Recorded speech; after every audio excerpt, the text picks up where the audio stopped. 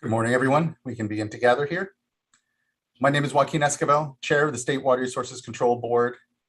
Today is Tuesday, March 15th. It is 9 a.m. and I'd like to call this meeting to order. I'll begin by introducing my fellow board colleagues with me here today, joined by Vice Chair Doreen Diadamo, Board Member Sean McGuire, Board Member Laurel Firestone, and Board Member Nicole Morgan. With us today as well as our Executive Director, Eileen Sobek, our Chief Counsel, Michael Loffer, our two Chief Deputies, Eric Oppenheimer and Jonathan Bishop. Our Clerk of the Board is Janine Townsend, and assisting her today is Margie Argel and Courtney Tyler. As you can see, this meeting is being webcast and recorded. You're either viewing us one of two ways, either customarily on our YouTube live stream or on the Cal EPA website, or you're here on the Zoom platform with us. If you intend on commenting on any of today's board items, you need to be here on the platform with us. There's a link and instructions at the top of our agenda today. If you're having any challenges with that, please do just email our Clerk of the Board at commentletters@waterboards.ca.gov, and she can help make sure and get you here on the platform with us. Once you are here, your camera will be off. You will be on mute until it is time to speak on the item that you requested to do so. With that, today, we usually go straight into public forum, but we actually have a presentation of Superior Accomplishment Awards and would like to call up Eric Ekdahl to present that award. Good morning, Mr. Ekdahl. Good morning, Chair Esquivel, members of the board. This morning, it's my pleasure to present a Sustained Superior Accomplishment Award to team members in the division and the Office of Chief Counsel that were working on the Mono Lake license petition project or workload. And I'll give a brief overview of that workload and what those staff were doing, and then introduce the staff, and maybe they can pop on camera and say hi. The staff we're recognizing today were key in supporting the Division of Water Rights completion of changes to the Los Angeles Department of Water and Power, or LADWP's, water rights in the Mono Basin. These changes will result in enhanced restoration of environmental damage that resulted from previous diversions within the basin. The Mono Basin is of historic importance to the State Water Board due to litigation that began in the late 70s that resulted in the confirmation of the State Water Board's responsibilities to protect the public trust. Following that litigation, the State Water Board issued a decision in 1994 called Decision 1631 that modified LADWP's Mono Basin licenses to establish in-stream flow requirements, water export limitations, and conditions to protect public trust resources in and around Mono Lake. Subsequently, Order Water Right 90-05 required LADWP to implement stream restoration and monitoring activities in the Mono Basin as part of a stream restoration and monitoring program. The new order, which was issued last fall, makes major changes to the stream restoration and monitoring program, including a requirement to modify Grant Lake Dam to accommodate higher peak flows that are now required in certain years. The new stream flow regime is aimed at accelerating ecosystem recovery processes that will benefit the trout fishery and other riparian habitats in Rush Creek in particular, but also Lee Vining, Walker, and Parker Creeks. The program changes stem from recommendations made in 2010 by an independent scientific panel after more than a decade of studies in Rush and Lee Vining Creeks, and following coordination on how those recommendations were to be implemented in September of 2013, LADWP, Mono Lake Committee, Cal Trout, and the California Department of Fish and Wildlife entered a settlement agreement regarding the changes to the program recommendation by the scientific experts. And so these license changes or petitions to change the licenses were essentially to integrate those recommendations and integrate a series of negotiated outcomes related to those settlement parties. And so the workload has been ongoing for, in some cases, well over a decade, and the staff that have been working on it have really overseen just the whole process and tracking it, working with stakeholders, working with settlement parties. And so in particular, I'd like to introduce Scott McFarland. He's the supervisor overseeing the petitions and licensing unit within the division. And he's responsible for, or was responsible for, analyzing LADWP's change petitions and preparing the approval order and the amended licenses. Greg Brown was the lead environmental scientist working on these license amendments. Steve Marquez was the lead engineer working on license amendments. And David Rose in the Office of Chief Counsel was the chief attorney working on these amendments as well. And then also Sam Bullen-Bryan, who was the section chief, kind of helping guide the workload and work with stakeholders as well. So with that, sincere thanks and congratulations on just an immense amount of time and superb work and unparalleled dedication and professionalism in seeing these projects through. It's been a long process, but it's been worth it, and we couldn't have done it without them. So thank you. Virtual round of applause here for what as Eric said, has just been incredible work. Mono is a storied basin and critical water body here in the state. And the work that you've continued on here, I know not uncomplicated, sometimes not without some sharp elbows in the space, is just incredibly appreciated. And again, I think the word there is really the professionalism that the team has continued to bring to that project, knowing that there's real challenges, not just in that basin, but so many of our water bodies in the state. But appreciate here also the work of LADWP in completing their CEQA work and getting the project continued to move. And we continue to look forward to what is a really productive and needed discussion around issues at Mono. So just thank you all for your, again, incredible work and dedication here. And look forward to what I know is going to be continued challenges, but appreciate their approach and again, the professionalism that you've all brought to this. So just thank you incredibly. Anything from fellow board colleagues, please. Always welcome additional. Yes, Vice Chair. I'll just add on my thanks. It's been a very long haul. This was actually one of the first tours I took when I became a board member in 2013. It's taken a long time, but we're here because you all just stuck with it. And not only working with the department, but all of the stakeholders, the Mono Lake Committee, and all those that just needed to stay at the table, and appreciate you keeping everyone at the table. Congratulations. Here. Thank you, Vice Chair. Board Member McGuire.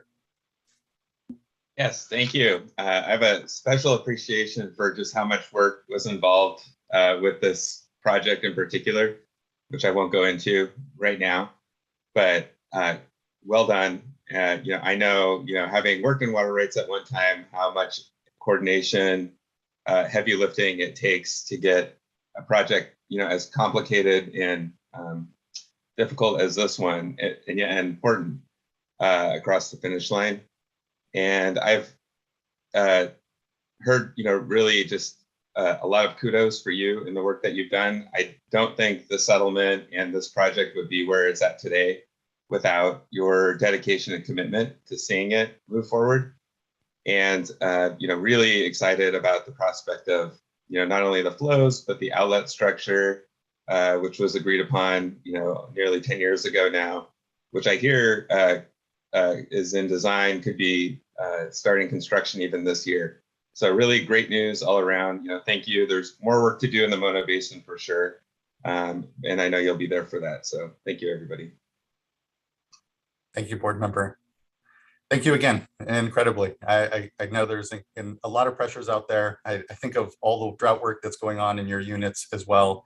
And just really appreciate getting this across the finish line and continuing to work in the basin. So thank you all. Awkward virtual clap. And actually, before you all disappeared, let me print screen and take our virtual photo. So, all right. 1 second. There's a print screen. All right. Smile. Thanks. Really appreciate it. And I appreciate everyone's time and space here to acknowledge the incredible work of the folks in our Water Rights Division. So thank you, Eric.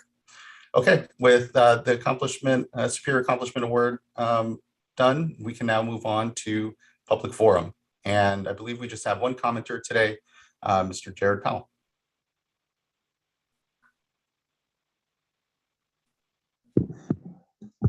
And Chair Escobar, I do not believe Jared has joined us in the platform. He was listed as if necessary. Okay, thank you. Appreciate it. Chair Escobar, I do just have someone that just came in for a public forum, and I'm just sending him the password information now. So it may take him a few minutes to come on board.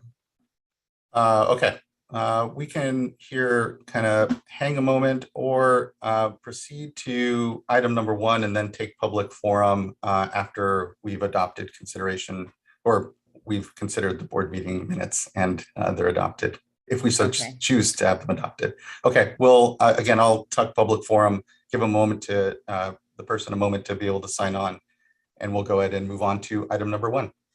Are there any adjustments or amendments to the meeting minutes? It is actually an adjustment to the meeting minutes. There are additional names actually listed within the Superior Accomplishment Award for the Racial Equity Working Group. There were the steering committee members were acknowledged during that presentation, and they were inadvertently listed. I apologize because they did an awesome job, and so the additional names that were listed were Greg Gearhart, Nefertari Cooley, Renee Purdy, and Stefan Dahot. I can't pronounce Stefan's last name. And so those names should not have been listed as part of that particular group award. Okay, I will remove them, Board Member Morgan. Great, thank you, board member. Any other adjustments or issues with the board meeting minutes? Hearing none. I'll make a motion to approve the minutes as amended. Thank you, Vice Chair. Do we have a second? I'll second. Thank you. Ms. Townsend, can you please call the roll call vote? Certainly. Vice Chair Diadamo, Aye. Board Member Morgan, Aye. Board Member Firestone. I'll abstain because I had to leave early. Okay. Board Member McGuire, Aye. Chair Esquivel. Aye. Thank you all. Thank you as well. And I'm reloading the list here. Ms. Townsend, did the individual wishing to comment on public comment make it onto the platform Let yet? me check real quick here. As of yet, no. Okay. I'm going to proceed in, and Mr. Lawfer, let me know if you prefer otherwise, but I'll proceed through our agenda and allow the public commenter to maybe insert their public comment between one of the items. Does that make sense? Yeah, no, it's fine to go ahead and reorder the agenda. So we'll hold public forum open and presumably move on to item number 2, the drought item. He is actually on the platform now. I just saw someone enter. Okay, great. Well, then I'll go ahead. It's Mr. Jeff Filibustering. Yeah, the good filibustering. Thank you, Mr. Lawfer. For future reference, we know we can. Not to put you quickly on the spot, Mr. McQuillan, but if you would like to provide a public forum comment, please do. Great, thank you. Thank you very much. I rushed in. I assume you can hear me okay? We can. You can. You made it Thank in. you. Glad for joining us. I just want to join. I'm Jeff McQuilkin, Executive Director at the Mona Lake Committee. And I rushed over. Thank you, Janine, for getting me in the system just to join in complimenting the staff and congratulate them on the recognition for all the work on Mona Lake and the Mona Basin licenses. It really was quite a tremendous project, as your comments have illuminated. Maybe I'll just share 2 quick things from as one of the parties involved, one of the settlement parties, and one of the participants myself. And gosh, a decade of meeting with the staff on this. We really brought to the board and the team a voluntary agreement, and we know these are desirable and good things. Not all voluntary agreements and match up precisely with the needs and the authorities and the desires of the agency. And one of the challenges I think for the staff that was really done very well was to gently guide us all through the parts where the majority of everything we had, of course, was wonderful, but not everything quite matched up. And so there were quite a few conversations to be had to steer that agreement into a place where it could become what was really needed for the board to take its final action. And so I just want to recognize the staff's gentle leadership to us all on that. And the second thing, just to highlight, is that we kind of had a second project entirely hidden in this first one, and that was the recognition that the pieces of the Los Angeles Water and Power water licenses in the Mono Basin were scattered through a number of decisions and documents and orders and past things, and there was a desire to bring all those together into one unified document. And just the legwork to find all those pieces. We all had some surprises about what was in the history and the record, get them in a document and then reconcile them. There were requirements that had been completed, things that maybe weren't in agreement, etc. Was its own project as well as the actual content. So again, thank you for recognizing Scott and Steve and Greg and David Rose played a big role in this, and Sam and Eric Ekdahl, of course, too. So I appreciate that, and add the Mono Lake committees. Congratulations. Thank you, Mr. McQuilkin. I really appreciate you taking the time to add the things here, and just appreciate just the trust that all the stakeholders have had to have some gentle guidance from staff, knowing that everything is not always as clear as we all would like it to be. And needing to sometimes make some calls there. And thank you for as well the nod around the work on water rights, because what also grew from that was lessons learned around digitization of potentially of those documents as well. And I know even feeds some of the work we're doing when it comes to the upgrade of our water rights data system. So thank you. I'm glad we were able to quickly get you in here, and I really appreciate you making that effort to be able to provide just further thanks to what we just very much acknowledge was an incredible team. So thank you. Thank you. Appreciate it. Okay, I think that wraps up then public commenters, and thank you again, everyone, for the work and patience there. Next, we can move on to what are a tranche here of uncontested items, items number 2 and 3. Are there any issues, Ms. Townsend, anyone that for any reason that these need to be pulled off of the uncontested item list?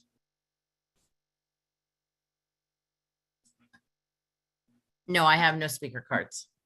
Oh, okay, and I apologize. What I unfortunately did was click into the wrong agenda item this morning. Right. So apologize. 1 second. So let's go on to move on to our tranche of informational items, I believe, at this point then. And I'd like to call up Mr. Ekdahl. Good morning again, Chair Esquivel, members of the board. We have a relatively lengthy drought update today. Not maybe that lengthy, but a little bit lengthier. Next slide, please. Our typical agenda will provide an update of current hydrologic conditions. Then we'll step through some additional slides when we get to the watershed specific efforts, because March is Water Data Month. And so we've taken the, maybe not liberty, but the opportunity to describe how data is informing some of the drought work that we're doing, how we're coordinating that data, and then also making that data available for others to review and take a look at. And we'll kind of run through that in each of the respective watersheds. There's a bullet on here for drinking water, but drinking water and Division of Financial Assistance do not have an update this meeting, and so there won't be an item for that. And then we'll talk about other actions, including enforcement and our typical reminders. Next slide, please. I also wanted to note that we do expect speakers from the Department of Water Resources, Director Carla Nemeth and Regional Director of the U.S. Bureau of Reclamation, Ernest Conant.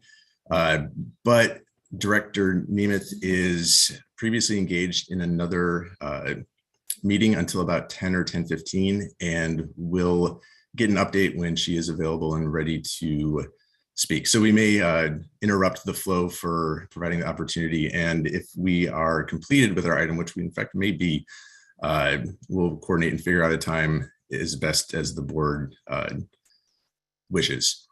So with that, next slide, please.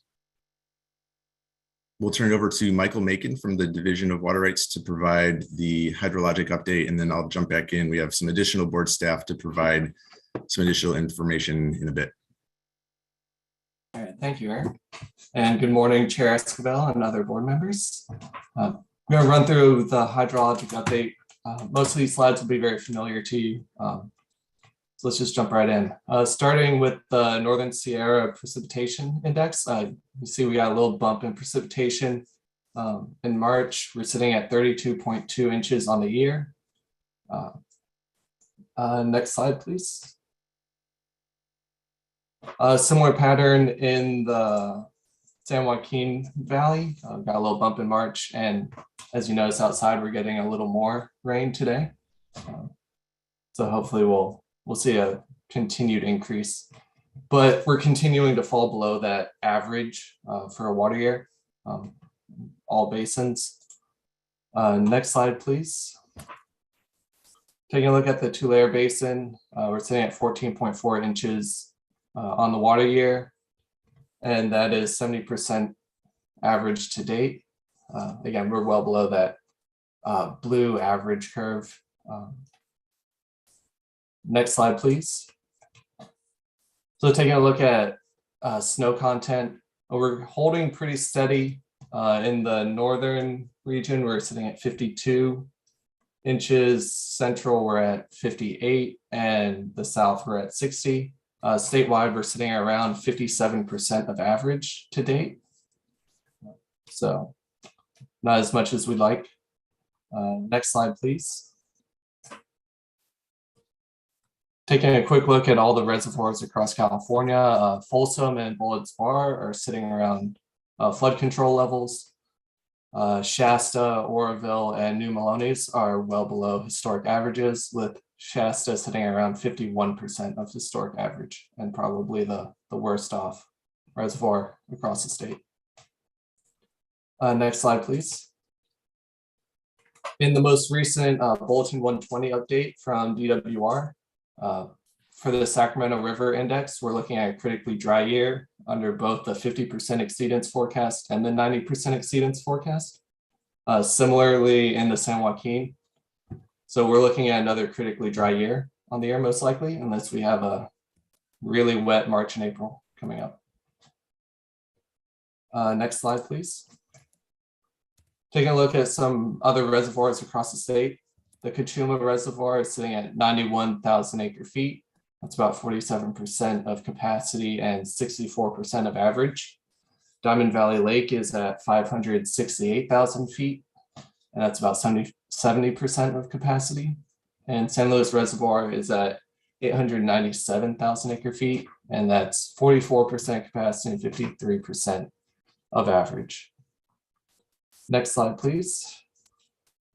For term 91, we did peek into a positive supplemental water releases. However, it's still not in effect. We anticipated delta outflow requirements to be reduced under D1641 today, actually, based on the previous month's 8 river index. So we anticipate this to kind of drop back down into negative values, particularly with the recent rainfall. So we didn't feel the need to impose term 91 with those looming changes coming up. So next slide, please. However, across California, we still see persistent drought conditions with most of the state in severe drought and some regions in extreme drought, particularly along the North Coast. Next slide, please. Taking a look at the temperature outlook for the month of March, we have a above average chance of being below normal temperatures pretty much across the entire state. So that'll help keep things a little cooler. Next slide, please. Shifting to precipitation, we're sitting at about an equal chance of below or above average rainfall. Again, we're hoping for above average, but see what we get. And I believe that concludes my update. Next slide, please. Yep. I'll hand it back off to Eric. Thanks, Michael. I'll jump back in and run through then the additional slides on the specific watersheds and some of the water data slides. So the additional slides we include this meeting are focused on 4 kind of broad areas. I have a single slide that I'll talk about the updating water rights data for California project, or Upwards California as we're referring to it, where the board is undertaking a significant effort to revise and revamp its water rights data management system and the processes that go with managing and maintaining that system as well. Then we'll talk a bit about the data of drought decisions. How do we make the decisions that we make, and what data help drive that? Where does it come from? And how can we get better data to help drive better decisions? Those types of questions are featured prominently in the purpose behind updating our water rights data system for the Upward project in general. That kind of ties into the 3rd bullet, how drought data is used, when do we issue curtailments, and how do we make the decisions to suspend or reinstate them. And then we'll bring in Sam Cole from our cannabis policy section, who's been working very heavily in something called the Drought Water Rights Allocation Tool, or Drought, and how we were using that to update curtailments in the Russian River watershed specifically. So the next slide, please. This slide, I'll be upfront, I unashamedly stole it from Sam Cole when he ran through his draft slides. I said, Sam, I like it so much, I'm going to steal it and I'll give you credit and you can still show it again. But it really sets the table for how data factors into what the division is doing during drought. You can see the chart on the side, which compares 2 different scenarios, one in which there is insufficient supply for demand, and another in which there is ample supply relative to demand.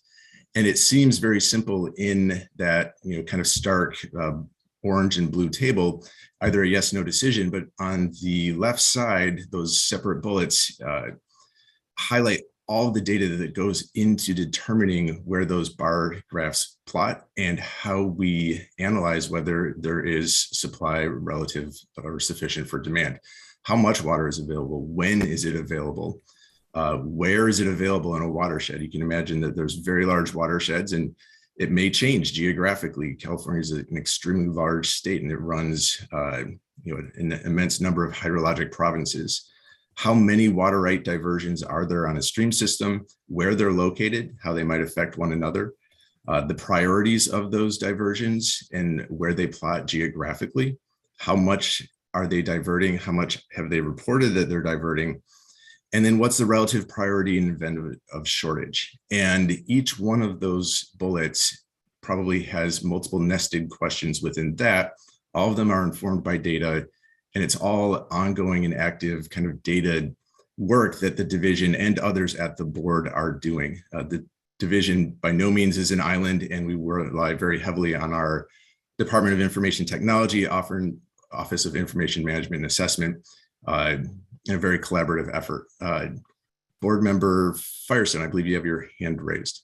Yeah, I just wanted to ask on this graph, and it's fine if we talk about it on the other part of the presentation, but so is the demand actually that much significantly higher than in surplus years? Or am I reading that wrong? And if it is, then can you just talk a little bit about why that is? We'll show another slide for that in a moment. It's, this graph is representative, right? So it's not supposed to indicate a pure volume, and it's supposed to be illustrative of just the idea or the concept. But you'll see in a moment that there are some watersheds where there is a very stark difference between supply and demand. And we'll talk a little bit about some of the issues that drive the data set that we get that from and why those things maybe plot the way that they do. So we'll get there in a couple of minutes if we can hold on. Next slide, please. So first, just again, a very simple slide. We contemplated doing a longer presentation here, but we're in the midst of ongoing solicitation review and wanted to hold off until that solicitation is a little bit farther along and maybe a little bit more concrete. And so we anticipate maybe June coming back with a longer presentation that talks about the Upward project and what we're doing in it and who we're working with and how we got there. It's a fascinating story, but it does take a little bit longer to tell. long and short of it is that the division currently maintains a database of diversions, and that's as reported by the diverters, and that's key to building drought response actions, permitting, and public trust considerations. The state budget this last year allocated a fairly large infusion of funds to essentially rebuild that process and that system. The system was really designed and implemented in the early 2000s and lacks a lot of the modern data elements that we would see in kind of a more modern system. And so we have difficulties doing things like quality assurance, quality checking on some of the reported elements, ingesting certain data types, and really integrating and showing that data across a geographic kind of concept, so geospatial type map. There is a website for it. If people are interested, please go to the link there and sign up for our LIRIS email updates. We do send them out occasionally, and they'll start to come more frequently when we get a little bit farther along in the contracting process. Next slide, please. With that, I'll start jumping into the individual watersheds and maybe first begin with the Delta. So curtailment statuses as of March 8th, curtailments are based on what we're calling the watershed-wide water unavailability assessment. So we're looking at the entire Sacramento watershed, the entire San Joaquin, as opposed to breaking it down to some of the sub-watersheds, which we also have the capability of doing. There are curtailments in place for a subset of project rights in the Sacramento and San Joaquin rivers. So it's been very dry, as we've noted previously, and as Michael noted during the hydrologic update. And that has started to show itself in just flows and water availability, particularly now as we start to move towards what is the irrigation season. And without kind of those winter rains to provide the soil pre-irrigation naturally, there's now increased demand in some sectors and in some watersheds for irrigation as well as storage. People are trying to put as much water to storage as possible, recognizing that things have been so dry and that in a third year of drought, storage is going to be critically and increasingly important as we now start to contemplate a fourth year of drought and what might come next. We do update these weekly, and we do project that the curtailments will expand in the relatively near future in the next couple of weeks as demand increases. Demand does increase substantially in April, and as conditions continue to remain dry despite today's rain. We do have additional requirements on some larger diverters. I want to highlight the enhanced reporting. The enhanced reporting is those that divert more than about 5,000 acre feet per year.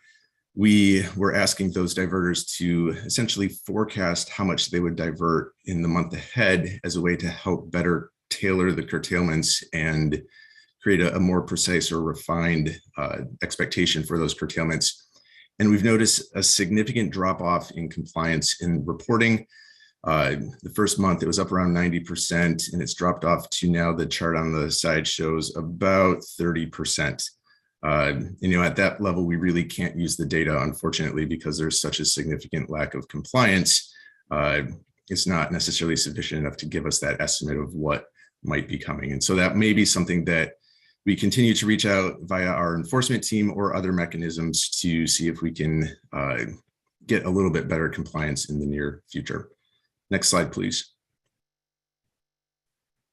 Talking a little bit more about the Delta data in particular, data drives the water unavailability methodology for the Delta watershed. And that water unavailability methodology is what we essentially use to determine should we be looking at a curtailment in this watershed or not. The forecasted supply data, we start to talk about where this data comes from. It comes from outside sources. We rely heavily on the Department of Water Resources Bulletin 120 information. We also rely very heavily on the California Nevada River Forecast Center full natural flow forecasts that are provided through federal agencies and I believe it's the Desert Research Institute, but I can maybe follow up on that. The other data we rely on is self-reported. And so this is the actual diversion data that all water right holders and claimants are required to report annually to the board. It comes in monthly increments and usually is reported around April 1st or July 1st of each year. The issues and difficulties that sometimes we have with that annual reported data is the quality assurance and quality checks that sometimes go into a more modern system. We often see very significant reporting errors, not intentionally, but it's very easy to mix up sometimes gallons and acre feet. And you can imagine if you're reporting in acre feet what you measured in gallons, that will very significantly change the estimates for your watershed or subwatershed. Staff do go through and try and correct that data as best we can, but we don't always catch everything. And there are some smaller errors that are harder to catch. Maybe you miss a decimal point from time to time. It's still a substantial error, but it may not be as grand as a full unit conversion error. But that's the best data we have. And that's the data we have to rely on, even though it does come in after the fact, sometimes by as much as 18 months. Recent legislation is going to help start to streamline the reporting deadlines. It's going to collapse this April 1st and July 1st timeline into a single date. That's going to come over a couple of years, and that's going to be a great help, but it's still going to take a couple of years to get there.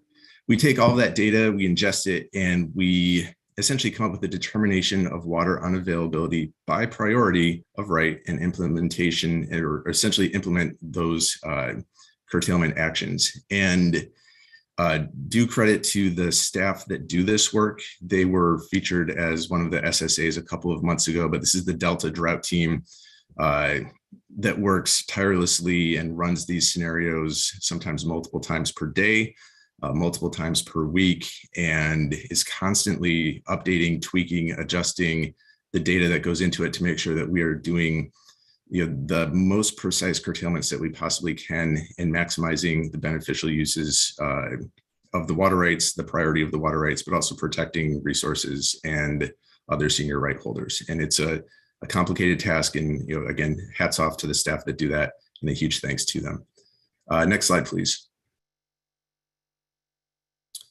The thing that we want to highlight here is that the water unavailability methodology is all driven by publicly available data. So all of that comes from data that anyone else can access and kind of ingest and manipulate and work. When I say manipulate data, I don't mean manipulate in the negative sense. I mean transform it into a pivot table or put it into a format that makes it easier to graph.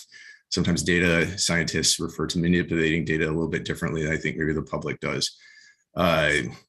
But it's all publicly available and we all rely on it.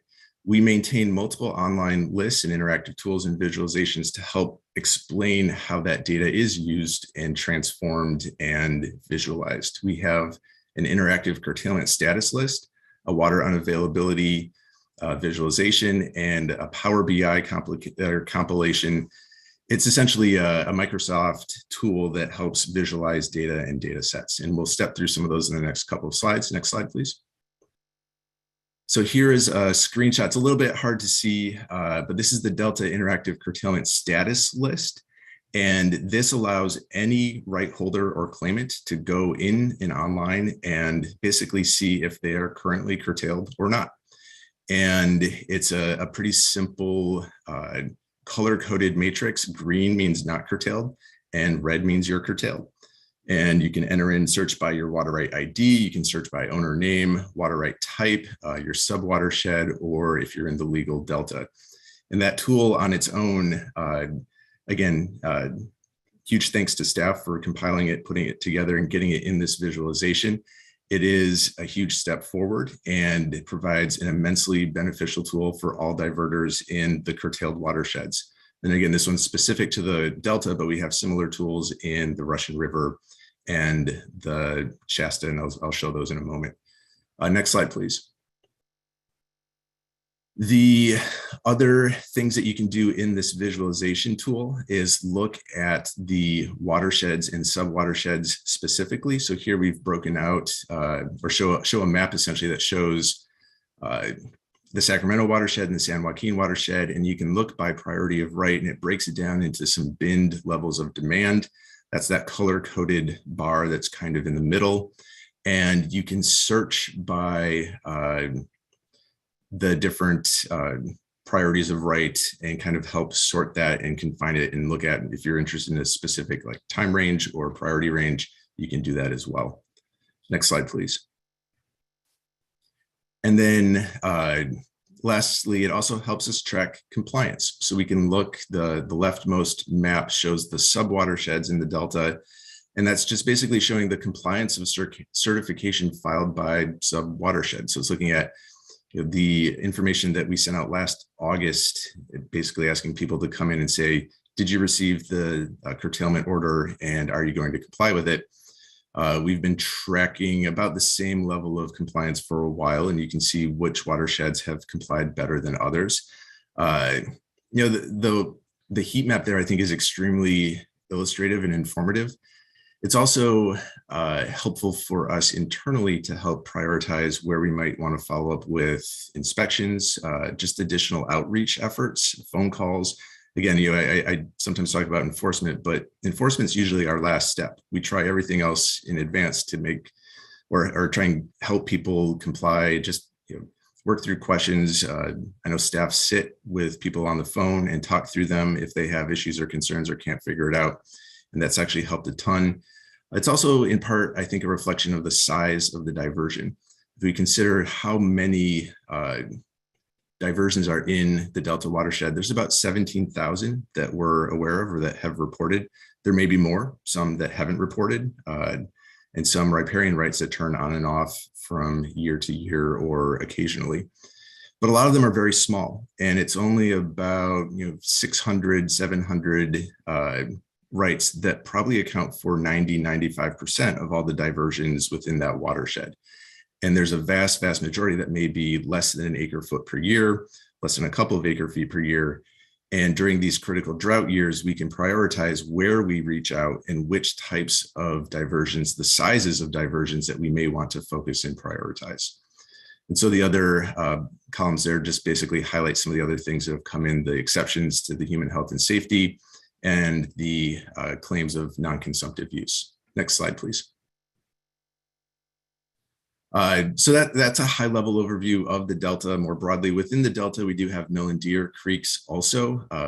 There's a slightly different, or maybe more than slightly, there's a different approach in mill and deer in that there are in-stream flow requirements that have been submitted by the California Department of Fish and Wildlife, and the curtailments within Mill and Deer Creek are structured around preserving a minimum in-stream flow of 50 cubic feet per second. That went into an effect October 15th of last year, and that flow has been maintained ever since. There are ongoing conversations with diverters in both watersheds regarding the potential for voluntary processes going forward. And we may be able to provide some additional information there in the next couple of months. Next slide, please. I'm going to transition then away from the Delta and start talking a little bit more about the Russian River. Curtailment status as of right now, curtailments are suspended through April 1st. We are going to take another look the last week of March to see if that curtailments can continue, or whether the suspension can continue, or whether we'll need to start implementing additional curtailments based on what we are expecting to see. Demand again increases in April as irrigation season picks up. Storage is still pretty low, and I'll show that slide in a moment. We do anticipate significant curtailments beginning in April. We're also looking at whether or not we will need to continue the emergency regulation that authorized the curtailment orders. And the emergency regulation was adopted June 15th of last year. If it needs to be updated, it can be updated again by the board, but we'll need to bring it to the board a little bit earlier to make sure that there's no lapse in coverage. And so we do anticipate bringing something to the board in May for their consideration regarding continuing the emergency regulation in the Russian River. We do anticipate having some stakeholder engagement prior to that. And in fact, we're already beginning that process.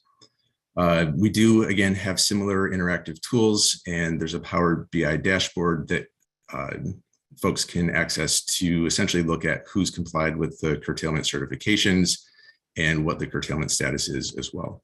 Next slide, please. You've seen this graph before. The red segment shows changes in Lake Mendocino storage in the upper part of the Russian River since that October storm, that October atmospheric river, where basically year to date, we've went from about 12,000 acre feet storage in October to about 43,000 acre feet now. It has been kind of staying consistent right around 42 and a half, increasing by maybe 100 or 200 acre feet per week over the last couple of weeks. The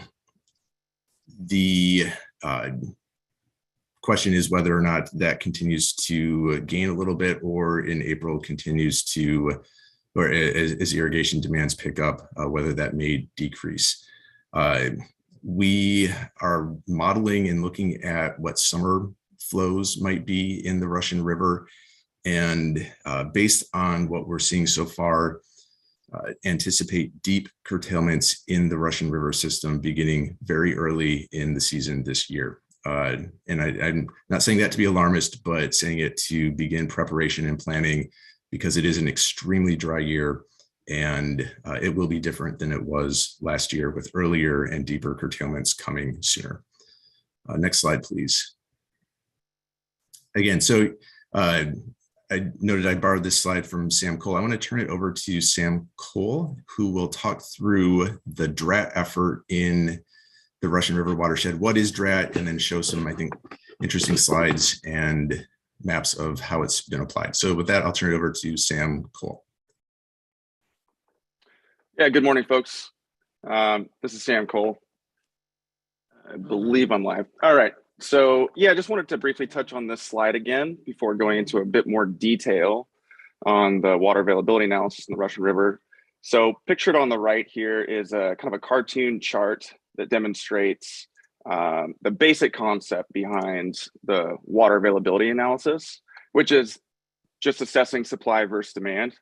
So in general, if supply is greater than demand, we have a surplus, but when supply is less than demand, we have a shortage. And while those principles remain true, we do have some added complexity in that both the supply and the demand are distributed both temporally and spatially, so geographically and over time. So in addition to the how much question, how much water is available and how much demand is there, we also have to consider other questions such as when and where is the water available, and when and where are the diversions taking place. So next slide.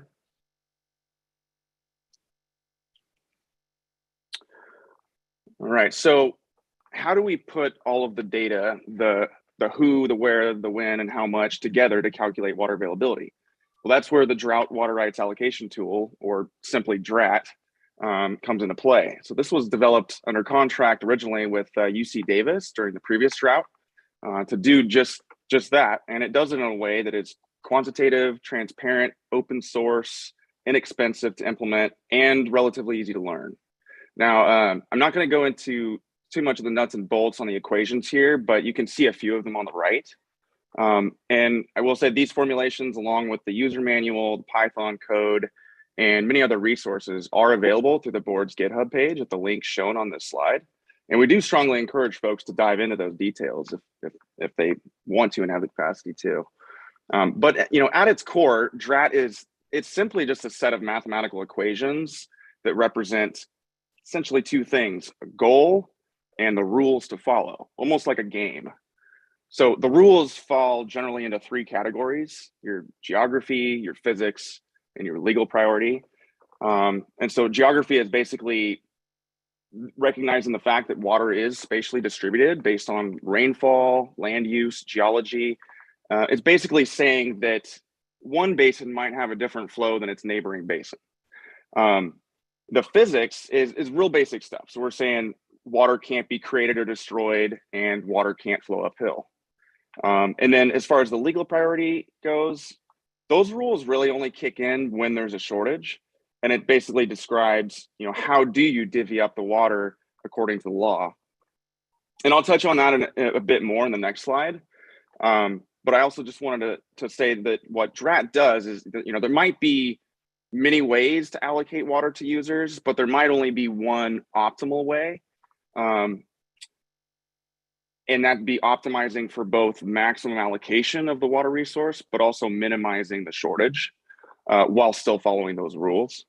And that's what the linear programming solver that's behind Drought does. It basically just finds that optimal solution while following the rules that we give it. So next slide. So a bit more on those legal priority rules. In California, as I'm sure most folks know, water is allocated using a priority system, generally first in time, first in right, but with the caveat that there are two distinct priority systems, the riparian and the appropriative regimes. So this image, courtesy of Jay Lund and the team at UC Davis, kind of succinctly illustrates the main differences. So when a shortage occurs under the riparian system, folks have to correlatively share that pain. So everyone gets progressively less and less of the water that they might have demand for, versus the appropriative system, which means water is allocated in order of priority until you run out. So the risk there is that the juniors might receive zero while seniors receive full allotments.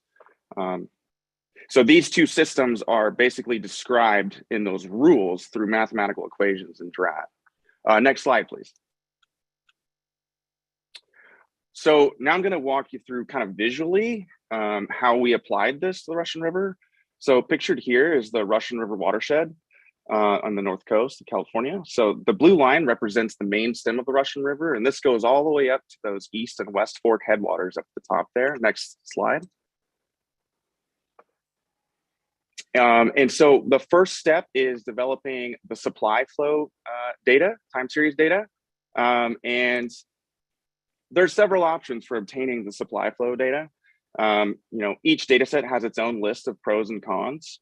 And often it's either working with kind of what you have available or finding a balance between better accuracy versus better resolution, both from spatial and temporal resolution. But in the case of the Russian River, we are relying on physical-based numerical surface water runoff hydrologic models. And I won't get into the details on how the models work, but the models basically use mathematical representations of the physical processes that are happening in the watershed. And you can see in the image on the right, it basically has different ways of representing the mass balance of water, for example, from precipitation, and the energy balance that takes place from the sun, evaporation, evapotranspiration, and others. The advantage of having a model like this is that it also allows us to sort of project into the future by generating basically the input data sets, those meteorological data sets, which is really just daily time series of like rain and temperature data. And so we can either develop those based on historical data or by pulling data from external sources such as the California Nevada River Forecast Center, and developing basically a future forecast of what might happen. And we're using both of those sources currently in the Russian River. Next slide, please. So this image is basically just trying to show you these are the actual modeled outputs from the hydrologic models. So you can see what that allows us to do is figure out where the water is spatially distributed throughout the watershed. Next slide, please. And what that spatially distributed flow allows us to do is basically split the watershed into these subbasins, which are the different colored polygons you see here. So the basin delineations typically start with a single point that represents the drainage outlet of that basin. And that point may be a significant hydrologic node where you want to be able to distinguish between two branches of water coming in, for example, or it could be where maybe there's an existing gauge. So you want to be able to compare the measured flows versus your modeled flows at that point. Or it could just be some other type of prioritized location of interest for a number of other reasons. Next slide, please. So we delineate those subbasins to basically better represent that interconnected network of rivers and streams that are in the watershed, basically applying those rules that I described earlier of physics and geography by mathematically describing the connectivity between these basins, which then tells us how water rights are connected to each other, but also how those water rights are connected to the supply flows. So we basically convert these real streams and rivers into simpler basin schematics, and then use code to automatically build a basin connectivity matrix, the user connectivity matrix. Basically, these matrices are used directly by Drought in calculating those optimal allocations and shortages. Next slide, please. So we can add the demand data in. Each dot shown here is a point of diversion that has been identified as basically representative of the total diversion for a given water right. And the colors indicate water rights that share a basin with one another. So same color, same basin. The Division of Water Rights has developed a methodology to standardize and improve the accuracy of water diversion use data. And those tools, procedures, documentation, and code is available on the board's Drought website under the Drought Tools and Methods section. And the link is shown on the slide here as well. And that methodology is intended to be updated regularly as needed based on feedback from interested parties and lessons learned through implementation. Next slide, please. So ultimately, the results of Drought can be used in combination with a thorough understanding of sort of the major water rights in a given watershed, including relevant terms and conditions to support the formal regulatory decision on whether curtailment should be issued to protect senior water right holders in the event that there is a shortage. Pictured here is an interactive mapping tool that effectively implements these curtailments. And the information is also available in tabular format on our webpage. Right now, you can see this screenshot was just taken the other day, and there's no curtailments right now in the Russian River, so the map's all green everywhere. But as things dry out, we may start to see shortages, which would show up in yellow, and curtailed rights, which would show up in red. So this helps us kind of manage sort of on the fly and quasi real time. Right? It allows for more rapid response to events, such as the large storm event that we saw happen in October of last year, which allowed us to lift curtailments in anticipation of that event. And the tool Drought can be used for things not just like this, but also to support a whole host of other regulatory planning activities by kind of projecting out into the future to the extent that we can. And that's all I have. Thanks.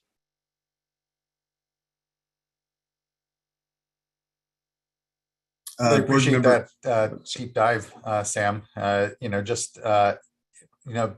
appreciate as well that we're making sure that we're publishing here both on GitHub and our website all the methodologies so that everyone can actually track along, check our homework and here engage with, as you can see, is not an uncomplicated endeavor trying to figure out how best to walk through curtailment here, given sometimes the lack of quality data. But I think that when I think of this last year, when I think of the work that the board has had to do, this has been just incredible to see the advancement and what we've been able to apply the faith and trust of water rights holders themselves to say, yes, we need to enact the priority system. Yes, we need to help guide through this incredible drought in a way that ensures that we're maximizing the beneficial use and balancing ultimately what are these impacts in the watersheds. And so just incredible kudos and thanks. And I appreciate having this deep dive as a basis for folks here that are following along the board's work and maybe are interested in helping to better develop these tools and or even to understand what it is the board is doing as we undertake these curtailments. So just incredible thanks. Board Member Firestone, please. Yeah, echo that appreciation and just the importance of transparency and access with this really complex work. I had a couple questions. One was just back to the slide. What I was just curious about is whether whether the overall demand during times of shortage is significantly higher. And I'm guessing if it was, that would be because of lack of precipitation. And so needing to make up for that by diverting more. But I wasn't sure if that was part of the meaning of the slide, or if it was more just overall trying to show that, you know, what shortage is. Yeah, no, there's a couple of factors that can drive that supply demand ratio, I guess, so that difference. And the first, I think, is, as you've noted, precipitation. If we get a number of storms throughout the winter and then even into the spring, it reduces the need for, you know, supplemental irrigation, pre-irrigation, and that type of use. The other is sometimes demand, and you wouldn't think that maybe necessarily, or sorry, storage rather. Storage can also factor into that difference if you're able to rely, say, on your own water right versus a contracted water right. Land use changes will drive some of that a little bit. So there are some rights that turn on and off depending on maybe irrigation district or farmer is replacing their tree crop that year, and you know they're ripping things out as opposed to planting. There's a lot of things that can drive that. And then the other is just evapotranspiration. So if you have a cooler spring cloud cover, that does decrease then just evaporative loss, and that can factor in as well, temperatures as well. So a number of different things. We do see fluctuations, and we do see reported demand differences as well that are pretty considerable. Now, whether that's a QA/QC issue, whether that's a reporting issue, whether it's all those things plus actual changes in demand, that is a larger and more complicated question sometimes. Great, thank you. Another question I have is within, I guess, this methodology, and then I think maybe more, this may be a more general comment or question, is just where there are in-stream or other quantitative flow requirements that are built in as opposed to areas where there's not. And, you know, I think it would be interesting to see, I know you went over like Mill and Deer Creek, for example, we have quantitative in-stream flow requirements within the emergency regs. And so just interested if we could see, and I don't know that you have it now, but either in the future, more generally, where we have those and where we don't, both both in the emergency curtailments and then more permanently, and then I guess more specifically to this, are we including any in-stream flow or quantitative flow requirements within the, whether it's demand? It doesn't look like we are in my understanding, but. I'll answer the last question first. Are we incorporating in-stream demands into DRAT? Sometimes yes, sometimes no. We can, I guess, is the broader answer. You know, under the pure application of the priority system, you curtail to zero. So, right, so you would dry up the entire stream if you're simply following the water rights priority system. But what DRAT does do is allow you to set that threshold. So you can set it at zero, you can set it at some other number to incorporate those in-stream flow requirements. There aren't any in-stream flow requirements in much of the watershed. There is in-stream flow requirement related to Sonoma County Water Agency and releases from Lake Mendocino. And we do maintain that, and that is part of the curtailment process in consideration. In terms of the other question, where do we have existing in-stream flow requirements? That's something that Sam has actually worked on previously and is displayed in part in the water resilience portfolio. We can probably excerpt some of that in the next couple of meetings. But we've basically done that analysis by region. I believe there's also a website compilation, and maybe Sam, I'll look to you if you want to jump in here, that we do maintain and people can look up online as well. Yeah, absolutely. As part of the adoption of the cannabis policy, we had a CEQA exemption, and part of the requirement was that we did not relax any existing standards in implementing those, developing and implementing those in-stream flow requirements on cannabis cultivators or for diversion related to cannabis cultivation. And so what that meant is that we had to basically generate a list of existing in-stream flow requirements throughout the state, and map out where they were, so that we knew whether whether a given cannabis cultivator would be required to, maintain the in-stream flow requirements that are developed through the policy or the existing requirements. And there is, in fact, an online mapping tool.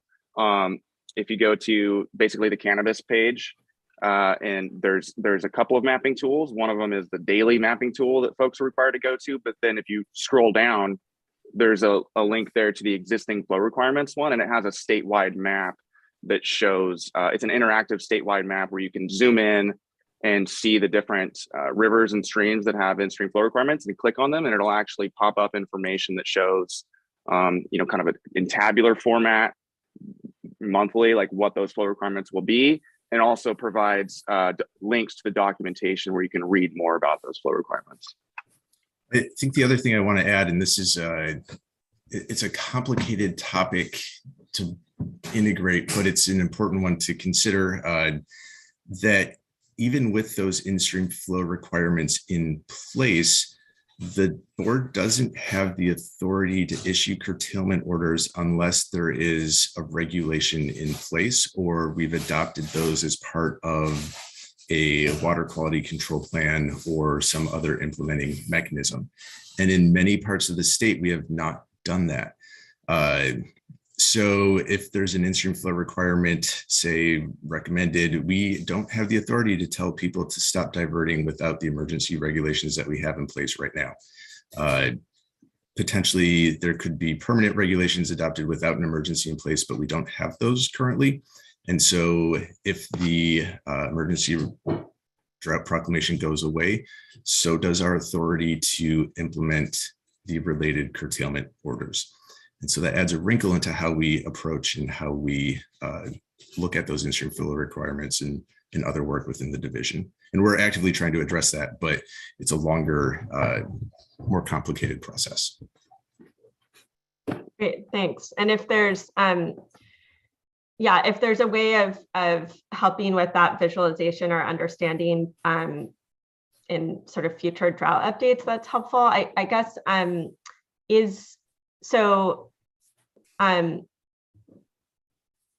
in the current, just so I'm following, in the current drought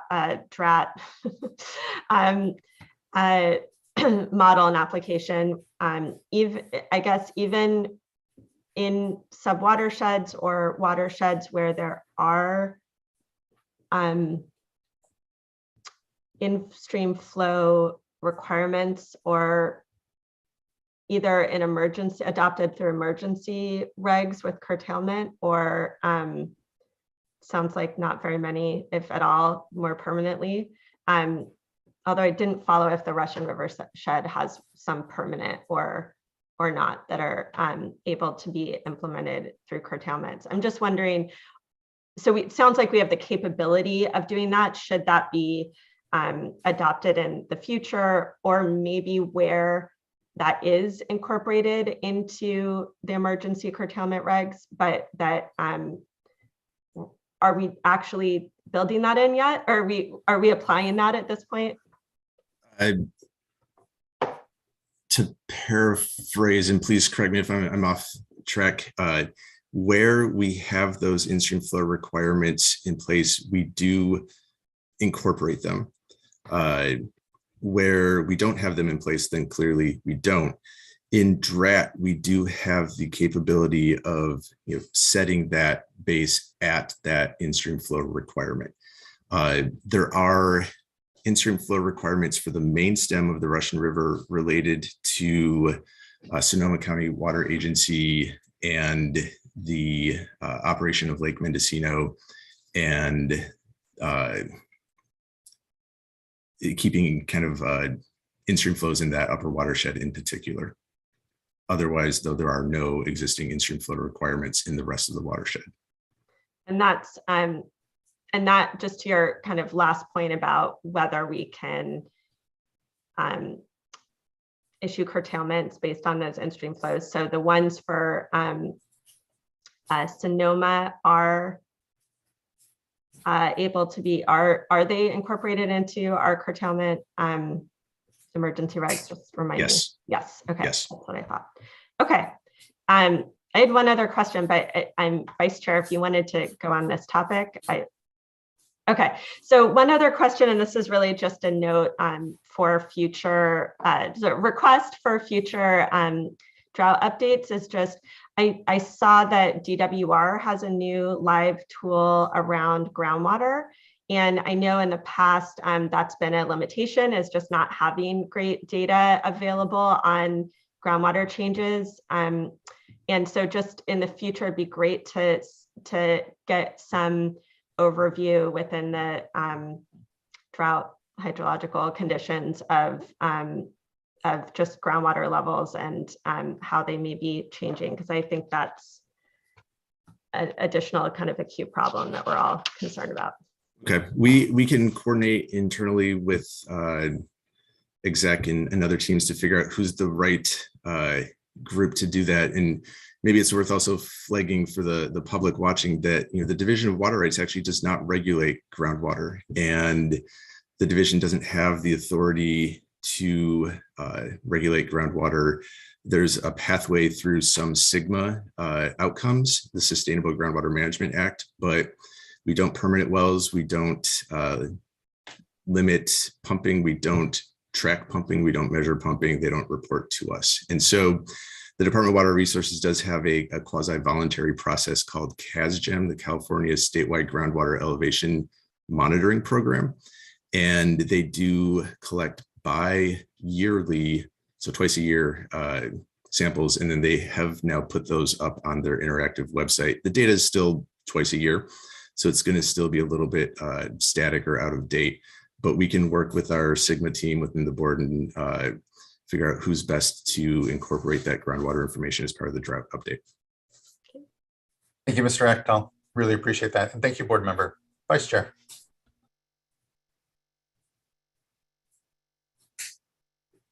Thank you. I hadn't planned on raising this issue, but just in follow-up to what Mr. Ekdahl, what you just said about groundwater, that wouldn't necessarily be the case where there seems to be interaction between the stream and the groundwater pumping. So for example, on the Russian, you're looking at that connection and whether or not any future regulation might encompass those groundwater pumpers. No, that's a great comment and reminder. And I think the watershed where we're most directly looking at groundwater in the context of drought is the Scott watershed in Siskiyou County, where we in fact did issue curtailments to interconnected groundwater. And that's the first time we've done that in a drought context. The Russian River is a place where we're actively considering. I mentioned earlier that we're anticipating bringing something to the board in May for your consideration for readoption. And we're actively contemplating whether or not to incorporate groundwater into that as we go forward. We've modeled or estimated what we're calling reach losses, how much water essentially disappears between what's released at Lake Mendocino and what makes it down to Healdsburg. And the reach losses are on the order of 3,000 to 4,000 acre feet per month within that upper watershed area. Some of that is riparian vegetation, just trees and other things kind of growing along the river, other vegetation. But we think that's only about 900 or so acre feet out of this 10,000 acre feet that is otherwise disappearing. And the rest of that is likely related to groundwater pumping. And sometimes those wells are located very close to the stream, and it's almost a one-to-one connection. Even though it's a well, you're actually pulling directly from the surface water. It gets more complicated the farther you move from the main stem of the river. There's a depletion factor and a timeline delay, and it depends on the size of the well, the depth, the volume, how long you're pumping in duration. And so that's something that we look to start engaging with stakeholders on over the next couple of weeks and months. In fact, we have some meetings coming up in the next couple of weeks to walk through that, but it is something that we have approached in some of these contexts. The other nuance in the Russian River is this thing called underflow, and without going into gory detail, those are wells where legally it's surface water. And that's kind of a legacy of some archaic understanding of how groundwater worked from the 1800s carried over into the 1913 water right law that we still work with today. And we're kind of stuck with those ramifications, but trying to work best with what regulatory and legal tools that we have. Thank you for that. So yeah, I just had a comment and a question here. So first of all, the comment, big picture, it's tax season. And so I can't help but think of taxes and how this relates to taxes in some way, because the way our tax system works best is through voluntary compliance. And I think for those of us who use accountants, there's some sense of trust. And for those that are really afraid of the IRS stepping in, that makes you want to comply. And so I just want to compliment you for putting out this information and for layering on additional tools above and beyond what we had last year, and want to confirm that in fact you're rolling this out to stakeholders. I'm hoping when you do these drought updates, maybe doing a notice for those that have signed up on the LIRIS list, where you're going to be talking more specifically about certain watersheds and providing additional information that might be helpful, because I know staff resources are scarce. And so, the more meetings and workshops, that's great, but then also just flagging this as an additional opportunity for folks. And so I'm just really excited about these additional tools, but in order to get at that trust level, sort of like how you feel about your accountant, we still have a long way to go because this is new information. And so the more that it's out there and the more opportunities that the stakeholders have to go through it, ask questions, certainly not at these meetings, but, for additional stakeholder meetings and workshops where folks really have an opportunity to drill in and ask those questions. And I've just been very impressed where stakeholders have raised concerns that the division has been, I'm thinking in particular on some issues that occurred in the Bay Delta watershed, to sit down and meet with stakeholders and then adjust whether it's the methodology or hopefully these tools, being responsive, which helps to provide for greater accuracy and also greater trust at the same time.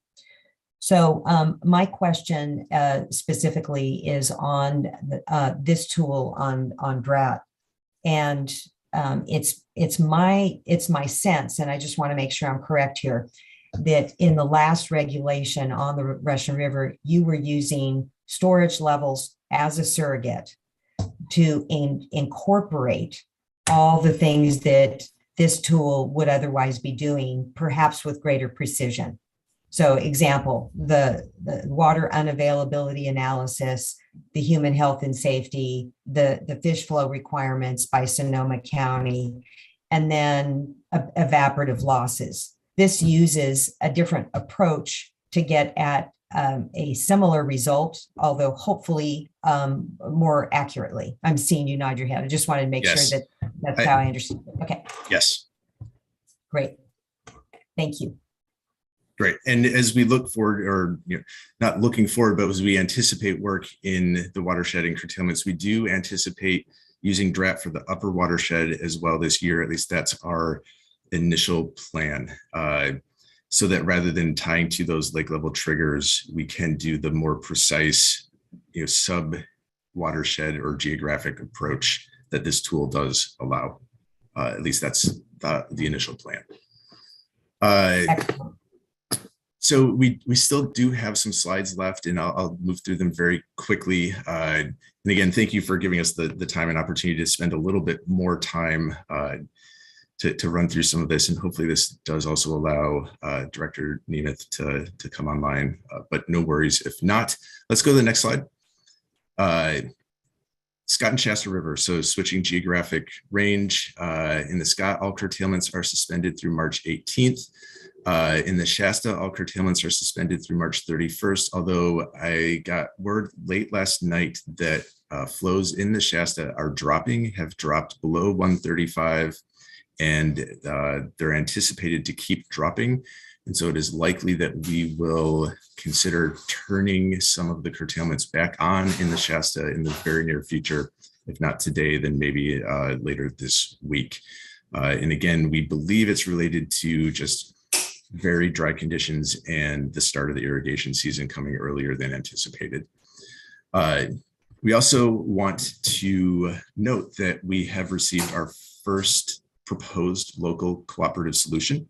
It is under review by staff, and there's a website where folks can go and take a look. I note that we just put web page and links to it, and we'll follow up in the future, make sure we actually have the typed out URL, but if you search under our Drought website, you should be able to come to it pretty quickly. Next slide, please. Here again, we show the Scott River. We are above the in-stream flow requirement at this time. The green arrows indicate when we've made modifications to the curtailments, usually by suspending them. And we've had a lot of notifications that we're suspending it, and we're taking it kind of week by week or 2-week time chunks, but also trying to be as precise as we can. You can see those fluctuations in the flow where it has dipped below the threshold from time to time. We're trying to be as precise and responsive as we can. And a huge thanks to the diverters in the watershed for working with us. It's been very responsive and kind of working through us as we do send a lot of notifications. And, so again, thank you there. Next slide, please. You can see the Shasta here where things have dipped a little bit in the last couple of days, and staff are actively identifying. There's a pretty big step there, and what might be causing that. It could be related to a specific set of actually groundwater wells located very close to a stream turning on, resulting in a pretty significant change in flows. But staff are actively working on identifying that and what those issues are. Next slide, please.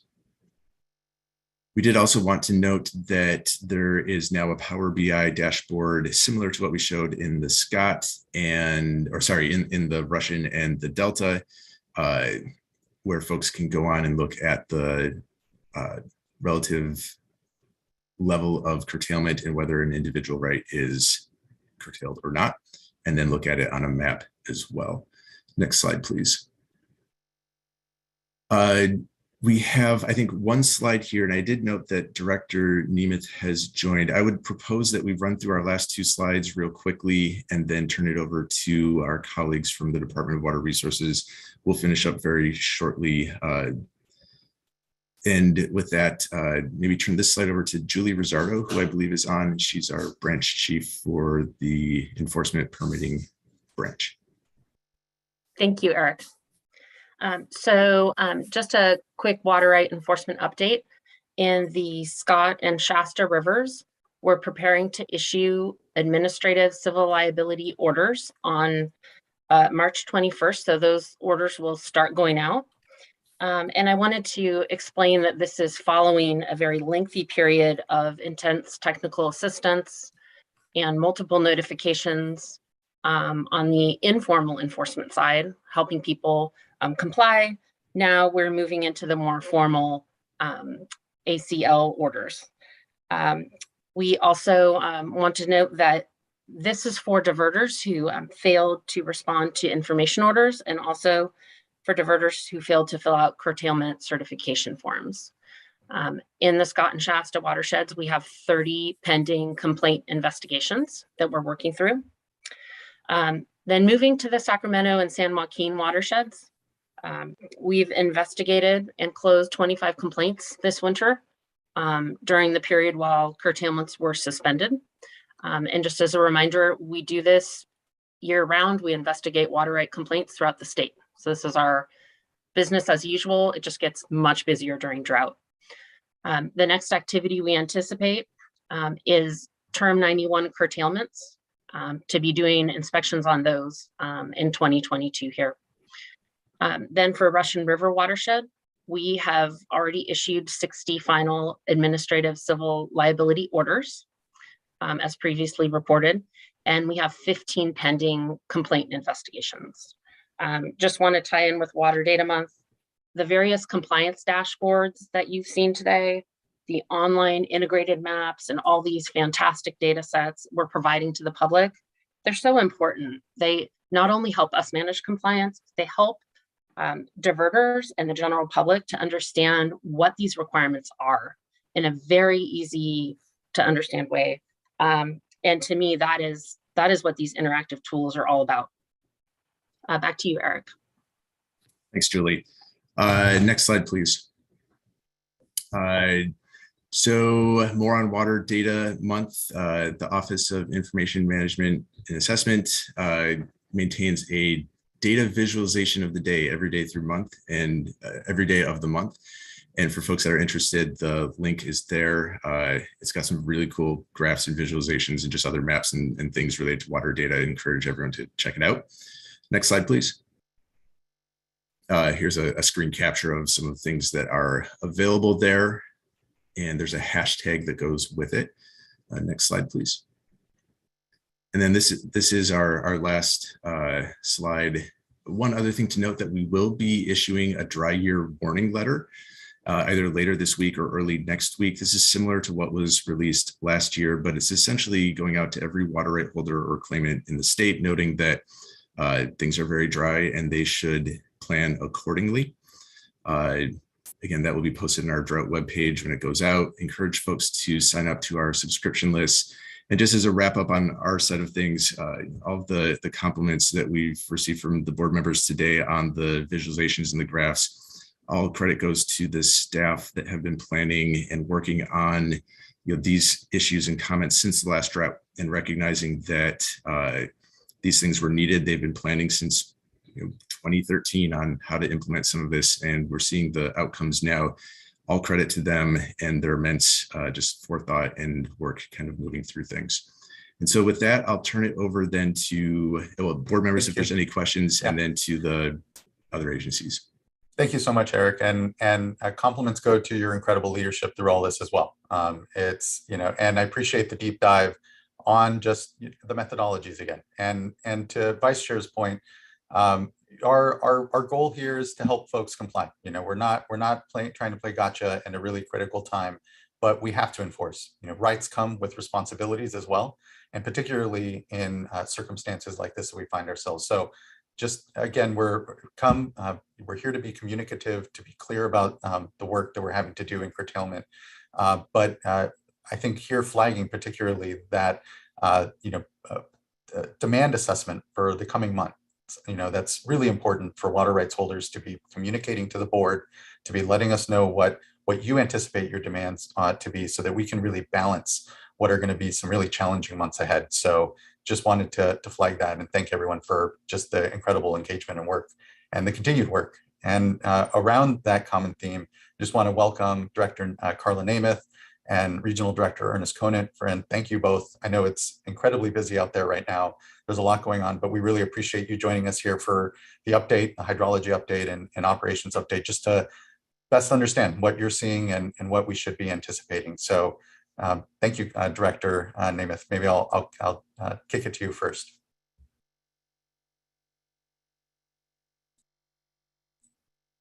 Good morning, and Chair Esquivel and members of the board. I want to thank you for your flexibility in dealing with my schedule this morning. This is really important update that Regional Director Conant and I have to give. I'm sure, like probably every single Californian, if you were fortunate enough like me to wake up at 3 a.m. to the gentle pitter patter of rain, you felt a degree of relief on a cellular level. But it's really turned into a very difficult year. And we're really picking up where we left off in December in some important respects in terms of focusing on drought actions, including a TUCP, including reductions in allocations as we really watch the last couple of months unfold. So I'll get started. I'm going to give a couple of slides and then turn it over to Mr. Conant, and then he'll turn it back over to me, and we can get to Q&A as quickly as possible. So next slide, please. So as I mentioned, we're going to talk about our planning goals and our decision-making process for this year. We are really right in the thick of it with many important decisions still ahead of us about how we're going to manage the system this year. And I would just observe while the substance is very, very challenging, we are in a better position than we were last year because we're coming to these decisions earlier. So we'll talk about the conditions we're experiencing right now and some of the actions we've taken to date, and then upcoming and ongoing actions, which we would expect to be briefing the board on a particular cadence into the future. So next slide, please. So our planning for dry 2022, these should actually look pretty familiar. This is what we were focused on in December. And that's, we have some health and safety priorities in the parlance of the Central Valley Project. That's minimum municipal and industrial deliveries, and then salinity management in the Bay Delta system. Also, really important balancing that we need to do with endangered species, storage, conservation, and then water deliveries in priority. We're working on early communication for better planning. I would just, everywhere I go, I like to make a note, especially for members of the public who are really working to follow the hydrology and the decisions that my department makes, both planning for hydrology and then in response to hydrology. It can be difficult to track. And the sequence isn't always exactly as we would hope, but we are working on it, and we are working on just overall improving our transparency of information that is helping us make these decisions. This does put us in a position to take advantage of more tools earlier in the season and reducing our forecast uncertainty. You may be aware that this year, we adopted some newer technologies, particularly in the Feather watershed, but in other watersheds as well, that we think this is some of the snow surveys that we're doing higher up in elevation that can help us, continue to calibrate what we see relative to snowpack, and then what we can anticipate as runoff into rivers, streams, and reservoirs. So next slide, please. Over on the left, we're still in winter at the very tail end. When we saw you in December, we were working off of record low storage, a pretty terrific October, not so terrific November, and we were on the cusp of an epic December. And so we were working down two tracks, one with hope that we would have wetter conditions and then drier conditions. So we are entering into spring with extremely dry conditions. So we are focused exclusively on the intensifying actions, how we evaluate the need for salinity barriers, pursue modified delta operations, and then additional conservation in our various service areas. So next slide, please. So go ahead there, Ernest. I'll turn it over to you. Okay, all right, and thank you, and thank you, Chair Escobar and board members for providing this opportunity for us to update you. Just a little bit about our collective 2022 drought planning. As Director Nemeth mentioned, we're using some updated methodologies in terms of forecasting. I think a couple of months ago, some members of Director Nemeth's staff presented some detailed information to you all on what some of those updates have been. In addition, for many of the watersheds, we're now using aerial snow observatory data in order to help inform and verify a forecast and decision-making process. We're also considering drier conditions than we normally do in decision-making, taking a look at a 99% exceedance for many of our decision-making steps. And would also note that with settlement contractors having less supply available this year on both systems, that leads to additional uncertainty as to the quantities of water that might be available for water transfers. Next slide. So this graph really tells it all. I think many of you have seen this before. You know, tremendous precipitation in October and December, and then it just stopped. And as you can see, for January and February, we had a total of 1.7 inches. If you add those two together, that's the lowest of recorded history for January and February in over 100 years. You know, those are the second and the third largest months.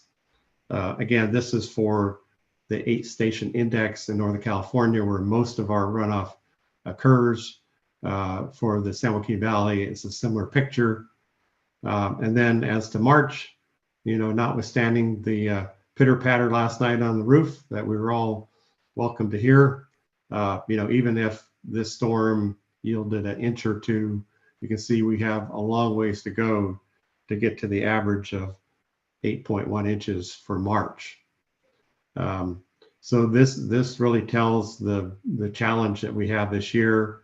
And coupled with that, you know, entering the third year of a drought, our reservoirs coming into this year were lower, of course, than they were coming into water year 21.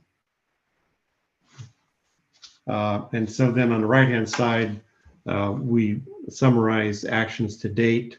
You know, that we initially filed a TUCP in December and determined based on these earlier storms that the relief that we had requested was not appropriate. It was not going to help Shasta carry over. So we withdrew it in January, I guess actually December, right?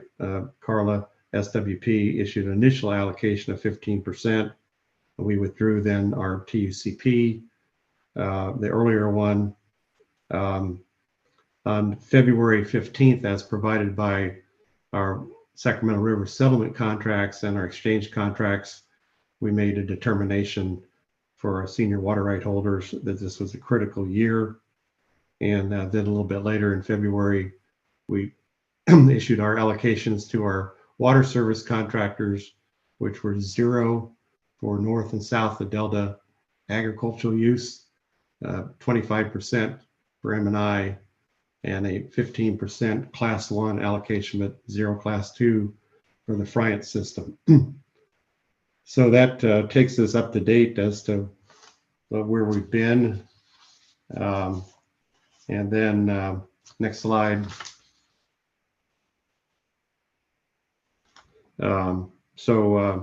Upcoming actions. Carla, do you want to take it from here? Sure.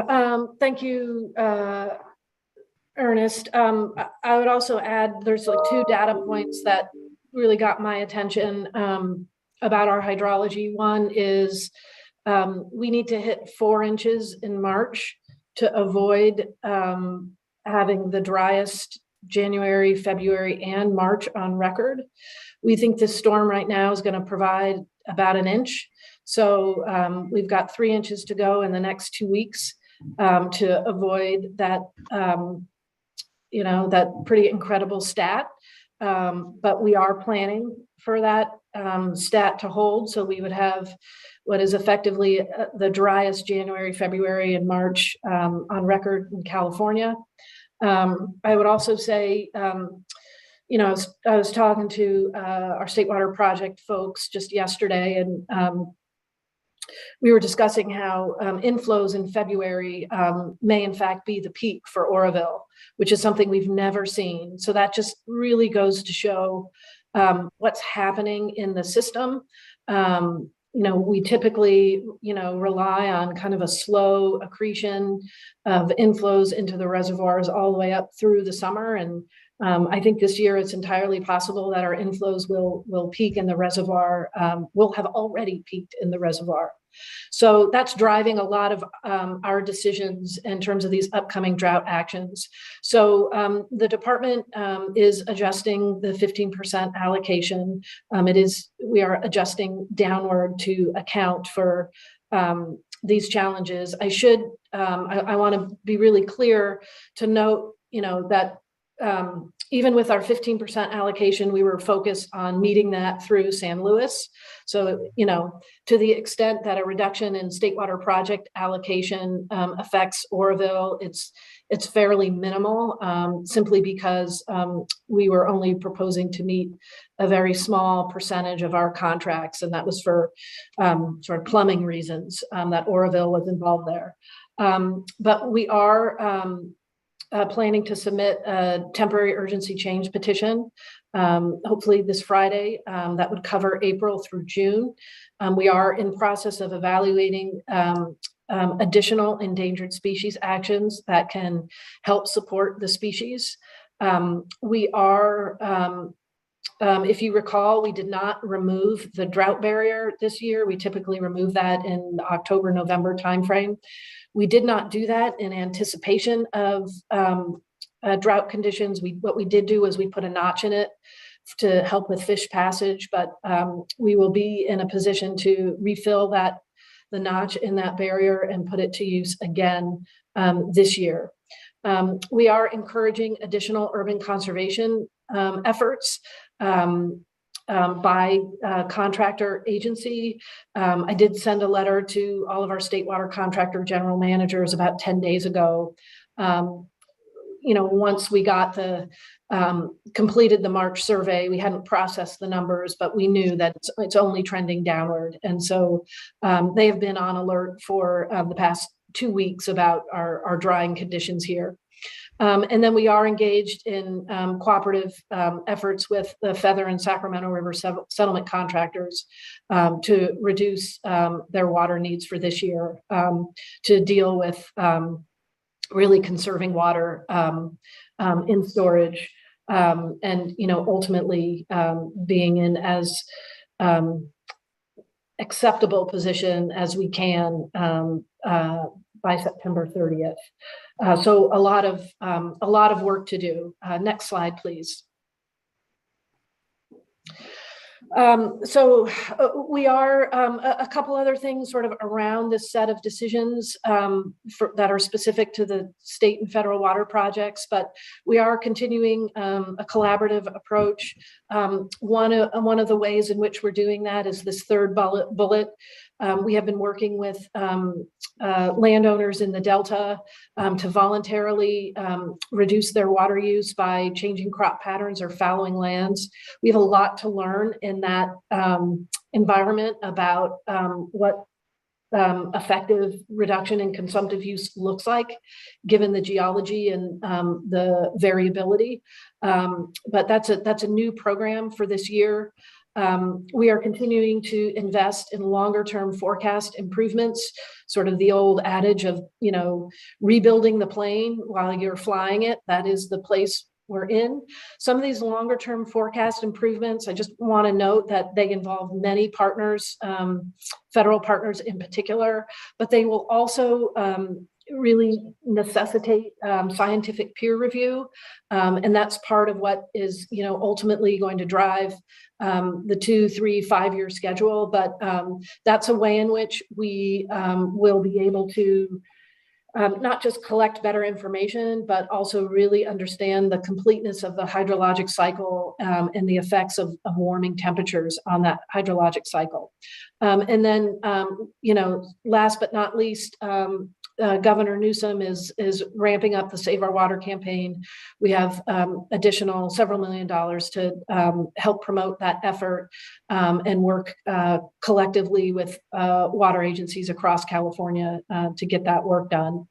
And then I would just say, you know, for the department and Mr. Conant can join in, but we are having a lot of conversations with our Feather River settlement contractors. They're seeing the same situation play out. Just for clarity, we don't make decisions about that contract until April 1st, sort of by contract, but we are talking about what it all means and where we anticipate the system to be by the end of the year. There will be a lot of additional information in this TUCP application. Again, we want to make sure that we are as transparent as humanly possible. And by that, I mean as up-to-date information as possible, which can be a little bit of a challenge in terms of post-processing, you know, our hydrology measurements, but that will be coming to you all on Friday. And I just want to reflect on the board's desire to have as much public process around that as possible. I agree that that's very important. We're not doing what we had hoped to do this year, which is to provide a full 60 days. I think with our kind of whiplashing hydrology, it's been a little bit challenging to track, but that continues to be the goal, is to provide the data, to provide it in a transparent way that supports the decisions that the department is making and the proposals that we are bringing to the board staff. So I think that may be the last slide, but let's go ahead and check. Yeah, I think that's the last slide. Okay. Thank you. Thank you, Director Namath, and thank you, Director Conant, as well. I know, again, these aren't easy conditions or easy times out there, but appreciate the work that your folks are doing with folks on our team on the water rights side to have a comprehensive picture and understanding and response here across the state that takes into consideration these incredible pressures on the projects, but also how do we best enable and affect curtailments? How do we best manage the system watershed wide, and importantly, support the communities that are having to make the most important decision-making here on a household and community basis as we try to manage the state systems here as well. So I appreciate the transparency, the communicativeness, and you all joining us here to deliver this personally. So we have a bit of a heads up that an application will be coming here later this week, and we'll all go to look to see the information there, the data that, as you said, is supporting your decision making, but also supports ours here. And again, the continuum of decision making that we know is so critical in this drought times for actual communities here. So just thank you. Any questions from fellow board colleagues here for either directors or any of the work here before us? Okay. Board Member Firestone, please. Sorry, thanks. Just echo all of that and appreciate the really clear priorities and leadership on the changes you're adopting, and you know, the huge challenge that we're facing this year, which I appreciate means really significant hardship across the board.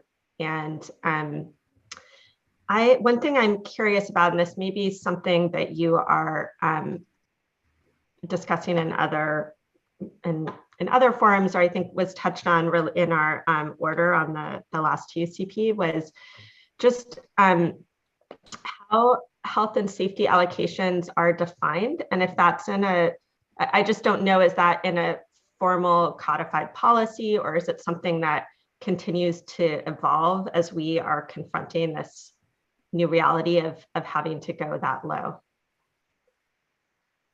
Yeah, so that's a good question. And we are, for health and safety, we are, using the board's previous direction, which is 55 gallons per capita per day.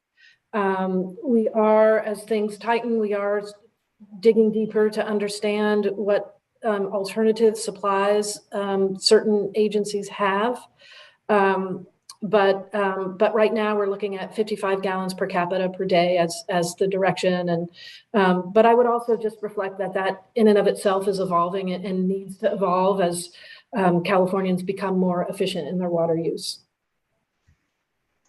Yeah, and I would echo that. We have a formal M&I shortage policy. It's based on 55 gallons per person, similar to the state. And we have certain flexibilities built into that, but that's the policy that we've used for several years and will continue to use for this year. Great, thanks. That's really helpful. And then my other question is just, are there key, this may be oversimplification, but are there key metrics that you're looking at to be able to avoid having to do TUCPs, whether it's later in the year or future dry years, that you can highlight?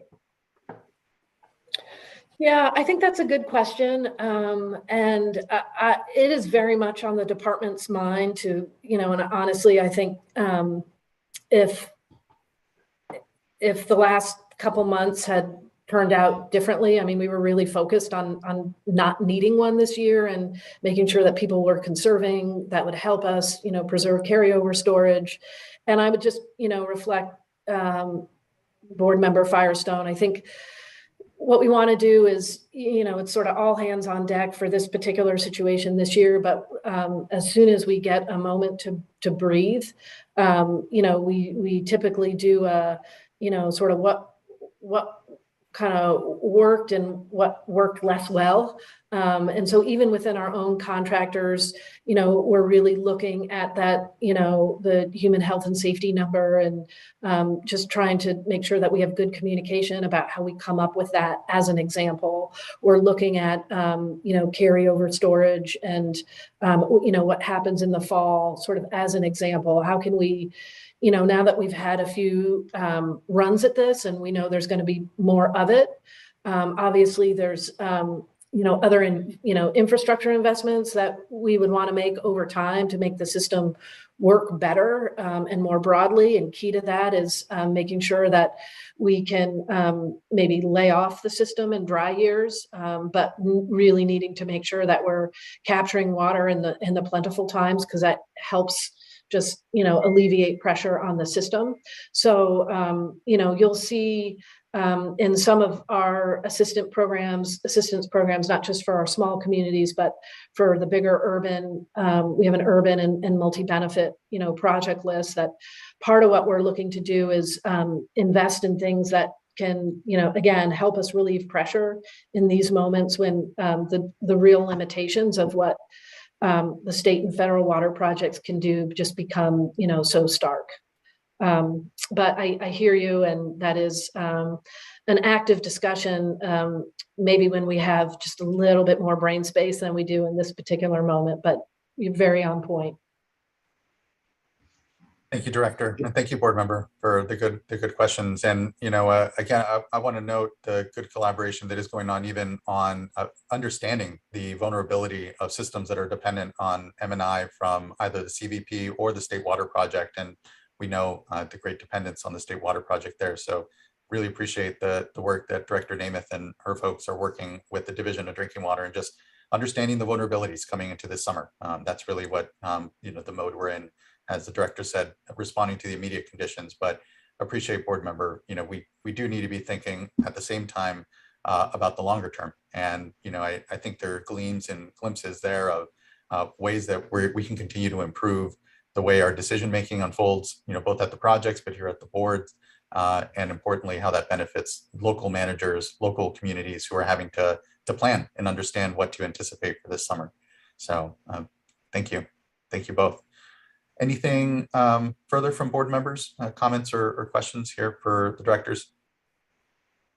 Okay, hearing none, thank you. And I know you're both busy, so appreciate, again, you being able to carve out some time here and join the discussion, and look forward to what I know will be a lot further. So thank you. Yeah, thank you for the opportunity. Very much. Thank you both. Quickly, I don't know if there was going to be an update from our Division of Drinking Water, Division of Financial Assistance, just checking on that before we go to, I think, our one commenter that we have for this item. Okay, hearing none, then we can transition to, or we can go to Doug Obiji, our one public commenter I think that we have currently on this. Mr. Obiji, good morning. Apologize, Mr. Obiji, you're unmuted on the platform, but we can't hear you. Does that work better? Yes, it does. Good morning, Mr. Chairman. Sorry about that. Members of the board, I am Doug Obiji. I'm a senior attorney at NRDC. I appreciate the opportunity to present to the board very briefly today. I know we'll be talking about many of these issues tomorrow. I want to briefly highlight that the drought disaster we're facing this year is fundamentally not a hydrological problem. It is the result of the state's failure to plan for droughts and the overallocation of water rights and contracts. I say that because while conditions have been very dry, we can't control hydrology, but we do control, very clearly control, what happens to all the rain and snow that falls in the Bay Delta watershed.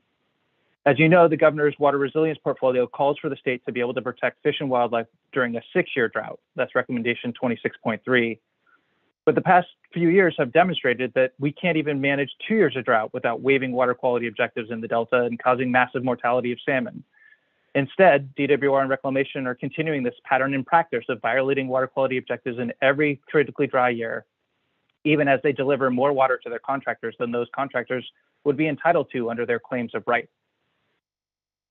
Things are really grim this year, primarily because we failed to store enough water in the upstream reservoirs at the end of last year. The current operational forecast show the Shasta and Oroville being drained to even lower levels than last year, potentially as low as 1977 at Shasta, due to these excessive water deliveries and diversions in light of the lack of inflow. And that's particularly true for the CVP and the State Water Project's so-called settlement and exchange contractors. These operations, if they move forward, will cause Shasta and Oroville likely to lose the ability to produce hydropower this summer, cause devastating temperature mortality of winter run and fall run salmon this year, and cause greater harmful algal blooms in the Delta this summer. Reclamation's been modeling the effects of a TUCP since mid-February, yet this is only now coming to light publicly. And in addition, the modeling that Reclamation has shared to date shows the proposed TUCP does not actually improve Shasta storage. Instead, it's all about Oroville.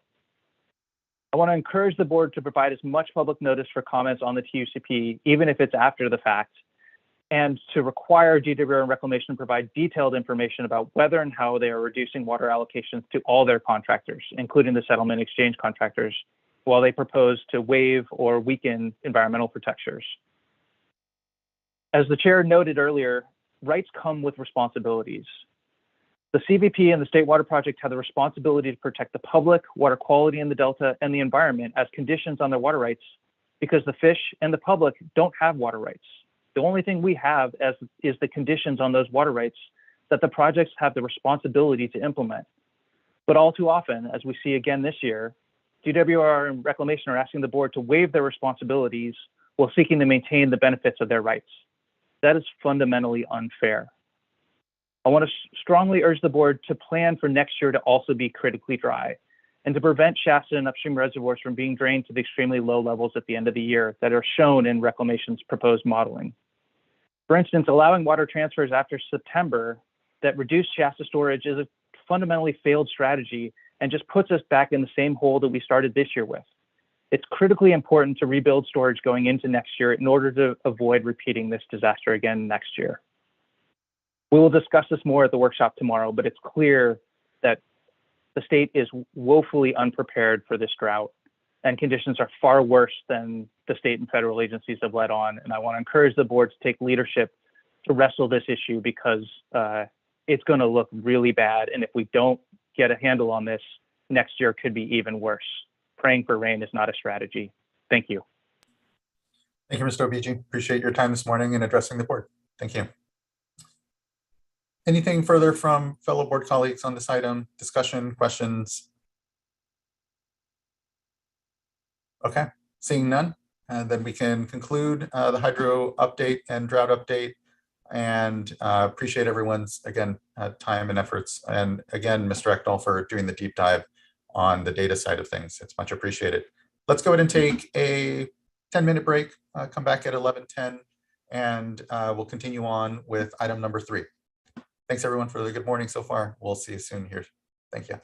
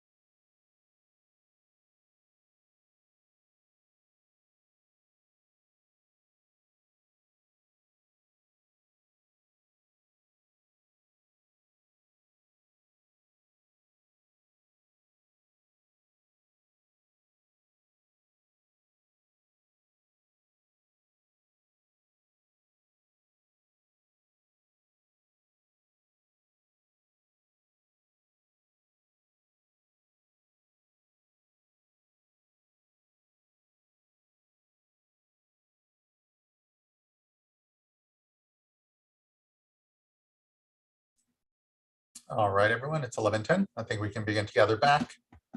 And we can proceed to item number 3, which will be an update on monthly water production and conservation data reported by urban water retail suppliers or retail water systems.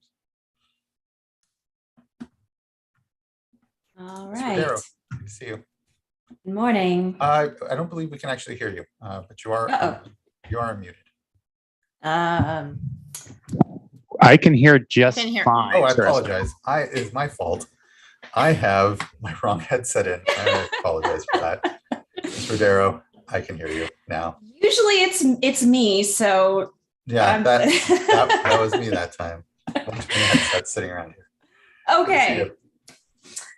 Good morning, Chair Esquivel and members of the board. My name is Marielle Rodero, and I will be providing the urban water conservation update for the January 2022 data. Next slide, please. As we entered the new year, dry conditions returned to California, making this the third dry January in recent years. January 2022 had almost no measurable rain throughout the month during a time that is historically one of the wettest months of the year. Despite this, a bit of good news is conservation messaging has helped bring residential use down for GPC from last year to 66 GPCD. Next slide, please.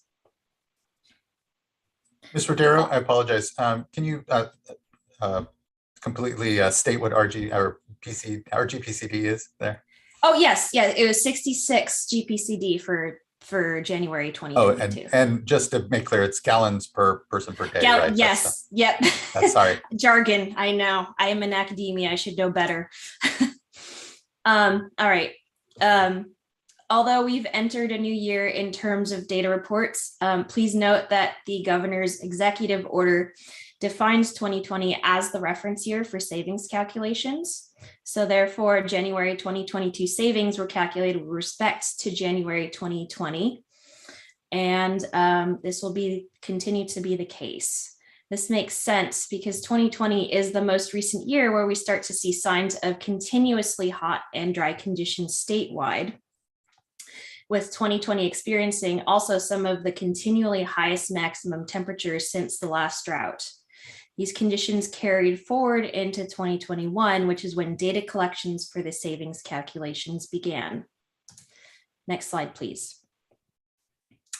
This is the first reporting month where total statewide use was greater than the baseline.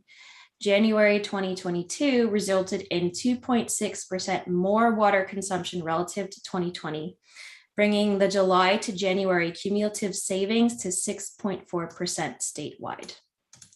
Next slide, please. San Francisco Bay region reduced water use by 1.4% relative to 2020, and the Tulare Lake and North Coast regions were about equivalent. The rest of the hydrologic regions throughout the state increased use relative to January 2020. The spatial context does provide some additional detail. The coastal regions, which have more moderate temperatures relative to inland, also saw smaller increases in water use. However, this January was dry and hotter than usual, and even the coastal regions were experiencing daily maximum temperatures that were 4 to 9 degrees Fahrenheit above average. Next slide, please. While we can find and fix leaks inside and outside of our homes all year long, this week is Fix a Leak Week.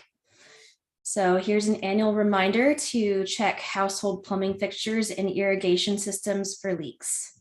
The average home's leaks can account for nearly 10,000 gallons of water wasted every year, or the amount of water needed to wash more than 300 loads of laundry.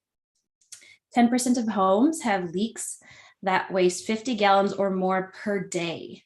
Common types of leaks include worn toilet flappers, dripping faucets, and leaking shower heads, all of which are easily correctable. Common types of leaks found outside the home include broken sprinkler heads and leaky hoses. An irrigation system that has a leak of 1/32 of an inch in diameter, which is about the thickness of a dime, can waste 6,300 gallons of water per month. Finally, a garden hose sometimes leaks at its connection to the spigot. If you see a leak when you run your hose, simply replace the nylon or rubber hose washer and ensure a tight connection to the spigot using pipe tape and a wrench. Next slide, please. Please remember that Save Our Water has many resources available, from media packages to tips on water conservation. With that, I will end my presentation and open up for questions. Thank you, Ms. Rodero. You know, as we've heard, we've suffered quite the climate and weather whiplash here, and the dryness, the incredible dryness that we've seen in January and in February, and now here coming into March, is meaning that the opportunities, unlike in December, where we saw record precipitation and a meeting of the governors for that month, 15% call for voluntary reduction off of the 2020 baseline. But we, again, see a real difficulty here when things dry up, and outdoor irrigation is such a huge component of water use that it, really reflects here some real challenges that we're going to have given these dry conditions and the need to focus on outdoor irrigation. I appreciate actually the gallons per person per day, per capita per day numbers, because that actually also reflects that there is a tremendous amount of conservation going on there. We're down 4 gallons per person per day from previous from the baseline in 2020. But as a percentage here, we're seeing increases. And again, it's being driven by these outdoor temperatures. And I just appreciate the amount of data and information that we actually have in this reporting, and the ability for communities to self-reflect here and understand where are those opportunities to continue to conserve, knowing that it's a really critical tool, not just in the immediate that we've seen in this past summer throughout the state, where we had conservation of 20–40% in upwards in some communities, but to make sure to have that tool to respond to immediate conditions is really critical. But it's also about the long term as well. This is, as we've seen these last 20 years, an increased airification of the West and of California, and really truly a shift in our climate that we have to reflect in our values and the way we use water, the way we value it, both in our homes and at the system level. And there, I have to comment, because I have heard some complaint that there's an over focus on urban conservation as a tool and a strategy to get out of drought. And it is not the only tool. As you and others have heard just a bit ago, our curtailment work is really critical. That is helping to balance at the watershed scale the diversions and usage of water, let alone the balancing that's going on as the projects are having the state's major projects here, the Central Valley Project and the State Water Project, managed through difficult circumstances. And so of course, the increase is not, we want to be seeing increased conservation. We are in some ways, but again, we're all going to have to really focus on our outdoor usage and know that that is where most critically. And here, those of you that did experience some precipitation with this recent storm, I hope your sprinklers are off. Here, again, we're just going to have to continue both at the household level, but at the system level, importantly, and it's not one or the either, continue to balance through some difficult circumstances, and conservation is an important tool, we know, here in the immediate and in the long term. So just thank you. I appreciate the numbers, and we'll continue to importantly work with state water agencies, communities to get the word out and to make clear how best can we contribute here collectively to conservation and drought response, and know appropriately that yes, household, the things we do in our households add up, importantly at the system level, but even at that watershed and system level, we're doing work and are not here, I see, overly focused necessarily on the conservation side, on the urban side, but is an important side to keep and continue to advocate and ensure we see increased conservation on. So thank you, Ms. Rodero. Fellow board colleagues, any reflection or questions around the conservation numbers that were reported here? Board Member Firestone. Thanks. Echo all of what you just said, Chair Esquivel. One thing I am interested in, really, this is just a question, is if we have, so given our increased focus on understanding racial equity and how a lot of these things are playing out within that sphere, do we have information on the relationship between residential GPCD, so gallons per person or per capita per day, consumption, so residential consumption and median household income? in other words, is it generally true that most low-income customers use less water and therefore have higher per capita efficiency more permanently than higher income residential customers? I'm just wondering if we actually have data on that, if that's something that we have the ability to understand from the data that's reported. And then I also just relatedly am interested if we have information on where water systems are instituting rate structures that are regressive or charge low-income customer or charge low-use customers more per gallon than high-use customers. And do we know if those regressive rate structures correspond to overall water use and conservation practices? So do systems with more regressive water rates tend to use more water? And again, if you don't, this is really a question on, do we have data on this? And is this something that we can better understand as we're looking at understanding conservation and the need to both make immediate emergency changes, but also just move to long-term making conservation and efficiency a way of life. Thank you, board member. I'll let Mr. Oppenheimer respond, but I'll flag that I know when it comes to the long-term efficiency standard setting that the board is engaged with the Department of Water Resources, we recently put a tool on our website that lets folks see, I think, systems usage in 2019 rather.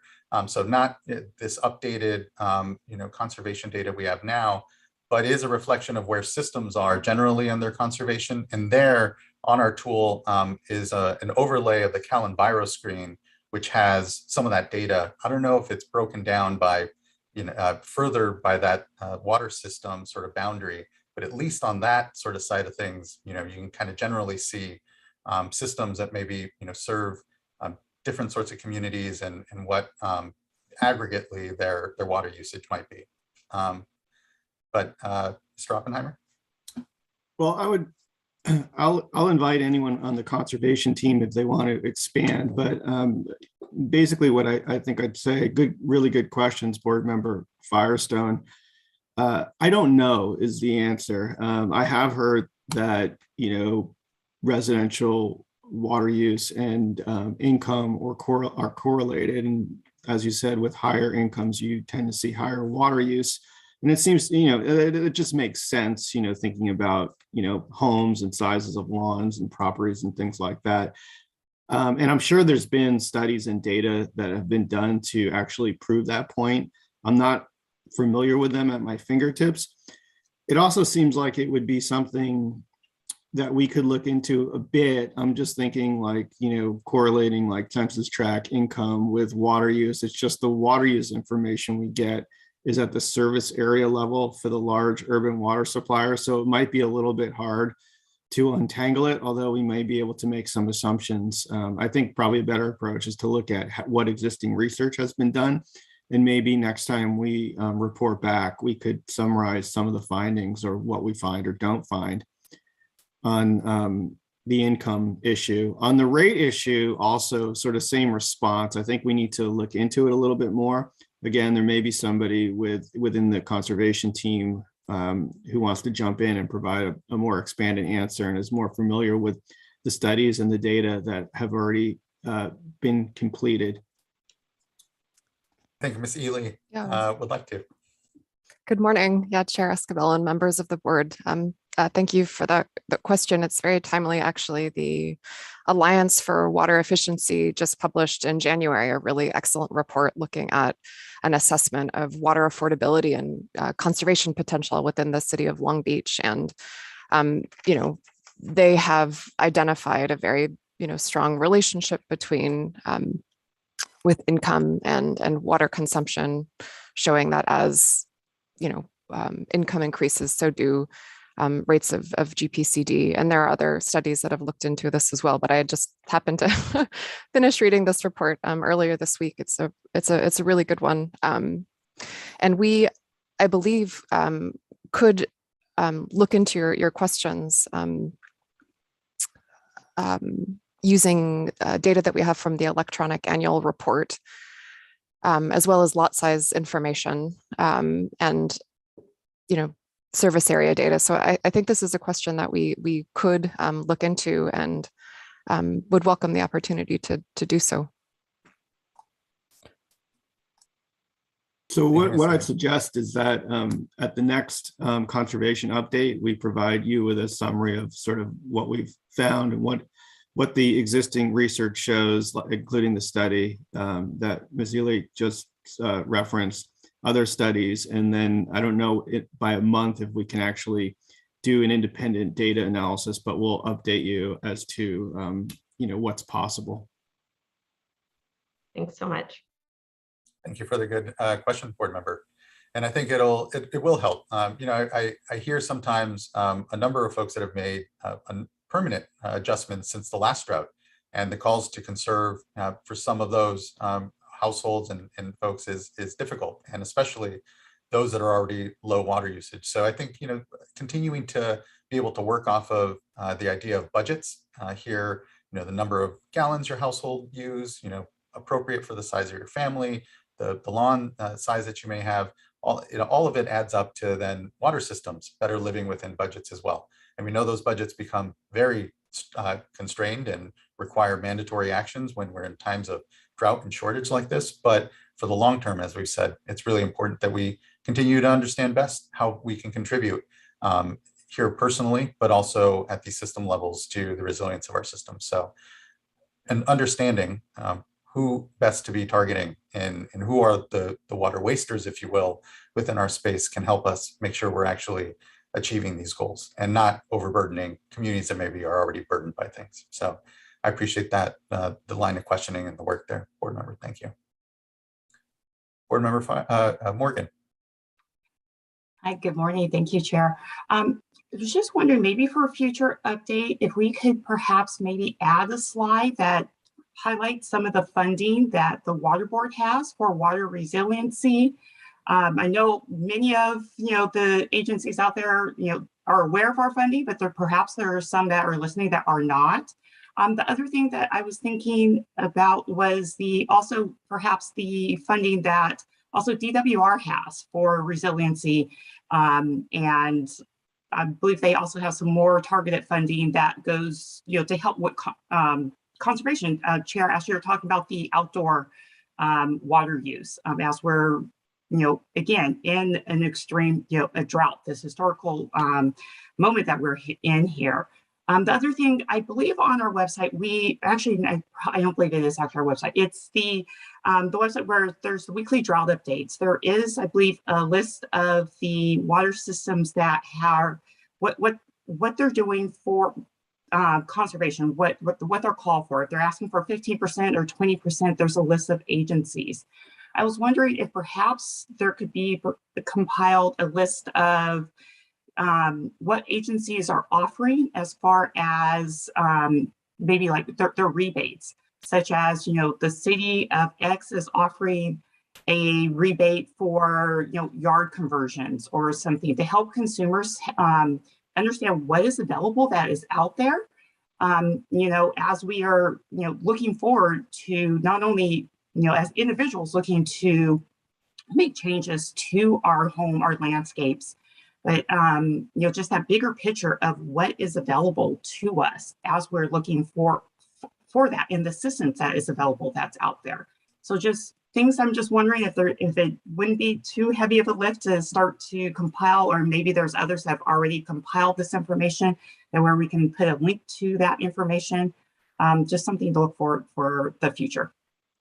I appreciate that. Thank you, Board Member Morgan. It's a good suggestion. I know that in the last drought, I recall, I think US EPA had a really good site where you could look up if any of your water agencies had available rebates. And now, to your point, with DWR looking to receive turf rebate dollars, I think it would be a really good opportunity to make sure that's understood and available for systems. But really, how do we help consumers, households, know how best to access these? And yes, first check with your local water district. That's the front line here, where many agencies are putting dollars and rebates out, but an ability to better aggregate those, I think would be helpful. So appreciate that good suggestion. Mr. Oppenheimer, anything you'd like to add? Also, good suggestions. I think it should be pretty easy for us to put together a slide that summarizes available funding, especially from the water board. It might also be helpful to look at what's in the Gen 10th budget, because there's substantial conservation funding in there, although not adopted yet. Might be a good summary. On the sort of compilation of what all the water suppliers are doing on that, maybe give us a chance to think about that. And figure out how we could do that, or if we could do that. That one seems like a little bit more challenging just because there's a lot of water suppliers, and it's dynamic, right? What they have in place changes over time. I don't want to say we can't do it. Let me before I commit though, let me just talk to the team and figure out what would be involved, or if anyone else has done it, like Chair Esquivel mentioned, is possible. Thank you. Thank you. Other board colleagues here, questions, comments, suggestions? Okay. Now we do have a couple of speakers, and we can go to our comment cards. First, let's see, who do I have here? I would like to call up Molly Costa.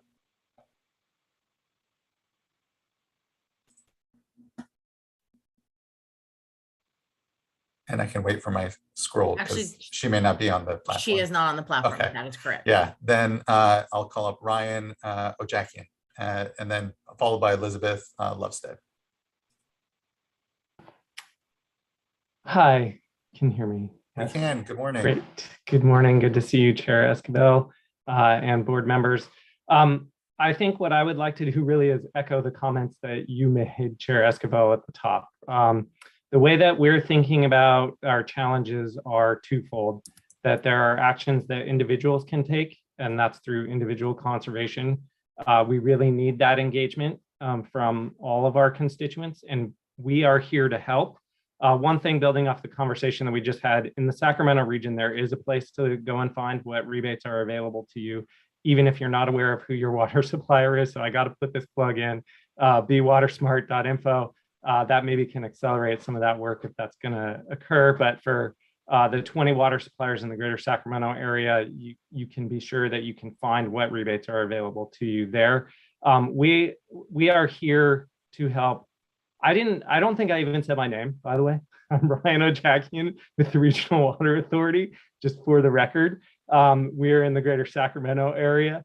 So for those 20 water suppliers, we're here to help beyond just rebates, right? We want to partner with you if you're in the greater Sacramento area on how you can get to increase conservation. We are going to need that moving forward, especially as we head into what looks like is going to be a challenging condition statewide this summer. The second thing, and you touch on this, Chair Esquivel, and I sincerely appreciate that, is that we're focused on systemic change and how do we adapt to climate change. And one element in the numbers that were reported in January that you guys don't get to see, but that we track here is what are we doing in terms of our surface water and groundwater use. And in this January, as you all are likely to recall, we had a wet December, and Folsom Reservoir was in flood operations. And so what we wanted to be doing during that time was to be taking more surface water and less groundwater. And that's actually what we saw reflected in our numbers. So just want to be clear that, that we have to be thoughtful how we unpack some of this data, and be mindful of what are we trying to accomplish, in holistically. And so I just wanted to make sure that the board was aware of that, in our January numbers, that we were seeing the kind of systemic change that we would like to be seeing. Now, I want to be clear that as we can do more on individuals conservation, that there's a lot more that we can do still at the system level, but that we are confident that we're headed in the right direction, and that, we sincerely, again, appreciate your all partnership on those efforts at the systemic level, and would like to continue that moving forward. So thanks for the time. I appreciate it. Thank you for your time. Really appreciate you addressing the board and the continued, I know good collaboration that's going on, not just here in the Sacramento region, but up and down the state, the watersheds that the board and the rest of the state and federal agencies are engaged with. It makes all the difference in all this work is the local leadership and the right view of the challenges we're all facing. So appreciate that incredibly. Ms. Lovestead, next, I'd like to call up Elizabeth Lovestead. Good to see you. Good to see you too. I'm Elizabeth Lovestead. I'm a water resource manager at the San Diego County Water Authority, and I just appreciate Chair Escobar and the members of the board kind of listening to our comments and the comments that were made both by staff and you about, you know, the challenging weather patterns that we're seeing and we saw in January of 2022. I just want to reiterate that San Diego County Water Authority and our member agencies have really invested in resiliency. And in addition to putting together those, having resilient supplies, desalinated seawater and Colorado River supplies developed through conservation, we also have a long-term push for water use efficiency. We saw that after the last drought. We didn't have the same bounce back that some people did. We continue to keep our numbers low. But even with all of that, we have implemented our water shortage contingency level. Even though we're not seeing any sort of shortage at our local level, we put the voluntary level in place. We're really pushing a region-wide conservation message. We have a lot of those programs that we were talking about before, turf rebates, audits for residences, commercial properties, and ag customers as well. Education opportunities that really focus on landscape and how to make sure that long-term changes are put into place. And so we also have a toilet direct install program and a controller direct install program that's aimed at the low-income communities that can help them, again, where they might not be able to make investments up front. It'll help them make changes to improve their water bills and also improve efficiency across the region. I just want to look forward to continuing to work with you as we go through this drought and hope to continue to rely on the tools that have been put into place since the last drought that we had, the annual water supply and demand assessment that's being developed right now and will be released in June to give information about what is the condition across the state of supplies and demands, and then continue to rely on our water shortage contingency plans to address any shortages that are in place. And so again, I thank you for the opportunity to speak and look forward to continue to work with you as we move through this drought conditions. Thank you, Ms. Lovestead, much appreciated. Thanks for the time today. Really appreciate you addressing the board and continuing to engage on what we know is really a critical aspect of our response here, conservation. So thank you. Okay, looking to my fellow board colleagues, anything else for the good of the order here? Thoughts, reflections?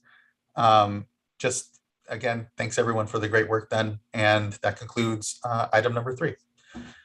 So that brings us to actually an uncontested item that we had tucked here in the middle of our board meeting to be able to make sure that we had prioritized some of those other discussions. So with item number 3 now concluded, do we have any, Ms. Townsend, is this still uncontested?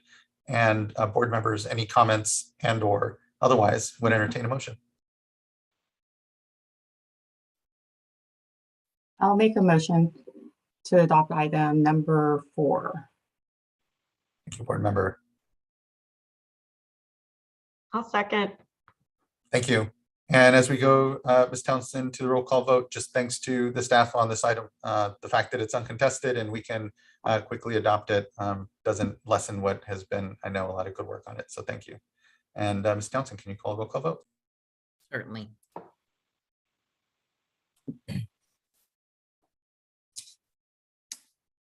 Board Member Morgan. Aye. Board Member Firestone. Aye. Board Member McGuire. Aye. Vice Chair Diadamo. Aye. Chair Esquivel. Aye. Thank you all. Thank you as well. And the item carries. Thank you, Mr. Stevens. Appreciate it. Thank you. Okay, that then brings us to item number 5, which will be a public workshop on our proposed statewide sanitary sewer systems general waste discharge requirements order. our sanitary sewer order, and excited actually quite a bit about this. It comes here this year, 50th anniversary of the Clean Water Act. And so an opportunity here to discuss our sewer systems and how we can, and their collection systems, and how do we continue to improve our oversight of them is welcomed. So thank you, Ms. Mobley. Thank you for joining us. Thank you.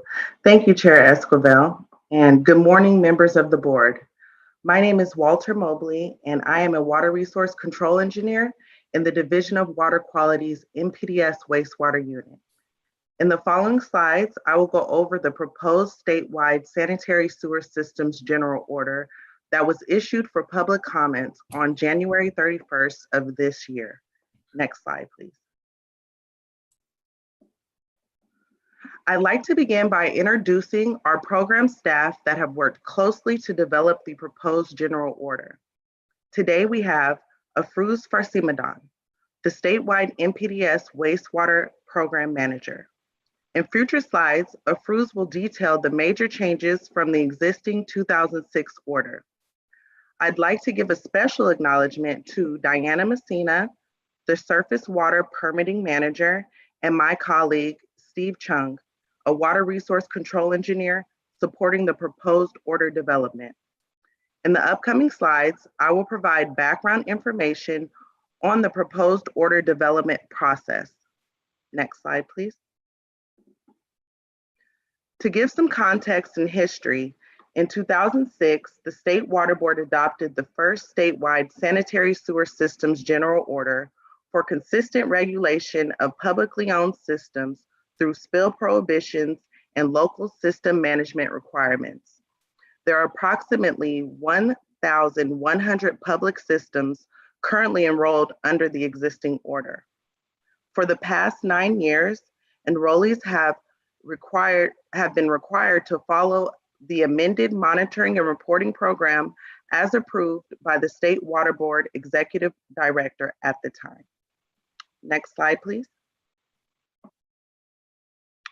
The existing order requires all enrollees to submit an electronic report whenever a spill occurs from their system. This spill data has been collected in the online California Integrated Water Quality System database, best known as CWIS. This slide here represents spill volume fluctuations based on spill data entered into CWIS.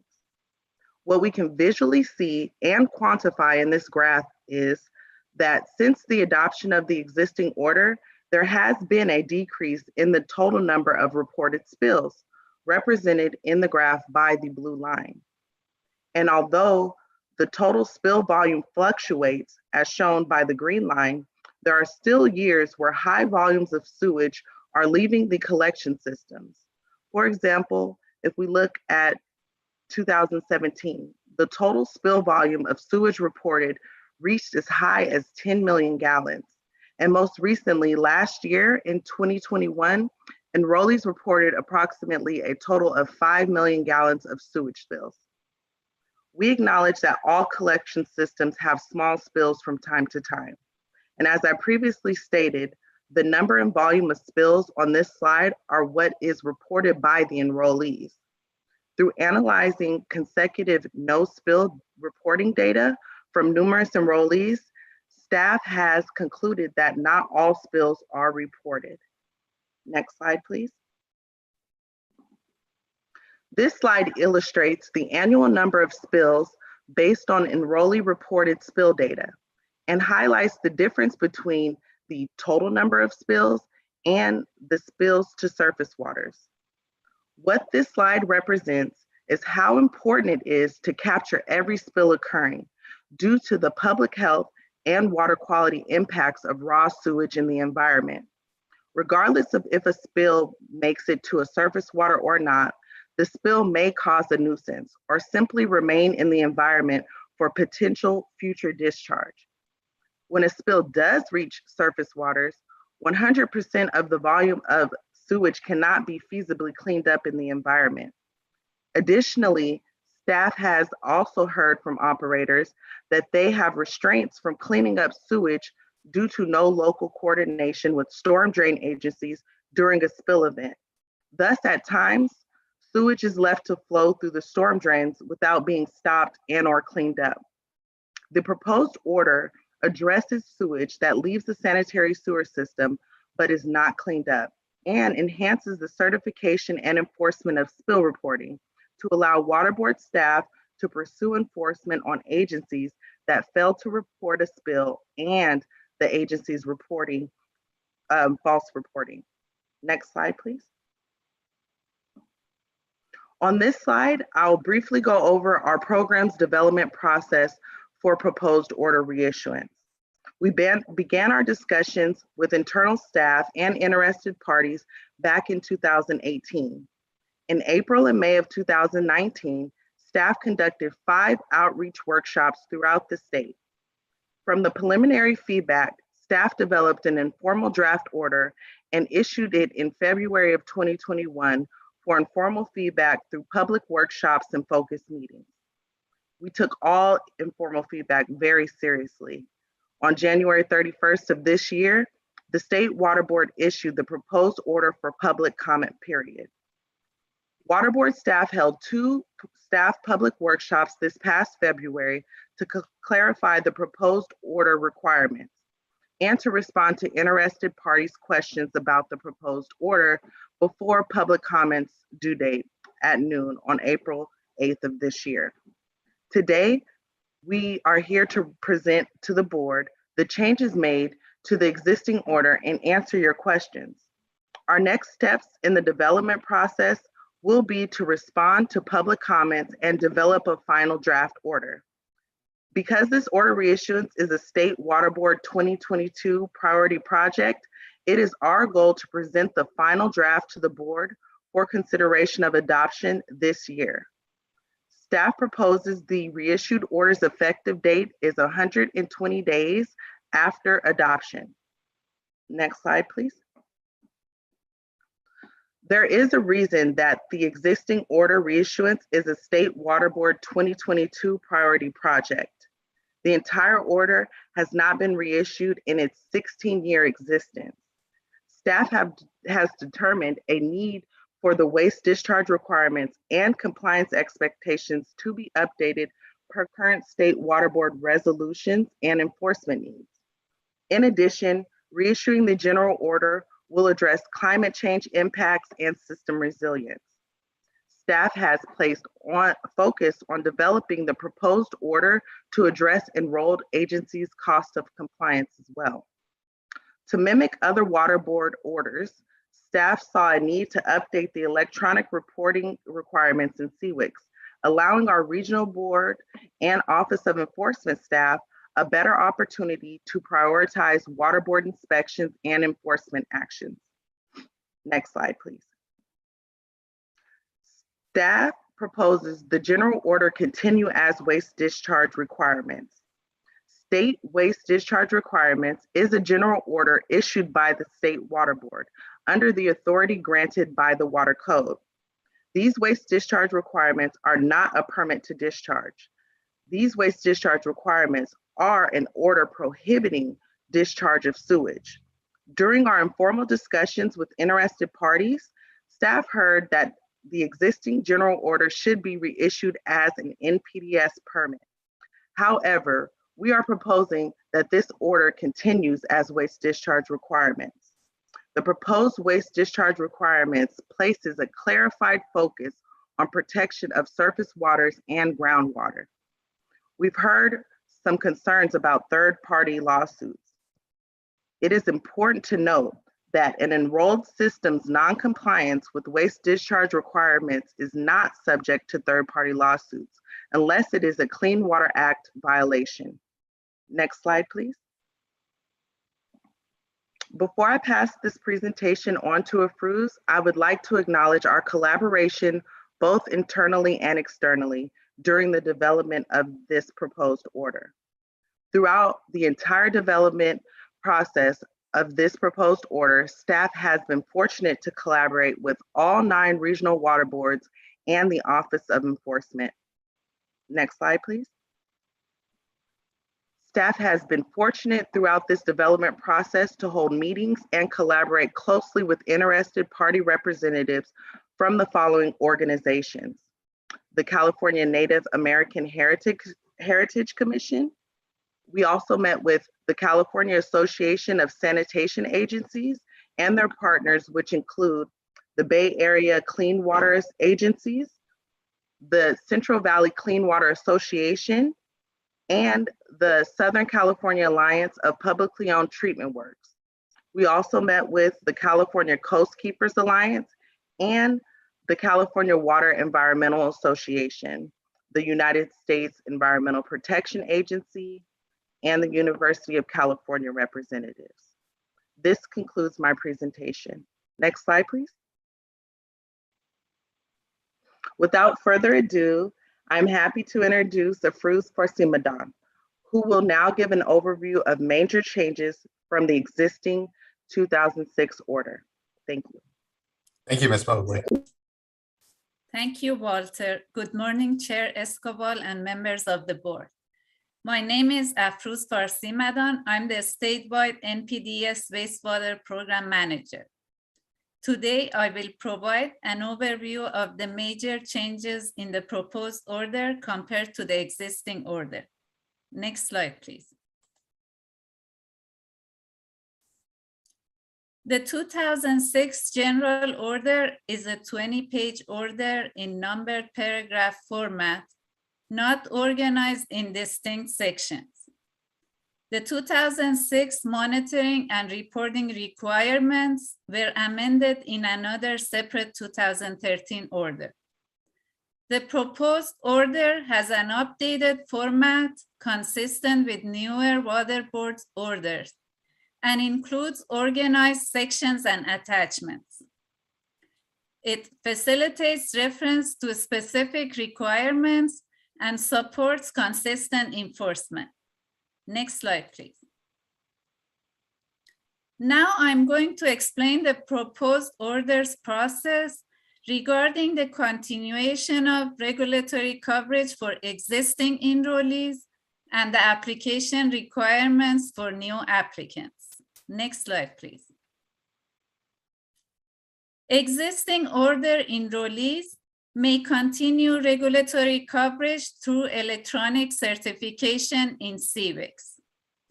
This electronic certification must be completed within 60 days prior to the effective date of the order.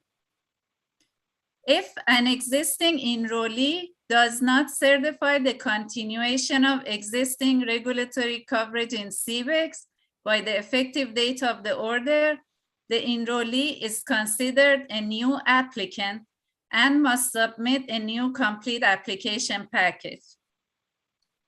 An enrollee continuing existing coverage is not required to submit an application package or pay an application fee.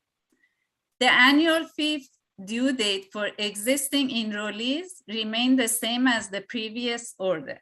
Next slide, please. New applicants within 60 days prior to commencing operations or taking responsibility for operation and maintenance of a sanitary sewer system are required to submit a complete application package. The complete application package includes the application for enrollment form in attachment B and the application fee per the current state water board fee schedule. The proposed order also provides regulatory coverage for private system owners that are ordered by a regional board to obtain coverage. This application process therefore applies to a private system owner per the regional water board order. Next slide, please. The proposed order includes additional new findings. Next slide, please. New findings include information on existing water quality control plans, policies, and resolutions addressing the sources of drinking water, policy, the board's response to climate change, cost of compliance, human right to water, and open data. The findings also include information on the state water boards, existing funding assistance for compliance with water quality orders, and provides the water code definition of waters of the state. Next slide, please. Now I will go over the proposed new prohibitions in the order. Next slide, please. This slide shows all the 3 prohibitions in the order.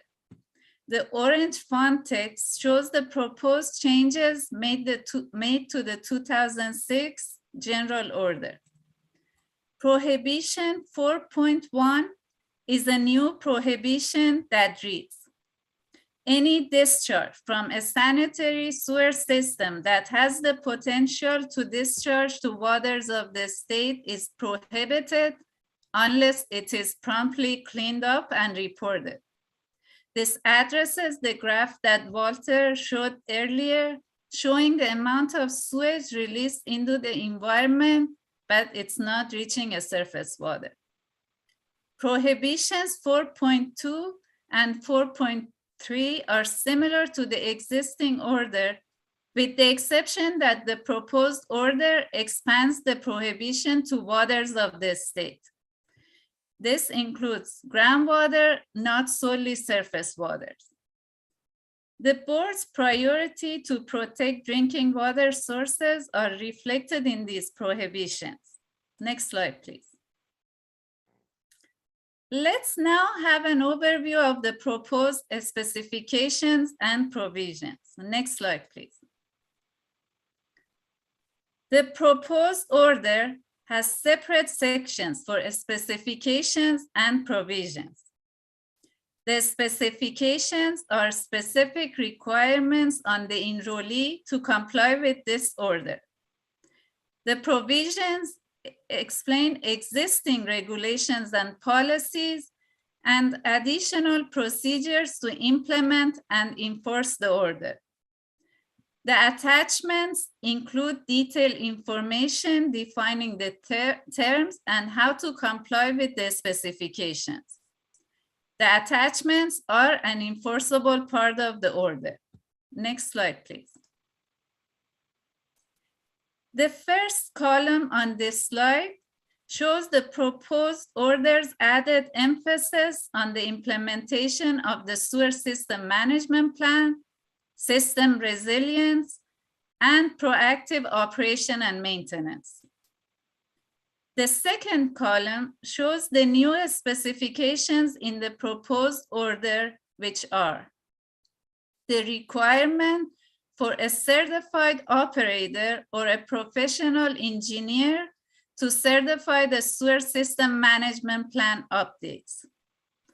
The requirement for the enrollee to include a system-specific performance analysis in its annual report, and the requirement to submit a sewer service area boundary map. The third column shows the proposed order's effort to reduce the cost of compliance. Staff has proposed to extend the internal program audit from every 2 years to every 3 years, and extend the sewer system management plan update from every 5 years to every 6 years. The proposed order also includes an incentive for reduced reporting of small spills of less than 50 gallons. Next slide, please. The sewer system management plan is a major component of the order, so I will provide an overview of the required elements. Next slide, please. For consideration of the cost of compliance, the proposed order has built on the sewer system management plan elements in the existing order. Therefore, the enrollee's existing plan does not need to be rewritten, but modification is needed in order to address new requirements. The proposed order has extended the audit period from every 2 years to every 3 years, and the sewage system management plan update from every 5 years to every 6 years. The proposed order requires the plan to provide procedures for system management and prevention of spills. No additional plans are required. Also, the enrollee is required to provide a justification in its plan if any of the required elements does not apply to its system. Next slide, please. This slide shows the proposed requirement for the plan certification. The existing order requires the legally responsible official to certify the plan after the governing board approval. The proposed order has added a requirement that if the legally responsible official is not a certified operator or a professional engineer, a second plan certification is required by either a grade 2 or higher collection system operator or a grade 2 or higher wastewater treatment plant operator that's employed at the plant serving the collection system, or a professional engineer. Next slide, please. To address system resilience, the proposed order requires the plan to include procedures to address short-term and long-term system resilience and to proactively prioritize system operation and maintenance activities, condition assessments, and repair and rehabilitation. Next slide, please. The proposed order adds additional emphasis on prioritizing condition assessment of high-risk system areas that hold a high level of environmental consequences if the system fails, are located in or within the vicinity of surface waters, steep terrain, high groundwater elevations, and environmentally sensitive areas, or are within the vicinity of a receiving water with a bacterial-related impairment on the most current 303D list. The proposed order emphasizes the prioritization of repairs for high-risk areas and system components. Next slide, please. The proposed order adds requirements for interagency coordination with drinking water purveyors for protection of drinking water sources, with storm drain agencies for coordinated spill response, and with other impacted parties during planning and implementation of capital improvement projects. Next slide, please. I will now go over major proposed changes to the notification, monitoring, and reporting requirements. Next slide, please. This slide shows the proposed changes to the notification requirements. The existing order requires notification to the Office of Emergency Services, CALO-ES, within 2 hours of becoming aware of a spill greater than or equal to 1,000 gallons that potentially results in a discharge to a surface water. The proposed order has modified the notification requirement to address discharges of sewage to waters of the state. This is consistent with the Water Code Section 13271. Next slide, please. The proposed order has added requirements for electronic submittal into CVIX. The required electronic submittal is for supporting documentation for spill reports, audit reports and the plan updates, system-specific performance analysis graphs, and the sewer system service area boundary map. Next slide, please. This slide shows the proposed modifications to the spill categories. The proposed order defines a Category 1 spill as any volume of sewage that results in a discharge to a water of the US or a drainage tributary. The existing order defines Category 1 spills as spills to all surface waters. I will explain why we made this change in the next slide. On the second row, you will see that the can you go back to thank you. On the second row, you will see that the proposed order defines Category 2 as a spill of 1,000 gallons or greater that is not a Category 1 spill. The existing order's definition is for the same size spills that don't reach a surface water. The last two rows show that we split all other spills into two categories. A Category 3 spill is for 50 gallons or to 999 gallons.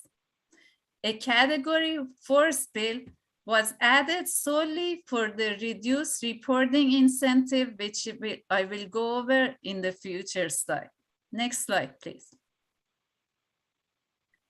The proposed order has modified Category 1 spills from spills that reach a surface water to spills that reach a water of the US. The reason for this proposed change is to distinguish spills that are in violation of the Clean Water Act and therefore subject to third-party lawsuits. It is important that enrollees identify if surface waters adjacent to their systems are waters of the US or not, and also to identify if storm drains within their service area drain into a water of the US or to a stormwater infiltration structure. Regional water board staff are available to assist enrollees to identify waters of the US per their basin plans. Next slide, please. The reason for the proposed Category 4 for less than 50 gallon spills is to incentivize employment of certified operators. Certified operators bring a standard level of professionalism and workmanship to the management of collection systems, similar to certified operators for wastewater and drinking water treatment plants, and certified professionals for stormwater management. The incentive reads as follows.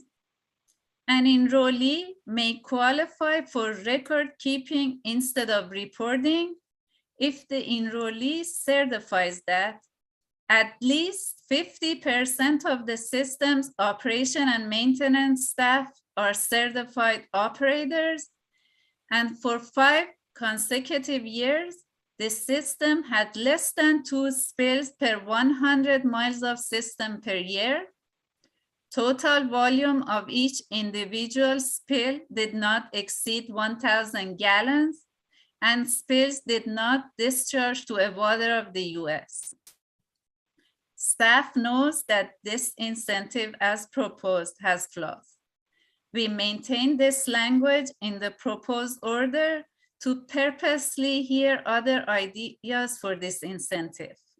Next slide, please.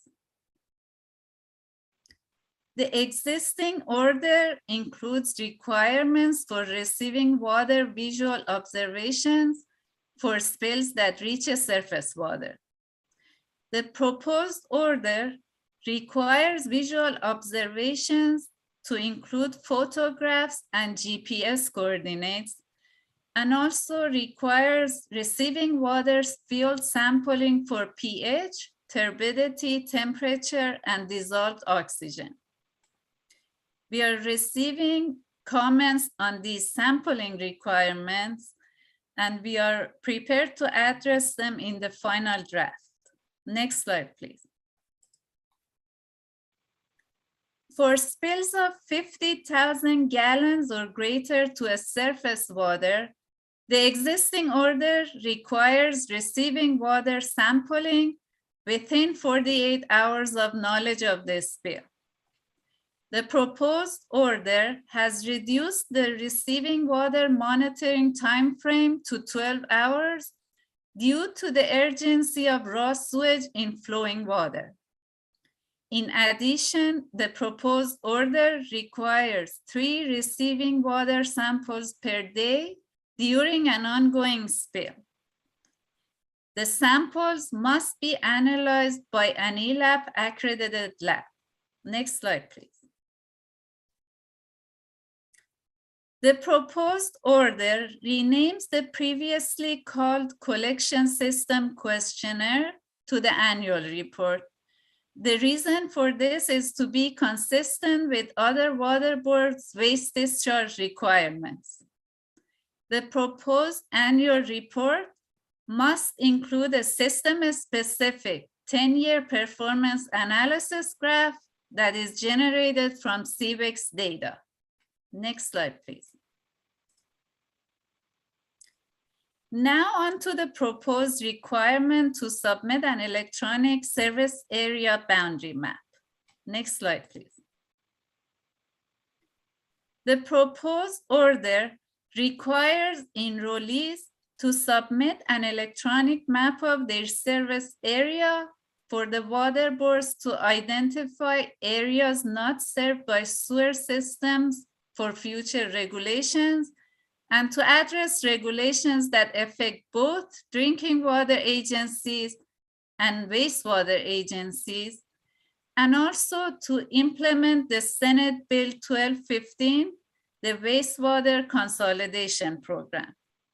Water board staff is available to assist disadvantaged communities that lack technical expertise or funding to develop these maps.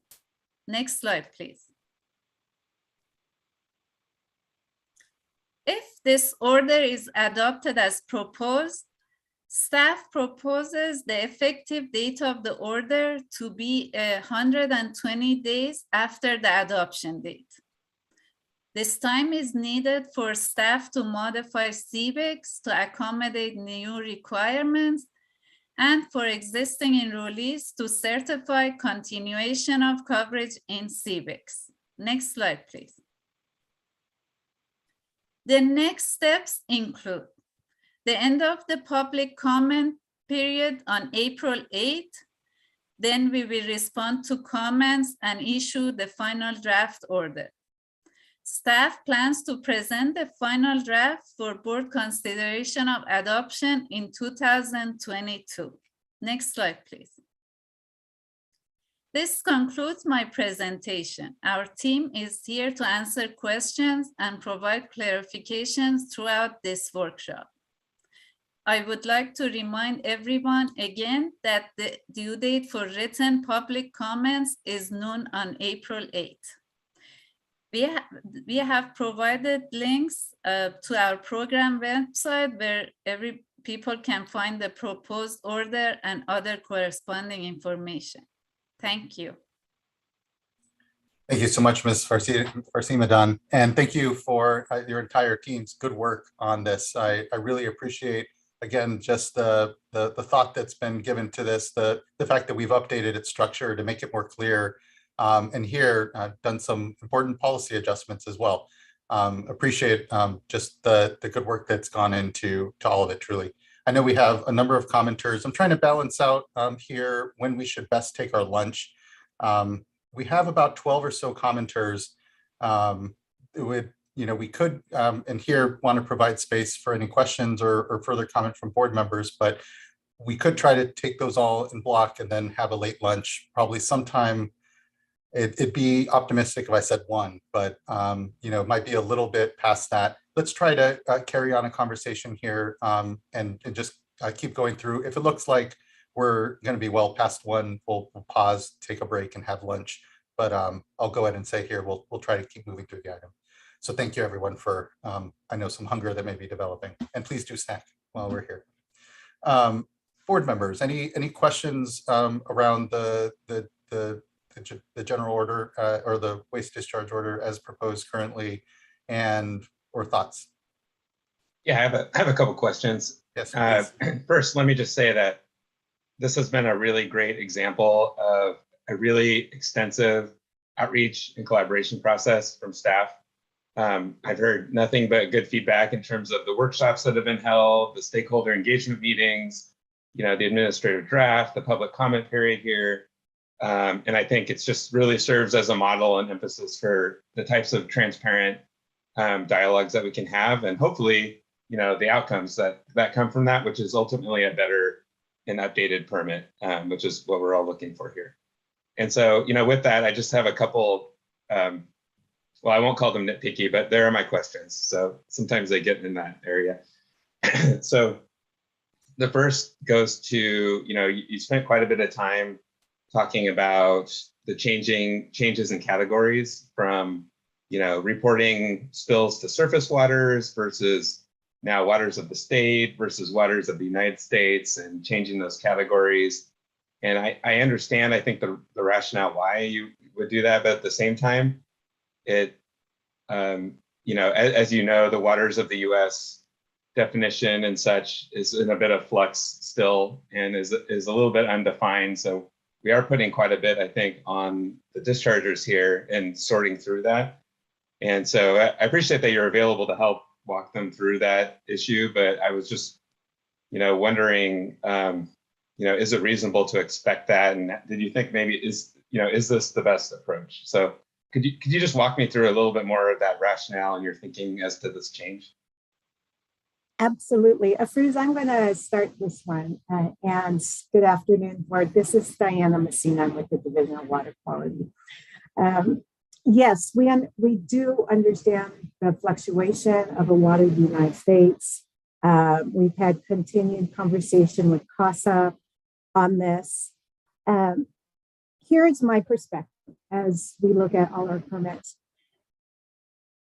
If the sewage goes into a municipal stormwater system that is regulated with an NPDES permit, you can assume it either goes to a water US or a stormwater infiltration BMP. Very important to know. But if it does reach a surface water, it would most probably be a water US.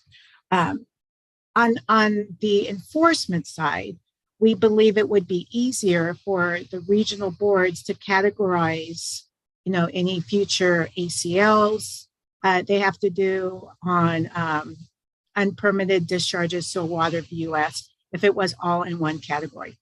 We are not married to what we're proposing. In fact, one of the reasons we really look forward to this workshop is to keep the ball rolling. And we know there will always be changes until you adopt this order in the future. So we keep listening to the concerns, but just generally, I would say that we only have probably a small area in the Santa Barbara region and maybe the desert region that there would be really concern on if a sewer spill goes into a water of US or a non-water of US. Just topography and so forth. We know just in all our other regions that most spills go into water of US because that's how the hydrology and the drainage goes all into, surface waters that drain. Even if a sewer spill goes into an ag drain, like in Region 5, we know that's a drain that if it's not cleaned up, it will most probably go into a water of US because they're engineered to drain. We just think it's important if cumulatively everyone does not like the way we've categorized Category 1. We're not married to it and we're open to changes. Okay, thank you. That's helpful. I think, sure. For me, I'm interested to hear, I always put myself in the shoes of sort of the operator the boots on the ground, the guy who's out actually trying to manage the crisis in that moment of the spill and trying to deal with things that are happening and having to report, in a short amount of time and such. So I'll be interested to hear from the commenters, their thoughts on this and whether. Sure. May I add just one more thing, Yeah. please? We are so focused on cost of compliance that we also broke it up because category 2 has less reporting. It doesn't have the technical report, the draft and the final and so forth. We've heard from some stakeholders that they rather have it combined and they don't mind about the increased reporting. I'd like to think that maybe there's some utility managers out there that do mind about the increased reporting and they'd rather, scout about their service area and kind of confirm what's an infiltration basin versus what's a water US and so forth to save that ongoing reporting that's necessary. So that was another difference there. Okay, thank you. Sure. And I think then my second question is sort of that the incentive-based reporting. So going back to your cost of compliance comment that you just made, thinking about slide 34 and Bruce, you sort of mentioned, in your comments that I think you said it was a flawed or let's go with imperfect proposal as it's laid out there. And I guess my question is just to sort of tee up that discussion, and maybe folks have, when we hear comments, they have ideas or they'll submit written ideas, but do you have any sense based on what you laid out there, how many systems would qualify for the incentive-based reporting under, current, present day? Do you have an idea? And Bruce or Walter, did you want to answer that or would you like me to answer? Go ahead, Diana. Okay, very good. Well, I will start by just letting everyone know that we started off with this incentive, just really wanting to find a way to incorporate certified operators into this order for the reasons that Afruz presented in her presentation on the importance of certification. We spoke to union reps and to agencies, and we could not find a way to require certified operations that would just have a brick wall in front of us. So that slowly molded into an incentive, and that slowly kept going and kept going. Afruz and I were going to recommend taking it out, and we thought, let's just keep it there for further discussion. We know right now there's probably not a lot of agencies that can qualify for that, yet it is really hard to reduce or to make that more lenient because we can't applaud or award a system that is either violating the Clean Water Act by discharges to waters of the US or having a larger quantity of sewage going into our waters. So again, we're open to discussion and suggestions, and we know that there won't be very many agencies that have that high of a performance level that could qualify. Thank you. That's all I had right now. Thank you, board member. And thank you, Ms. Messina, for that. Board member Morgan. Thank you. I echo board member McGuire's comments, just an appreciation for staff's collaboration and working with stakeholders, through this process and this important update to the general order. My first question is actually a follow up on board member McGuire's first question and regarding category 1 spills. And so, those need to be reported within 2 hours. And just knowing a lot of times some of these spills, they occur like in the middle of the night. And so, that 2 hour mark is going to be like at 3 a.m. So they're not going to be able to reach out to regional board staff to help identify if it's going to be a water of the US prior to hitting that 2 hour mark and needing to do that reporting. So, many are going to err on the side of caution and go ahead and say, hey, yes, this is a category 1, report it that way. If that next business day when the regional board office is open and they can talk to their talk to staff and they find out, okay, no, that was not a water of the US. Can the agency then go back and correct that report? How will that work? Yes, Board Member Morgan. Any enrollee can go back and change reported information with more information they have. The 2-hour requirement is for notification to Cal OES, so not to a regional board. And we've maintained that 2 hours after knowledge of the spill. We do know a lot of these spills happen overnight, but Cal OES is always open and the regional boards always have an assistant executive officer or a key manager on call in order for any emergency. So for that notification, we just believe it's important. And Fruz, I can't remember, does this come from the water code, or maybe if Bill Wiles is here that can assist us on the origin of the 2 hours? It is per the water code and it's per the existing order requirements. We have not changed the time frame for notification to Cal OES. Okay, thank you.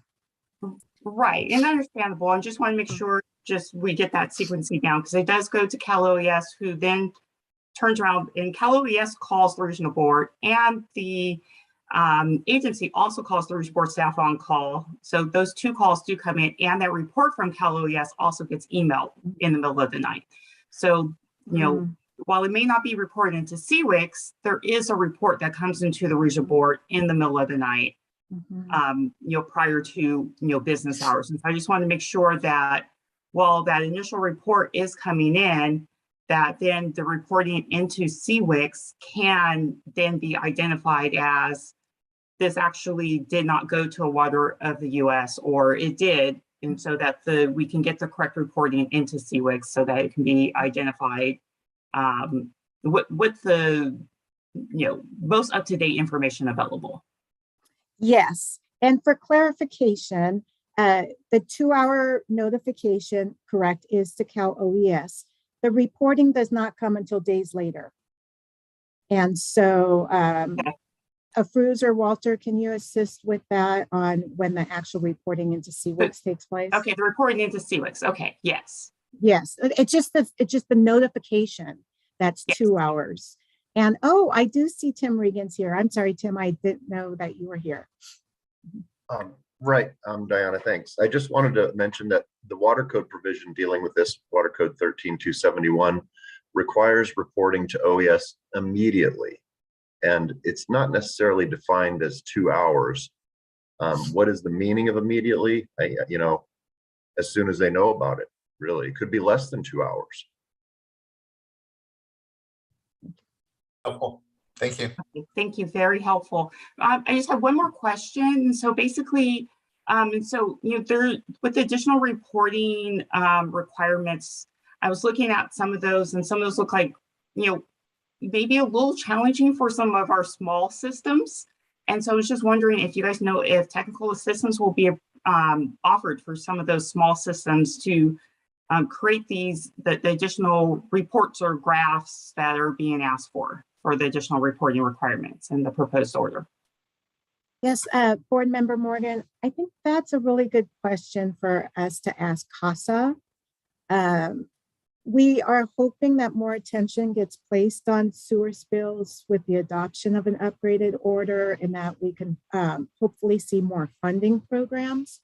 But I also see our Chief Deputy Director with his hand up, so I will let you talk, John. I just wanted to add a little bit of context to the 2-hour notification. That was in the existing order, and it was added about 10 years ago, probably, by a order of the executive director to modify the reporting because of the issue of what is immediate and how do you determine when it needs to be reported. And we had some instances of reporting that was fairly delayed, and so the executive director issued a update to the monitoring required to clarify timeframes for reporting to OES. Thank you, Mr. Bishop. Thank you. That's helpful. And thank you, Board Member. Board Member Firestone. Yeah, I will just have a couple questions. One is in the prioritization of the condition assessment for high-risk areas, and maybe I'm not fully understanding this, but the prioritization was really around risk to the environment, and I'm wondering if we have a place for public health or public health and safety or nuisance, as well as just looking at disproportionate impact on BIPOC communities and communities disproportionately burdened by pollution. Is that something that fits within that section, or we could look at trying to add in terms of prioritization of assessing risk? Thank you, Board Member Firestone. That is very good input. And I know just recently we've had a lot of new discussions on impacts to disadvantaged communities from utilities. That would be an appropriate place to place that addition.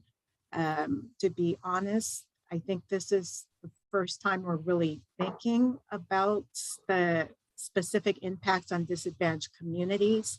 I would say our order does kind of put environmental consequences all together, but is not as specific as you're asking. And there is room to do that. Great, yeah, and I know I've heard Region 4 continues to give updates on the Carson spill that also went into Dominguez Channel, and just Dominguez Channel has a number of different real problems that have come up, but impact nuisance, human health, and disproportionate impact in that community. Just as an example, and I know systems obviously care about this and want to be assessing where there's risk of any failures, and especially that would affect their customers more directly. So this is really just, I think, a ability to emphasize the prioritization that we all have on that, and make sure that we're helping to pull that out.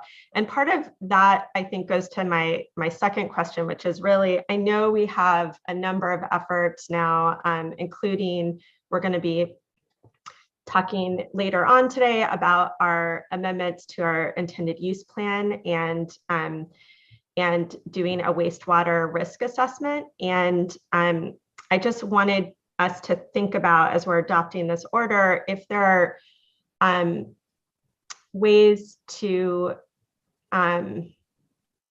help identify or get, I think we're doing this in terms of collecting data on boundaries, which is one key data point that I think we need, but just trying to figure out how we work through defining and tracking ultimately where there's failing systems and at-risk systems, so that we can prioritize them for funding. And I think that would include also this issue of where there's really high-risk areas of failure, like we saw with Carson, within, maybe the system itself isn't what we would call a failing system, but there's areas that really should be prioritized for within our funding pots, especially as we have a lot more funding coming around this. So I just wanted to flag that in terms of as we refine this, just thinking about how we can enable prioritization for both funding and technical assistance as we look at risk and how to target the new funding that's going to be coming down. Very good. Thank you. I believe the more information we have submitted to our board electronically, the easier those type of evaluations will be. Also, to address your question about how are we addressing disadvantaged communities? One of the foundational reasons we believe it's important to include waters of the state, including groundwater, is that exfiltration, even though lots of people do not like that word, could mean sewage seeping its way into groundwater, especially when groundwater rises. And lots of disadvantaged communities do get their water supplies from their own domestic wells. So that I just wanted to point out is another important reason we want to make sure this order clarifies the protection of waters of the state, not just surface waters. And I do see Walter's hand up. Walter? Thank you, Diana. I just wanted to go back and answer Board Member Morgan's question regarding the reporting timeframes for the Category 1 and 2 spills, which is that we did not modify what's already in the existing order, which is within 3 business days, a draft spill report is due into SWRCB, and then 15 calendar days, we require that it's certified within that time frame. Thank you, Ms. Mobley, and thank you, Ms. Messina. Board Member Firestone, was there anything further? I appreciate that, and I think it mirrors. I appreciate your comments, and they really do mirror as well Board Member Morgan's request around support, technical support and assistance for particularly the smaller systems here. But to your point as well, it really is a continuum to the infrastructure dollars we have and the informational basis that we have to make those investments, like on the drinking water side, where we've seen a lot of advancement in our ability to really understand and assess the condition of our systems with the systems themselves, and here, help prioritize investments and be able to see better those communities that are really needing us to better bridge our services, our work, both on the technical assistance side, but also on the infrastructure funding side, to help meet the mission of the Clean Water Act, which again, I think it can very easily be taken for granted here, and Port Cologne, which the waste discharge requirements are the legal hook for here. But altogether, provide us this opportunity to really continue to emphasize the needs of our most vulnerable communities, but especially these essential systems that, as we've talked here, can really impact public health and challenge our ability to protect drinking water sources, which is our other hat here as a board. So just thank you both board members for the good questions and emphasis here. I really appreciate it. Any other comments, questions, thoughts? And if not, we can begin to go to some of our commenters and hear their reflections on what we're getting right or wrong. And reminder everyone that this is a workshop. And so we have the benefit of just being able to explore these. It's not a decision point, and really appreciate everyone's time and engagement here. So I think our first commenter is Debbie Webster, who will be followed by former State Water Resources Control Board member Stephen Moore, and looking forward to seeing our former colleague here in a moment. And seeing you here now, Ms. Webster. Glad you can join us. Hello. Thank you, Chair Escobar and board members. I appreciate this. I do want to start off with thanking you and thanking staff. We've had some good discussions with the informal staff draft. We're starting some good discussions with the proposed order, and they've been super helpful in that really coming to a common understanding of what the goals and what the goals are, and trying to get the wording right. Because I think in the end, what we've seen is a very successful order of, it said 16 years. I've been thinking 15 years, but a 15-year or so successful order. And we'd like to, I would be happy to get the wording right so that we have another 15 years of success.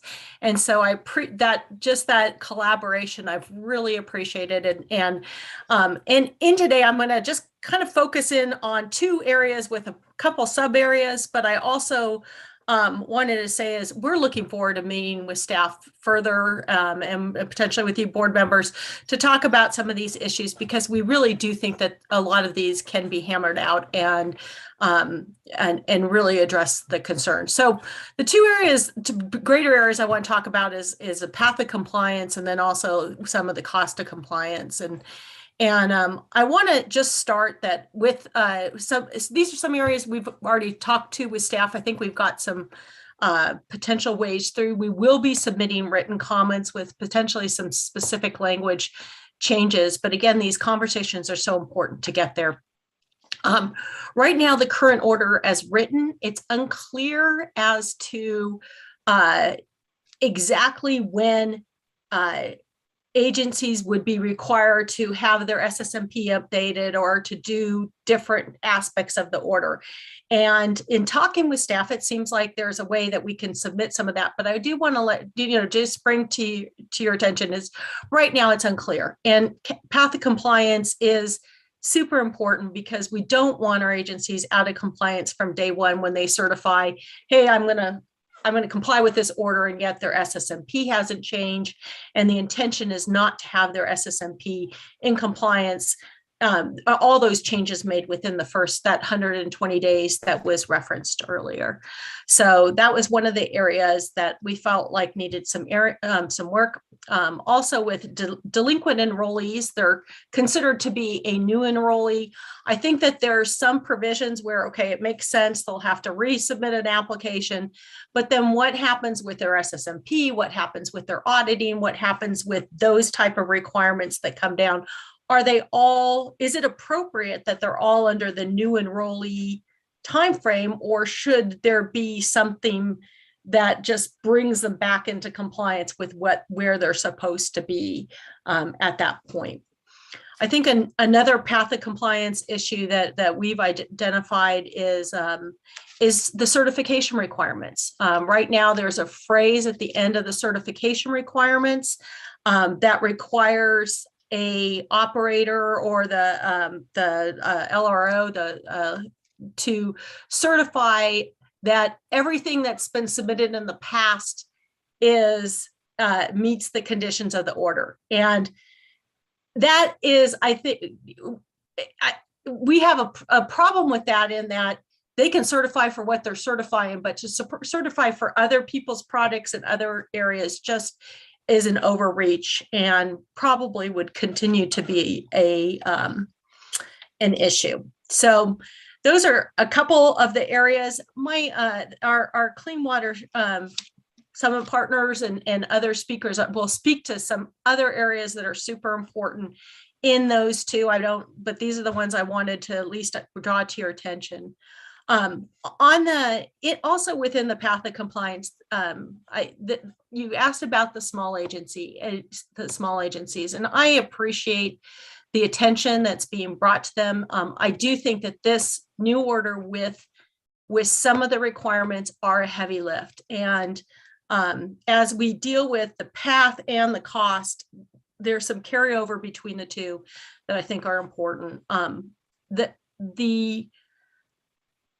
The SSMP, which is kind of the meat and potatoes of the program, the purpose a little bit is changing. I think you were told about the idea of incorporating procedures, changing some prioritization. I think one of the other big things, and this is where I think some thought needs to be put into it, is that if you say it in your SSMP and you don't do it, it's a compliance problem, versus, hey, I've got a small agency, we recognize we have to do this much work, and it becomes a planning tool, which is what the first, what it really was set out initially to do. It becomes a planning tool, and you look at it and you say, okay, I'm going to try to do this much, but I might not be able to get to this without additional funding, or if something comes up that takes precedence, I'm not going to be able to do this. So there's a little bit with the compliance and some of the discussion that we're still trying to figure out how to thread that needle well and meet both the objectives of the planning tool that this could be and the usefulness that this could be, especially for the small communities that need additional funding versus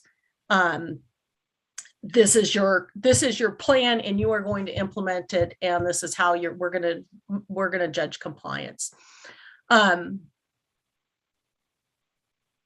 Okay, then something that I first of all, I want to tell you, I really appreciate the idea of putting carrots in versus sticks, is looking at those ways of how can we incentivize certified operators. And I will tell you on the category 4, I think across the board, regardless of sizes, our agencies appreciate the idea of a category 4, but the incentivification area, this is an area where if category 4s didn't have that same level, it wasn't a trigger, this could be a huge cost of compliance area. And I think you're going to hear some more about this, but I will tell you from Civiqua and from our membership, this rose to the top because for many of our agencies, they feel like this is not a good use of public funds. It's very time consuming, and there's not a lot of benefit to the environment or to human health, that they're not balanced. And then finally, I just wanted to touch on one other area is on the sampling. We've been having the sampling, if there is a spill to a surface water, we've been having a lot of discussion about that and what is appropriate. I think we still have more discussion to make. We have some agencies that field sampling is really critical. For others, they're like, it's easier for us to take it in a bottle and take it to our laboratory. And having that flexibility, I think, is going to be important. So I think you're going to see some stuff. What I've been trying to say all this time is I don't have all the answers. We're working through them. We're hoping that through collaboration with your staff, with you, with others, that we can really get to a smart permit that, again, lasts 15 years, that we see benefits from, and meets these requirements. So with that, I thank you. Thank you, Ms. Webster. Appreciate the good constructive comments here, but also just the engagement around all of this. And to your point, this is a real opportunity to make sure that we're understanding how we can, as Board Member Firestone pointed out, make investments wisely here and get systems themselves to evaluate, understand the investments they need to make. But when it comes to those plans, I understand they're also about the definitive steps one takes when there is a spill, right? And so there is maybe, yes, the investments that will continue to, draw down the incidences of them, but it's, again, they're accomplishing multiple things, it seems. So I appreciate the good feedback on that. Mr. Regan. Thanks, Board Chair. I do understand Ms. Webster's concern about the lack of clarity on when the SSMPs need to be updated. And a few days before we sent out the most recent version of the draft public comment, we added some parenthetical clarifying language to specification 5.5 that I hope will do the job. But if not, it would be helpful to get feedback in the written comments. Great, thank you. And thank you for flagging that. Thank you again, Ms. Webster. Thank you. And it's with great honor that I call up Mr. Stephen Moore. How are you doing, sir? Good to see you. It's a pleasure to see you, Chair Esquivel, honorable members of the State Water Board, and all staff, whether your faces or your names. It's great to see you all again.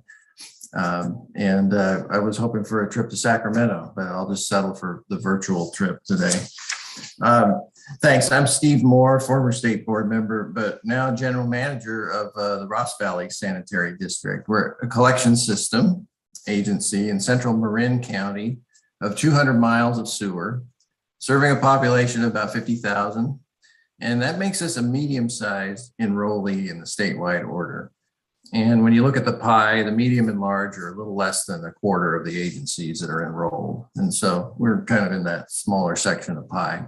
Since yesterday was Pi Day, I thought I'd mention that. So there we go. So anyway, what I wanted to also let you know that we're part of the Joint Powers Agency. So we're part of this, we own the Central Marin Sanitation Agency treatment plant. And that's where most of the compliance issues, over the decades have been focused, right? So in my comments, I want to emphasize 2 points. We have been heard, and the existing order is a good enforceable order. So let me expound on that a little. First, I want you to know I appreciate staff's management of this process so far, and I was not surprised because I know staff's understanding of the need to partner with local government to tap into knowledge of best practices on the ground. And so that's, I think, the process to date. Emphasize that. I think, one interesting nuance to all this I'd like to point out is, after all, this year, the board is going to allocate millions of dollars to convert septic systems to sewer systems, recognizing that sewer systems are a solution, not a problem to water quality challenges, but they are infrastructure to be operated, maintained, and periodically rehabilitated, which is really the substance of the existing statewide order, and a good thing to remind ourselves of. So I do believe we collection systems have been listened to, and the changes from the informal draft order to the current draft order reflect that fact. Out of the top 10 areas of concern that the BACWA members put forward, I believe you've addressed 8, or maybe 7.5, but 8. And 8 out of 10, we'll round up. Magic 80%. So I'm very confident that with your support from the board members, that we can continue to collaborate and avoid unintended consequences of some remaining proposed changes to the statewide order. So that leads into my second point, that any changes I do believe should be a fine-tuning exercise, including in some cases, relaxation of requirements based on what we've learned in 16 years of managing the program. And that has to do, in 06, we may have made some conservative assumptions on water quality risk and that sort of thing. So things are not getting worse, they're getting better. So this order does not need to be intensified or significantly more prescriptive to protect water quality. And for example, we've talked about it, the proposed small category 4 spills only to be summarized in an annual report is a good idea. It's a performance metric, but it's not necessarily a water quality risk metric, right? So we think this good idea should be available to all enrollees. And I want to support the idea of incentives and encourage maybe more of it might be better applied to some kind of certificate of exemplary performance or that kind of pathway. So I also struggle with how you link it to compliance and look forward to more discussions. And then I'd like to leave you with a couple of thoughts, in terms of the history. The regulating collection systems was a new challenge to the water boards in 06, and it continues to be somewhat opaque because we are not dischargers. The statewide order is a discharge prevention program, not a discharge regulation program.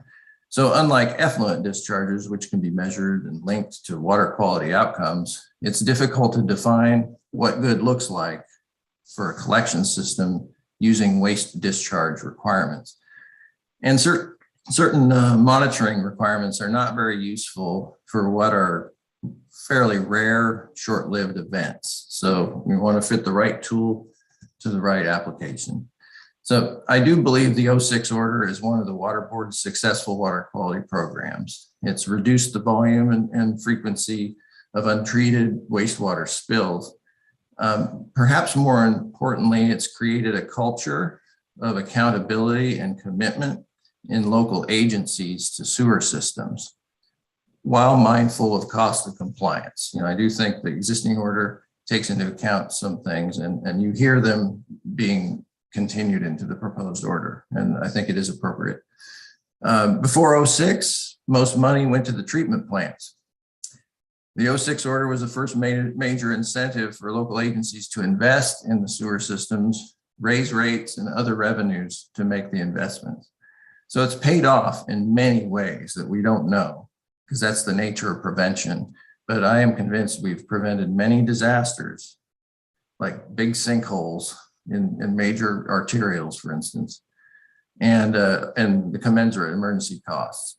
So it's a great order. It's a fine-tuning exercise, and it's great working with staff. And we look forward to continue to rolling up our sleeves. And it's great to see the water board members doing great work today, dealing with a very challenging drought. My thoughts go out to you, and thanks for welcoming me so warmly to speak today, Chair Esquivel. Thank you, Mr. Moore, for your good, quiet, and good leadership, both at your time here at the board and then now at the sanitary district. So just appreciate your good comments here on this order, and glad for your perspective here now. Having engaged with the public process, and glad that it continues to live up to a standard I know we as board members continue to really expect. Where I was going to reflect on Ms. Webster's comment when she said that she doesn't have all the answers, and here you can trust neither do I, or here any one of us.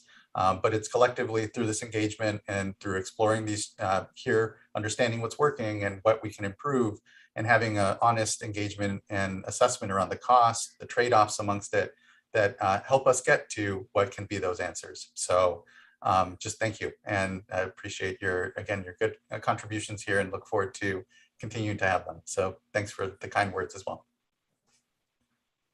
Okay, next I'd like to call up Mary Cousins. Good afternoon, Chair Esquivel and members of the board. My name is Mary Cousins, and I'm representing the Bay Area Clean Water Agencies, or BACWA. And first, I want to express my appreciation to Diana Messina and her group in hearing and understanding our comments on last year's informal staff draft. This version is indeed a big improvement over that version. BACWA continues to have concerns about several elements in the public draft. And the three requests that I bring to you today that would lower the costs of compliance are: first, the definition of Category 1 spills. Second is reporting requirements for the smallest spills. And third is the monitoring requirements for receiving waters. Now, first, we are going to probably request that the definition of Category 1 spills be expanded to include all spills to surface waters, instead of restricting that definition to waters of the US. As we've talked about today, I've heard you mention, we do understand there is a legal rationale for the distinction, but operators from BACWA have expressed loudly and clearly to me that it is just not practical to make that legal distinction during the rapid spill response period, whether it's hours or days. If there needs to be a distinction made, that can be made during the enforcement process, which is longer and more contemplative, or perhaps the distinction could be made elsewhere in the order. Our second request is to simplify the reporting requirements for those smallest spills. We are huge fans of this order's new concept of Category 4 spills, which are those less than 50 gallons. And we propose to further modify that definition to clarify that these Category 4 spills can't have potential to reach surface water or cause a nuisance. The draft order proposes a complex and frankly unworkable incentive system in which certain agencies with low spill rates would qualify for reduced reporting of Category 4 spills. We request instead that all agencies automatically qualify for that reduced reporting. It could go in annual reports instead of monthly reports. And our comment letter will identify complete details for this proposal. Our third and final request today is to simply remove the new receiving water testing requirements for turbidity, dissolved oxygen, temperature, and pH. The proposed testing would require that each of those 1,100 enrollees go out and purchase several new, rather expensive field probes for these parameters. They would need to train their field crews to use them. And these probes are finicky to operate. They require frequent recalibration. They can't just be left in the truck until a spill happens. Despite the expense and effort required for data collection, the data wouldn't be usable for enforcement because, at least in our region, the water quality objectives for pH and turbidity and so on, they require you to know what the background non-spill conditions are. So, for example, the turbidity objective is based on an observed turbidity change. Now, currently, field crews go out and they collect grab samples for bacteria and ammonia. They can keep those sample bottles ready in their truck. Then the samples go back to laboratories for analysis.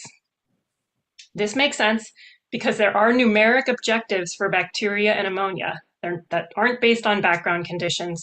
So the grab samples can actually be used for enforcement. By contrast, the new requirement would provide much pain for field crews and no gain for enforceability. So we respectfully request its removal. Thank you so much for continuing to work with us on improving this order. We look forward to working with your staff as the new order is implemented. Thanks. Thank you very much, Ms. Cousins. I appreciate the good comments here and again, the constructive feedback on what is causing the most cost. And it's a balance ultimately here between the protections and the goals of certainly eliminating discharges, but the costs ultimately here balanced amongst it. So thank you.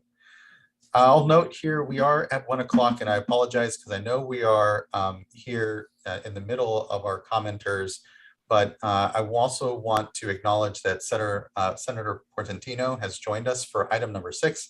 Senator, we're still in the middle of item 5. We will be in this for a long while, and I know you have a packed schedule. So what I wanted to offer up here is that we'll go ahead and take a pause on item number 5 and the comments that we've been receiving. We'll hear from the senator and his feedback on item number 6, which, although we haven't heard yet, we all know the topic of and would gladly take your comment then.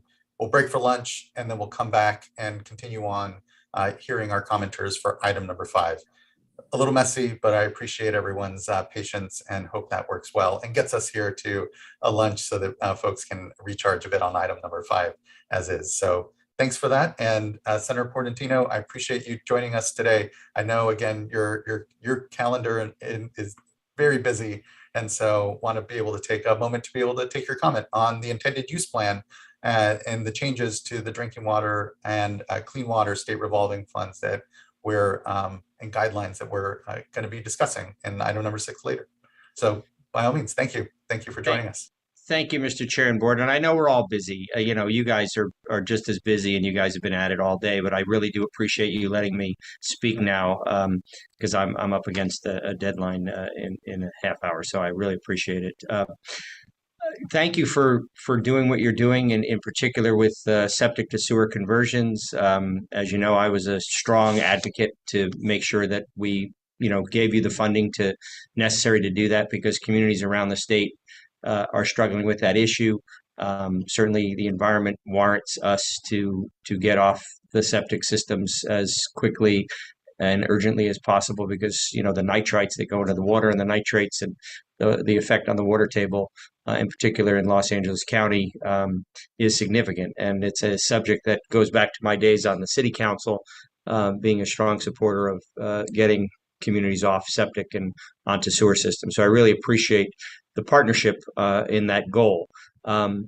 I do want to strongly encourage you on the criteria you're using, that there are some special circumstances out there. There are communities that have tried to self-tax, who have put ballot measures on their ballot to create local districts in order to fund it. But because of topography, engineering challenges, other significant issues, those costs have been exorbitant. And where one neighborhood in a community may have different topography and been able to afford it, other neighborhoods have engineering challenges that have made the costs prohibitive. So I'm here to A, say thank you for all of your work on this important issue, but B, to encourage you to adopt a set of criteria that allows you to take into consideration those types of special circumstances. And some of you may have read the letter that I sent. I'll just go through it briefly. There are cities where a household hookup would be in excess of $100,000.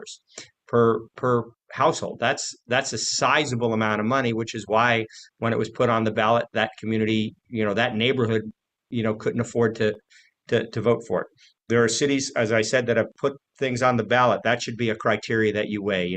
I'm not here to say a community that hasn't made an earnest effort should be treated differently than a community that has made an earnest effort. And so I would encourage you to include that criteria as you move forward. Those cities that have tried with preliminary design and gone out to the ballot should be given some weight versus a community that hasn't tried to pass a local tax measure. Cities that have significant geological and engineering challenges, as you know, throughout California, there are, bedrock places and sand places, and some places it's just easier to tunnel and pipe and others. And, you should give weight to that. There are communities that have already sewered, up to 60% of those communities, and it's the balance that's the tough. That's a criteria that you should look at. And then,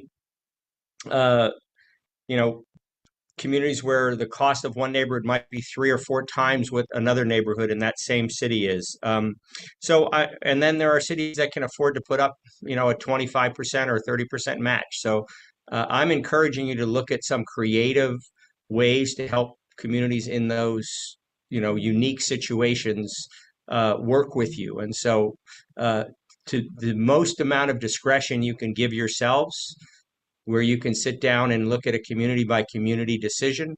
That's what I'm encouraging you to do today. Don't lock yourself into something that is so rigid that you can't take into consideration those outlying communities that have tried in earnest and have unique topography. So that's a long-winded request. It's in my letter as well.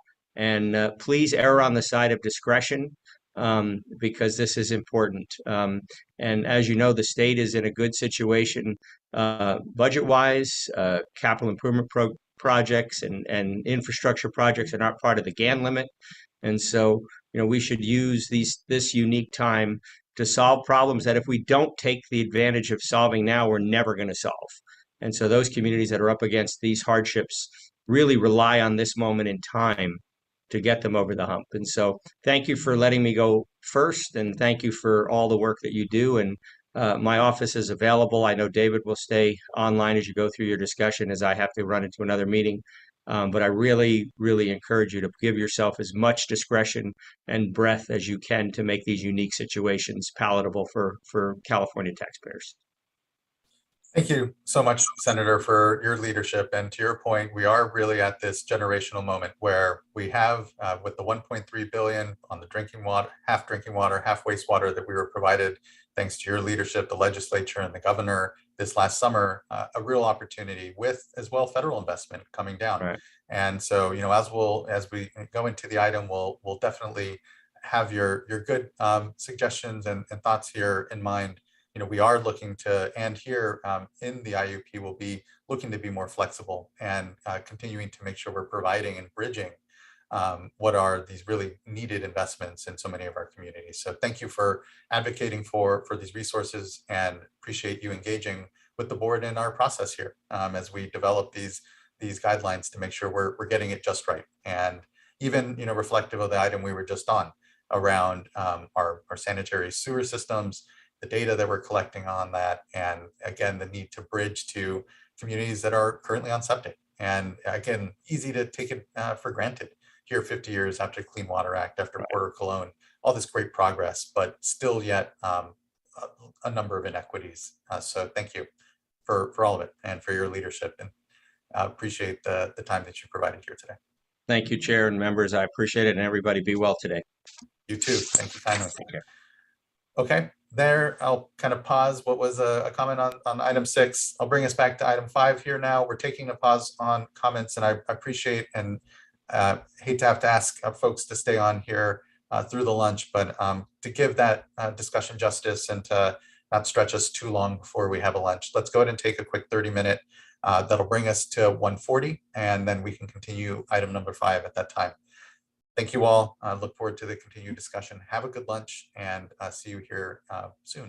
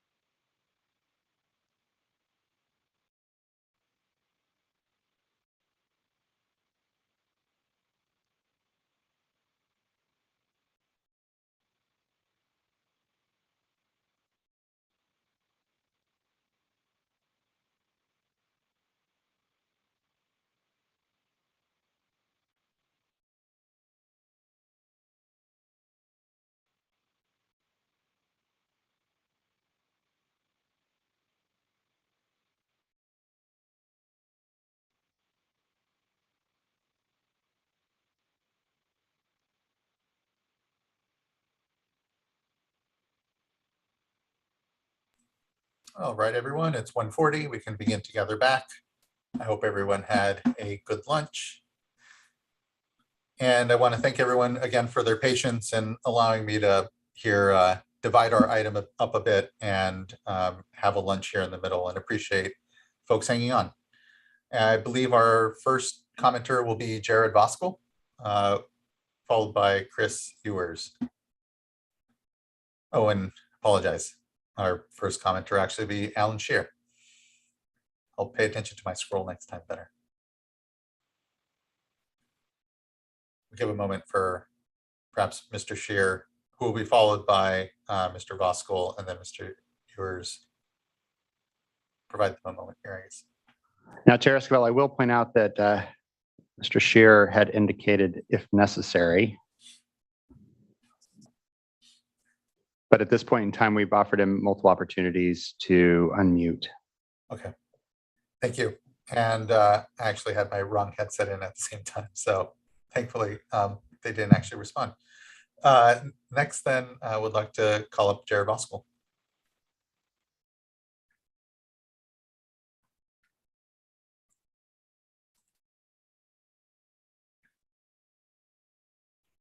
Hi, good afternoon. Good afternoon. Good to see you, Chair Esquivel and board members. You know, Bobby Larson was supposed to provide comments today, and she wasn't able to, so I was going to also do those as a separate item, and I think she was first in the order, so I could do hers. She was, yes, thank you. Yeah, that worked, and thank you for doing that. Okay, all right. Hi, Jared Voskel, and standing in for Bobby Larson. My brother wears size 18 shoes, but I think hers might pale in comparison. She was going to deliver these, but had another appointment she had to depart for. But they were on behalf of CAST and the Regional Clean Water Associations today. We want to begin by conveying our appreciation to the WDR team for the processes they've undertaken and for the ability to dialogue and provide our members input and expertise from the field. The focus of this comment is on the addition of a new prohibition, 4.1. The other two prohibitions, 4.2 and 4.3, those have been in place since the 2006 order was adopted, and they're clear and unambiguous. They prohibit discharges of sewage to waters of the US and discharges that cause a nuisance. And the Water Board's authority to regulate these discharges are clear. In contrast, this new prohibition 4.1 is unclear. We're uncertain about its necessity, and it might be legally flawed. The prohibition states that any discharge from a sanitary sewer system that has the potential to discharge to waters of the state is prohibited unless it is promptly cleaned up and reported as required in this general order. Prohibitions need clarity, and several key elements of this newly proposed prohibition are open to interpretation, such as whether a spill has the potential to reach water of the state, what counts as promptly and as cleaned up. During the workshop discussion last month, staff advised that potential in the context of the prohibition has its ordinary dictionary meaning. The Oxford English Dictionary defines potential as possible as opposed to actual. So in other words, this prohibition would establish liability for discharge that does not occur. Similarly, prompt means without delay. And so there are questions for the meaning of that. Must it be cleaned up in 1 hour, a day, somewhere in between? And if it is cleaned up and there's no environmental impact, but it doesn't meet a definition for being promptly cleaned up, would that be subject to enforcement? As maybe an example of the conundrum we feel this creates, on its face as currently drafted, this prohibition would deem a spill of any volume to paved surface near a storm drain inlet that did not reach the drain or waters at all and was 95% cleaned up to be a violation of the order. To be sure, we don't expect enforcement to be overly punitive or unreasonable here, but the point is the clarity, and the problem is one of due process, ultimately. Due process requires prohibitions to be sufficiently clear for an enrollee to understand what is required and to conform its conduct to the law. During the staff workshops, legal counsel noted that interpretation of whether a spill has potential to reach waters of the state would require a case-by-case analysis by the Office of Enforcement. And the first notice that an enrollee has of its obligations should not be at the enforcement action stage when it's commenced. In addition, the Water Board's purpose in issuing this order is to protect the quality of the waters of the state and keep sewage from entering those waters. And so we have a question whether the board has the authority to regulate a release of sewage that does not impact waters based on the mere possibility that it could have, but it didn't. We understand that staff may believe that spills that do not reach waters of the United States may be an indicator that a system is not properly operated and maintained, but that consideration alone can't justify the prohibition when releases themselves are not unlawful under the water code. There are many other resources and avenues available to evaluate system performance beyond this prohibition, including over a decade of reporting and plans in CWICs already. So to close, this prohibition would sow confusion and lend itself to uneven and inconsistent enforcement.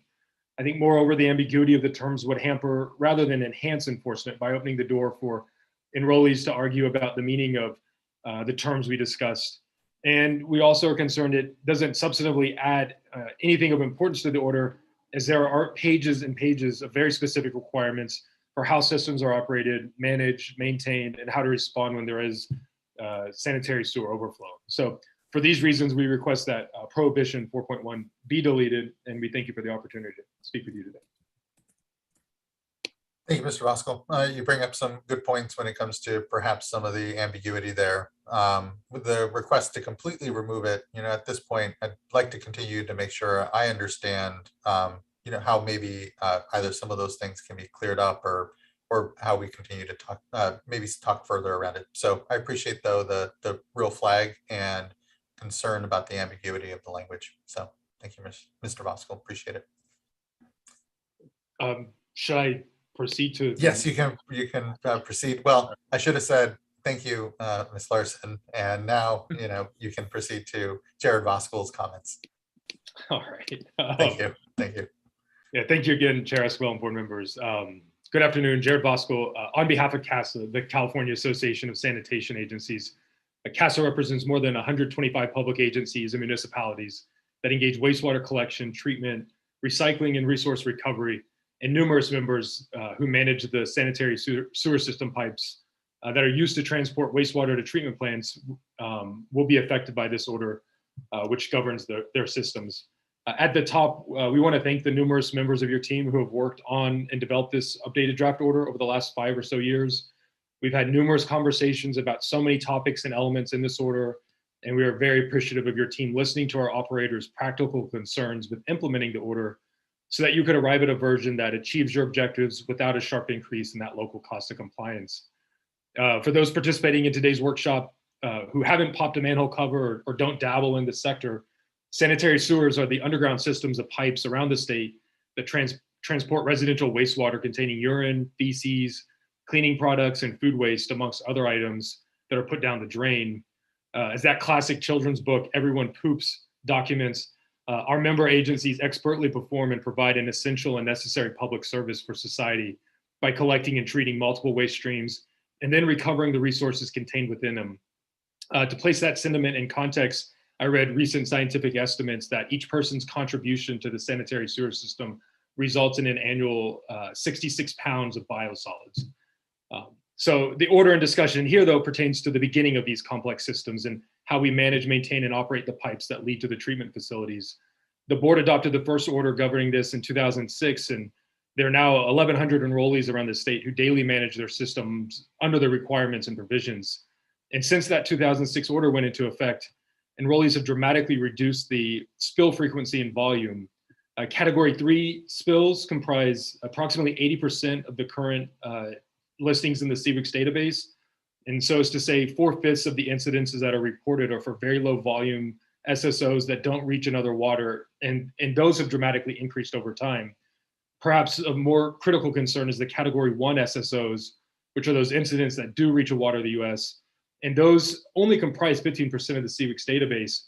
And under the current order, those have decreased by nearly 2/3 since 2008 because of enrollees' proactive and diligent management of their systems, which entails routine inspection, assessment, repair, and replacement. So we'll provide written comments by the deadline, but to highlight some of the remaining concerns with the draft order, you've heard or will hear from others today who will deliver detailed remarks seeking refinements on items. including the definition of exfiltration, the designation of the LRO and the different documents they certify, the term changes in waters of the US and waters of the state, and the new receiving water monitoring requirements. Additionally, it should be noted that nearly 600 enrollees, or about 50% of them, are very small systems, less than 20 miles, and another 330 are small systems that have less than 100 miles. And combined, they comprise about 80% of enrollees. So it's critically important for the success of this new order that we consider their needs to ensure that smooth transition. But all that said, we really do like how this draft has retained the structure of the 2006 SMP and how it structured the compliance pathway for enrollees by requiring they complete that final 2006 scheduled SSMP update before they begin moving forward with the audits and the new update that they'll perform at the 6th year of the new order.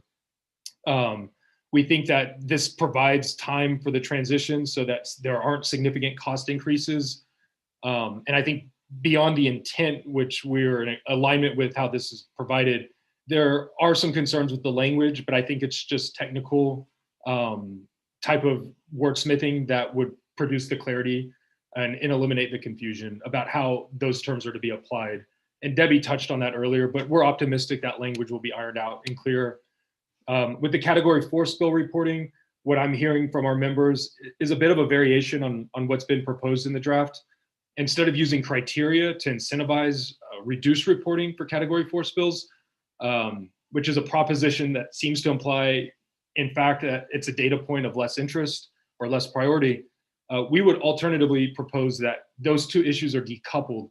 So instead of reduced reporting of Category 4s of well-performing systems as potentially defined in the draft, instead all enrollees would still report those Category 4 incidences, but they would be filed in their annual report. And so that helps with the administrative burden of not having to file a CVIX report for those really small incidents that are no threat to water quality nor a nuisance, but they're still documented and preserved in the enrollees' records and in the states. So if they ever need to be considered and whether there's a broader systemic issue with that enrollee's management of their sewer system, it would be accessible and it could be identified. And then last, in the enforcement section of the current order, there's a provision allowing for the recognition of extreme circumstances and discretion for enforcement for discharges that are, quote, exceptional, unintentional, temporary, caused by factors beyond the reasonable control of the enrollee.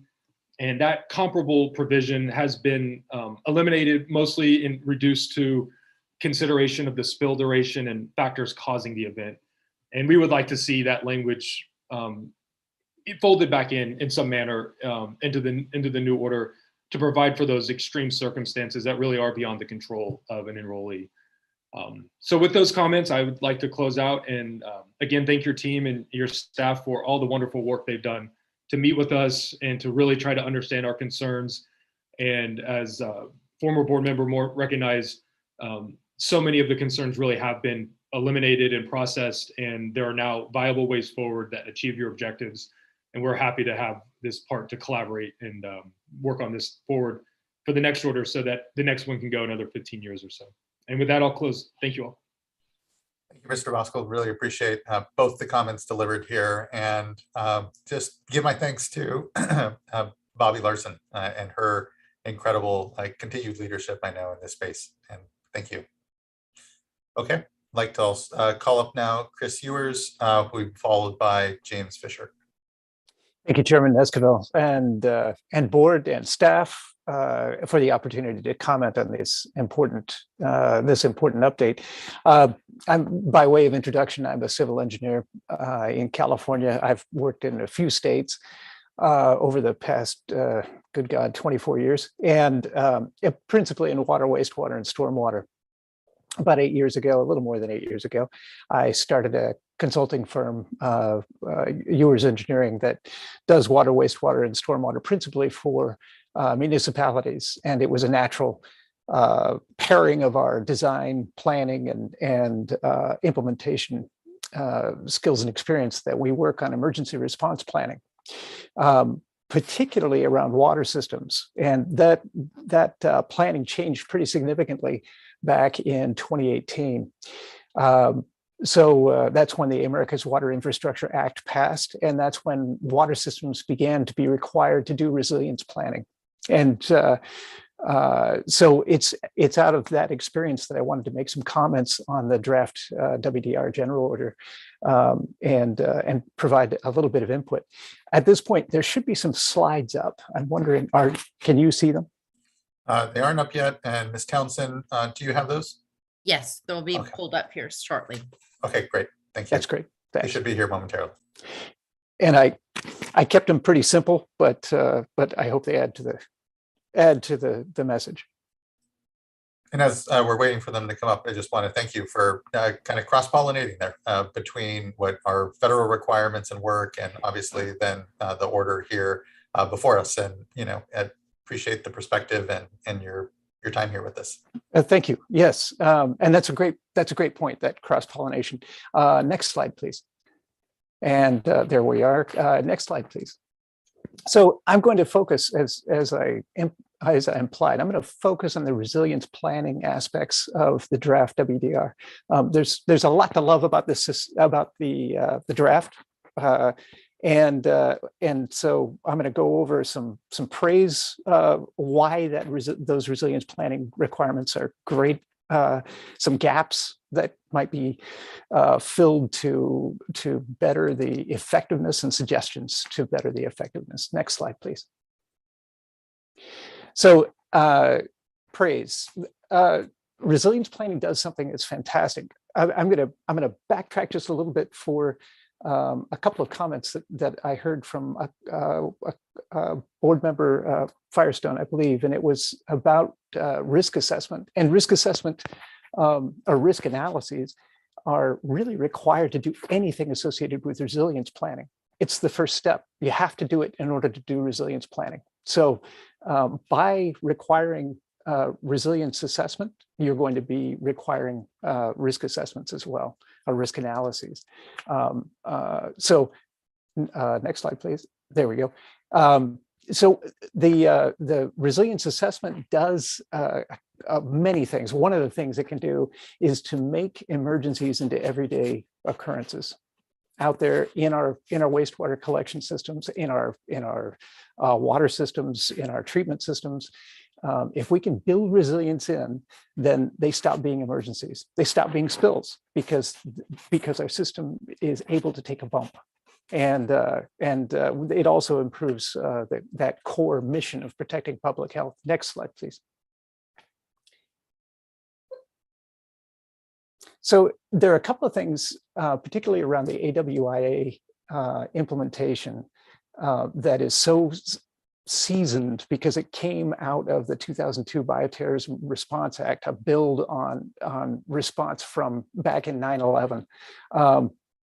From that seasoned response, the resilience assessment requires that we do some things that are pretty peculiar, and I haven't found them anywhere else. Number one, you have to take a failure-based perspective of your system, which is a remarkable twist in perspective for a lot of folks.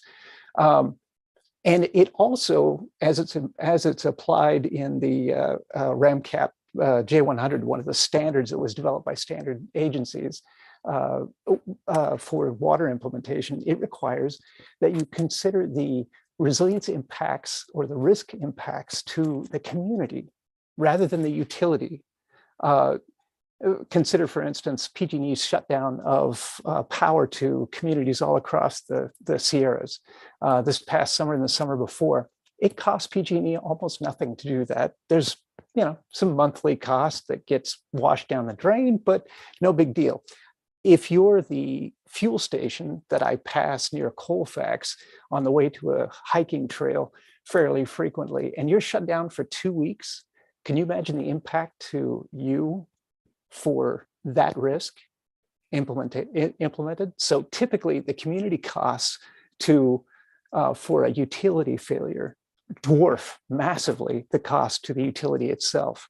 And that's a wonderful thing about doing resilience assessments. Next slide, please.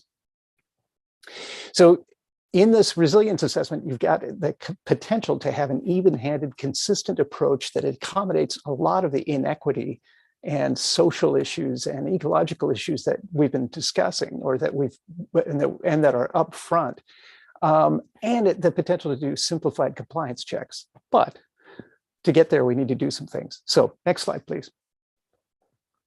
So take a look at what makes an effective regulation. I know this is kind of bizarre for me to be talking to you folks about this, but I look at it through a lens of useful, scalable, and enforceable. Those three things.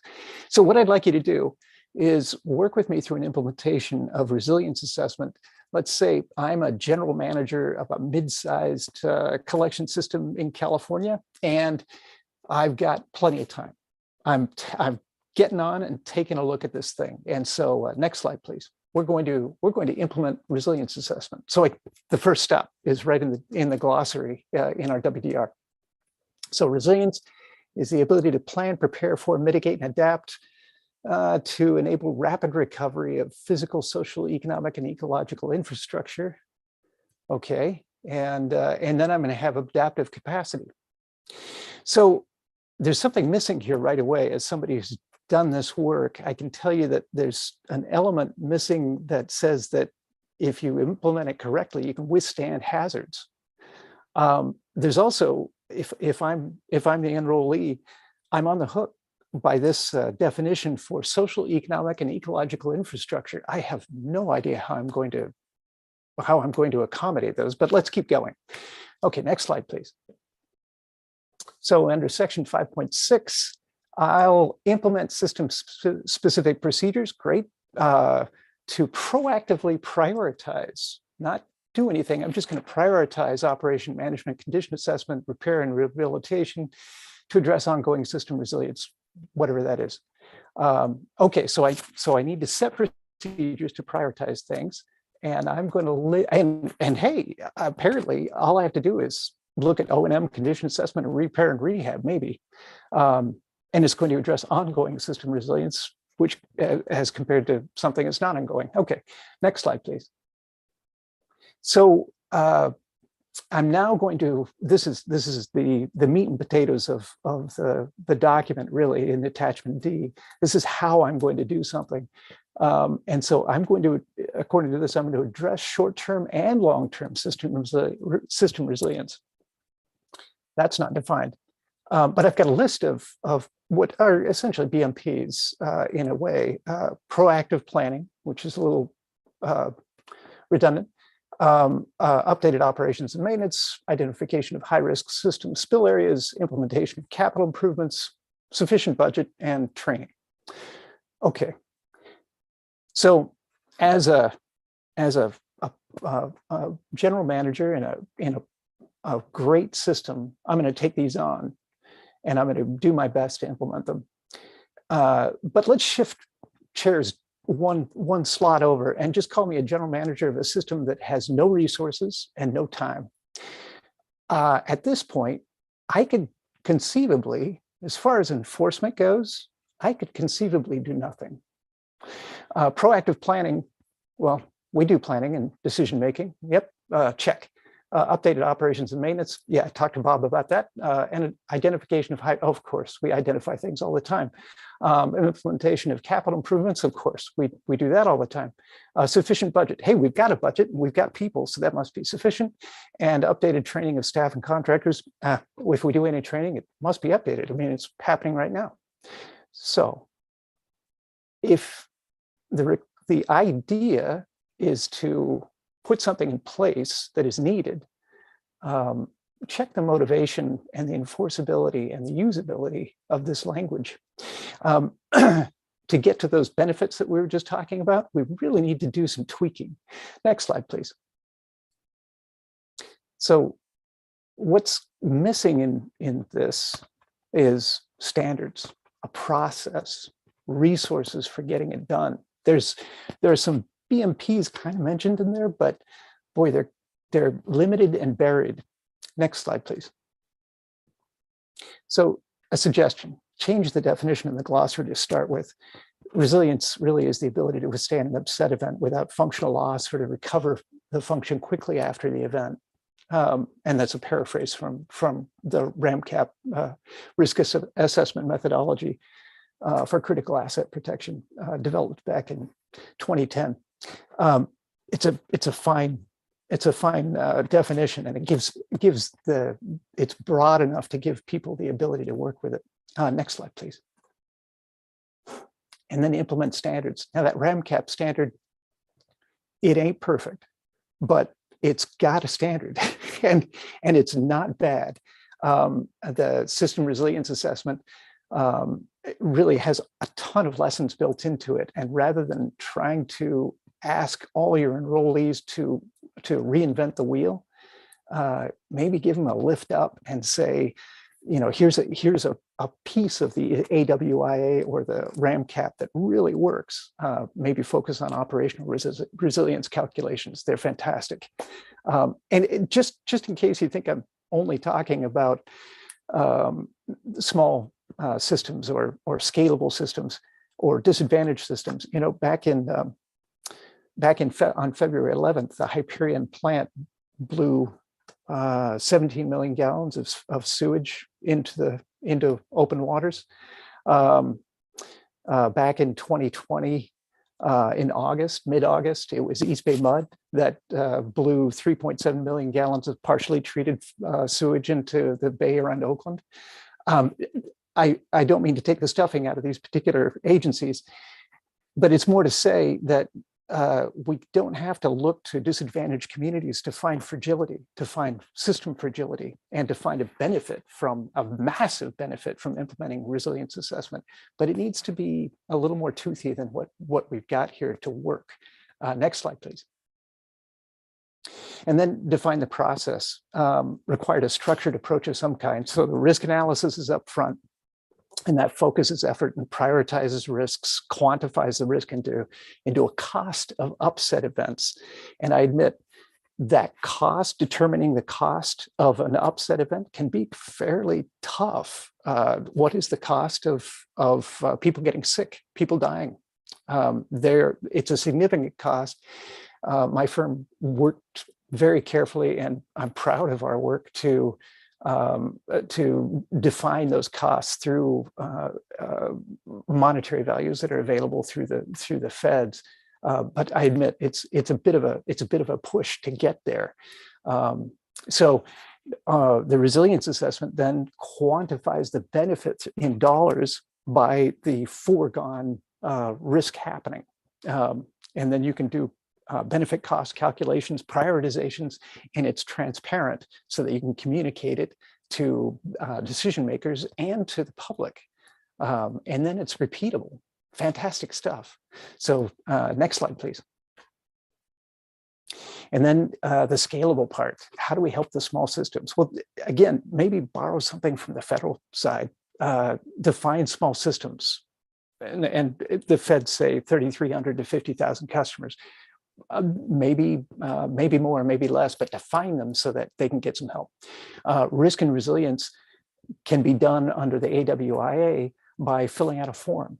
Okay, now it doesn't get you all the benefits that I just talked about, but it gets somewhere, and it gives people some out. Or have the state board economist calculate the values of threat asset pairs and countermeasures. Put your money where your mouth is. If you're going to make people do this, then help them do it. Provide resource.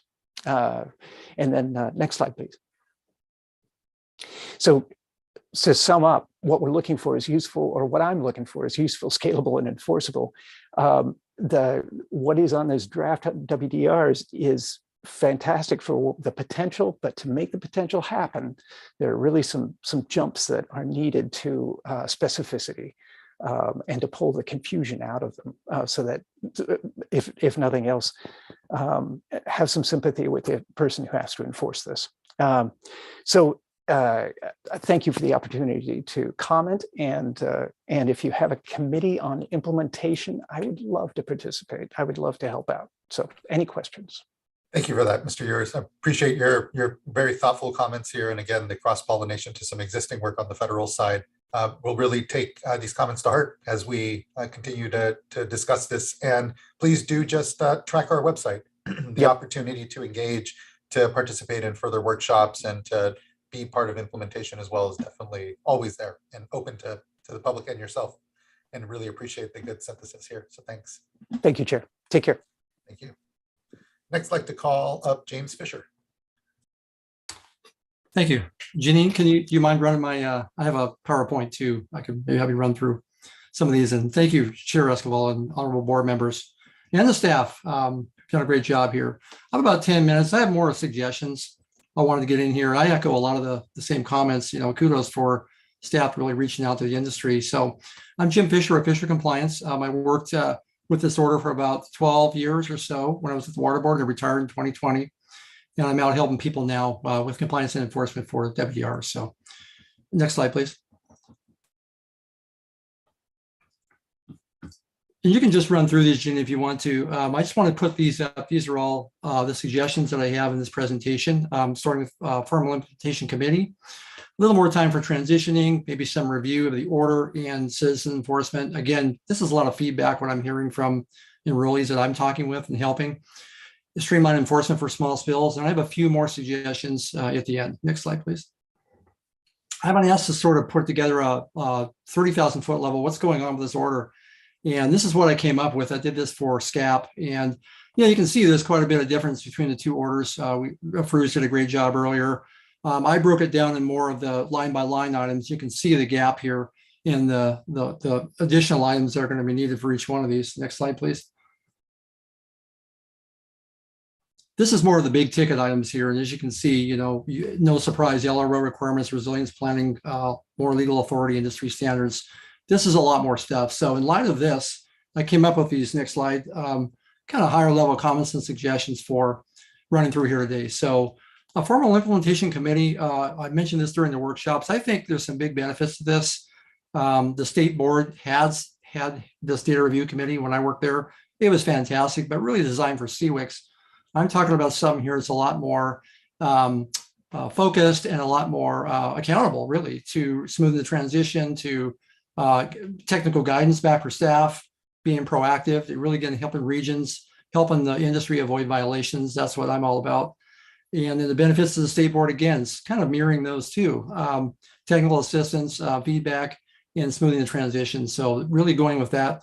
Next slide, please. I came up with a couple of just, next slide. Right here, just basic language you might want to think about to put into the order somewhere in 317 or somewhere else. Next comment, next slide. Number two would be more time for transitioning.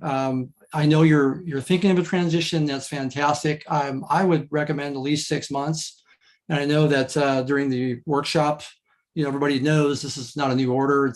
We already have an order. There's a brand new order with more requirements. So it's not like it's a brand new thing. However, the people I talk with, I think that's going to be tight. 60 days, 100, I think it was 120 days. Why not going with something like 6 months?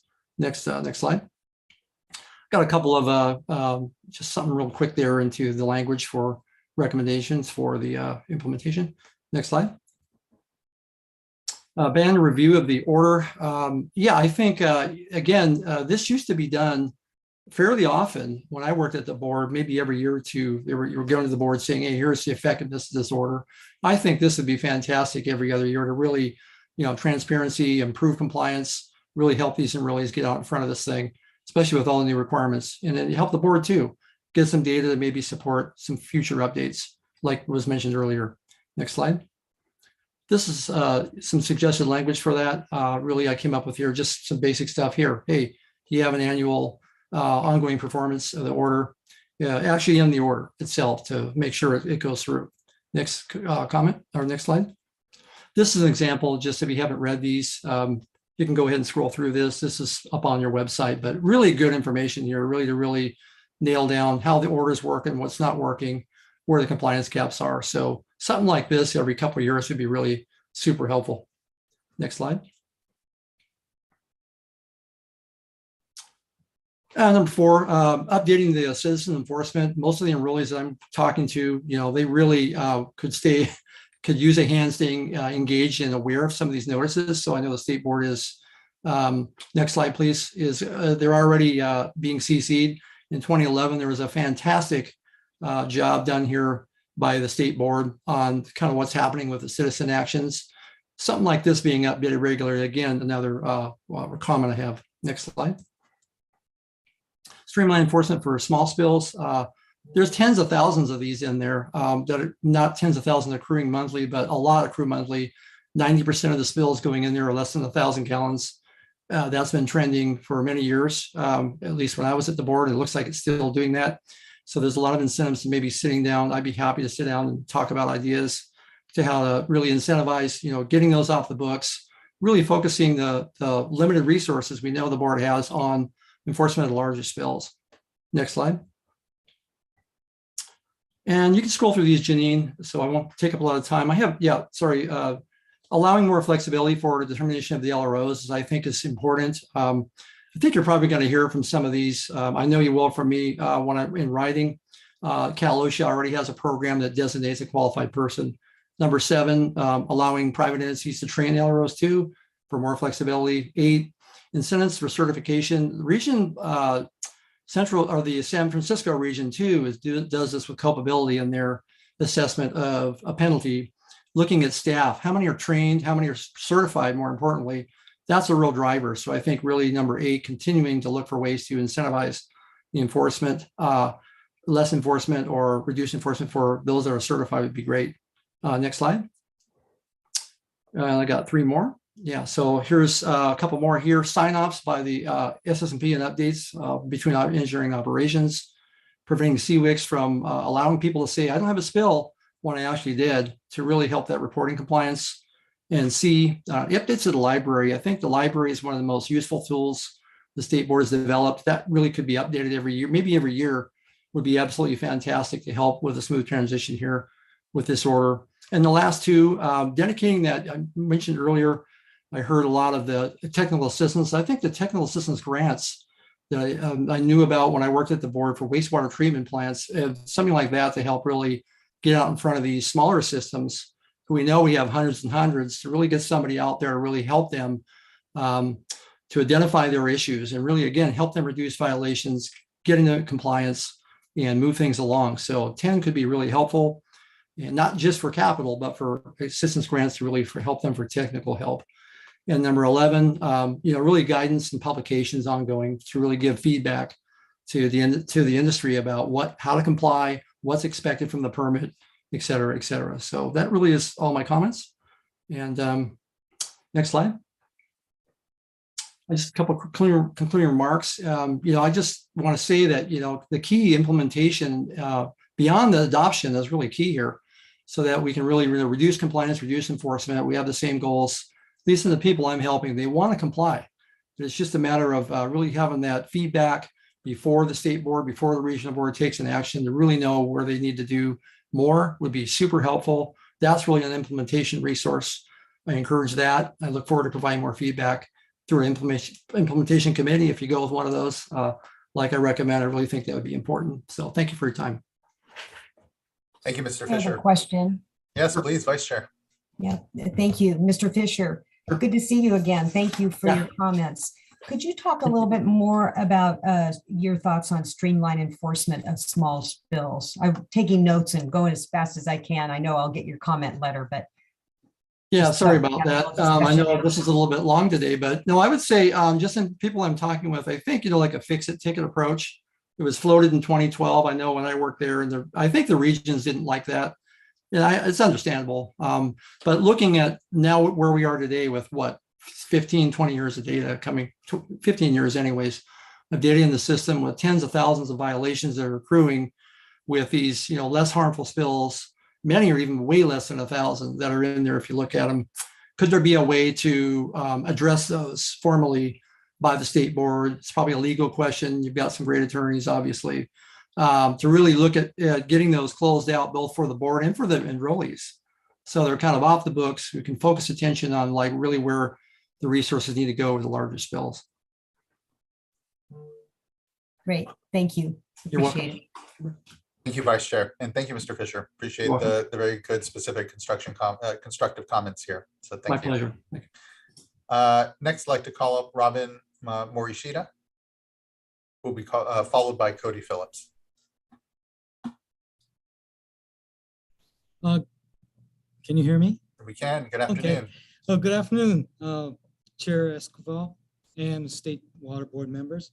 I'm Robin Morishita. I'm the Director of Technical Services at the Leucadia Wastewater District. First of all, I'd like to thank the board, the staff, the water board staff, under direction of and leadership of Diana Messina for the exceptional outreach that they did during with stakeholders during the WDR reissuing process. They actively listened to us, considered, and applied some of our comments and concerns. They should be commended for their patience, diligence, and hard work. The topic I'd like to talk to you about today is the certification of the Sewer System Management Plan, or SSMP, and the updates by the legally responsible official and grade 2 operators, which is a collection system maintenance operator or a water treatment plant operator or higher, or a professional engineer. The concern we have is the addition of those two secondary certifications to the SSMP. And we request that those secondary certifications be removed, even though the LRO may not be a grade 2 operator or a professional engineer.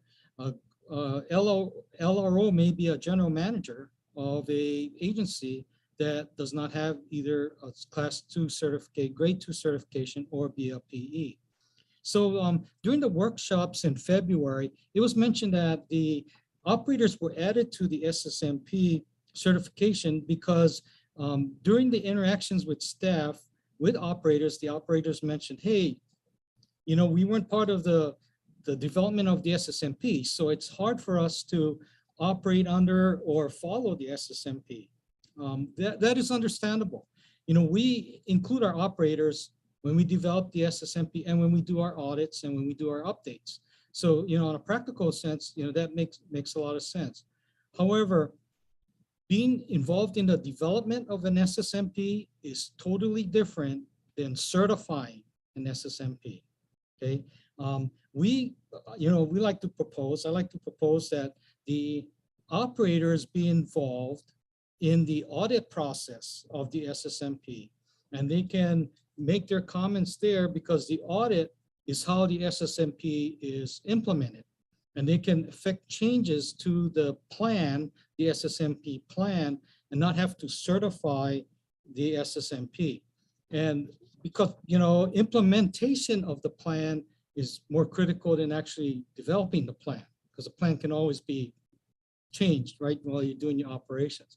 And we think that this will alleviate the concern of having a grade 2 operator certify the SSMP. And I have asked our grade 2 and grade 3 certified operators in our district if they would certify it, the SSMP, and they said, no, they wouldn't be willing to do this. And part of the reason is Section 5.9 is the reporting certification for the SSMP, and it includes words like penalty of perjury, significant penalties, and other submitted reports and plans comply with the general order.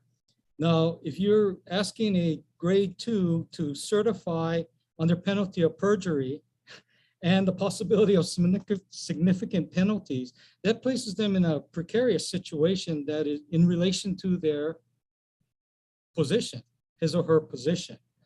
And so, you know, we look at this as it may be a cost of compliance issue where the cost of placing an increased responsibility on the operator, and also with the professional engineer, cost of compliance for services to obtain that professional engineer if it's a small or disadvantaged agency and they may not have an engineer on staff. So that concludes my comments. I thank you for the time and the opportunity to address the board on this issue. Thank you, Mr. Morishita. I know it's been a long day, and so I appreciate you sticking with us and here providing us comment on a concern, an important one, I know, and I'm sure will be further discussed here as we continue on the order. So thank you, appreciate it. Thank you. Next, I'd like to call up Steve Jepson, and who will be followed by Cody Phillips, and our last commenter will be Carolyn Ballas. Hi, hello, Chair Esquivel, members of the board and water board staff. This is Steve Jepson with the Southern California Alliance of Publicly Owned Treatment Works. And we represent over 80 public water, wastewater agencies in Southern California. I want to start off by pointing out that since the 2006 SSSWDR, sewer spills have been trending down, as Jared mentioned. The current system is working. It's a good order, and I was involved with it back then, and I think it really helped out the wastewater community a lot. While the current order is mature, we don't see any need for major changes. Having said that, I don't want to miss the opportunity to commend the WDR staff who have been accessible, responsive, and professional during this process. Not to say we agree on everything, but the process has been productive and they really should be commended. They have been great.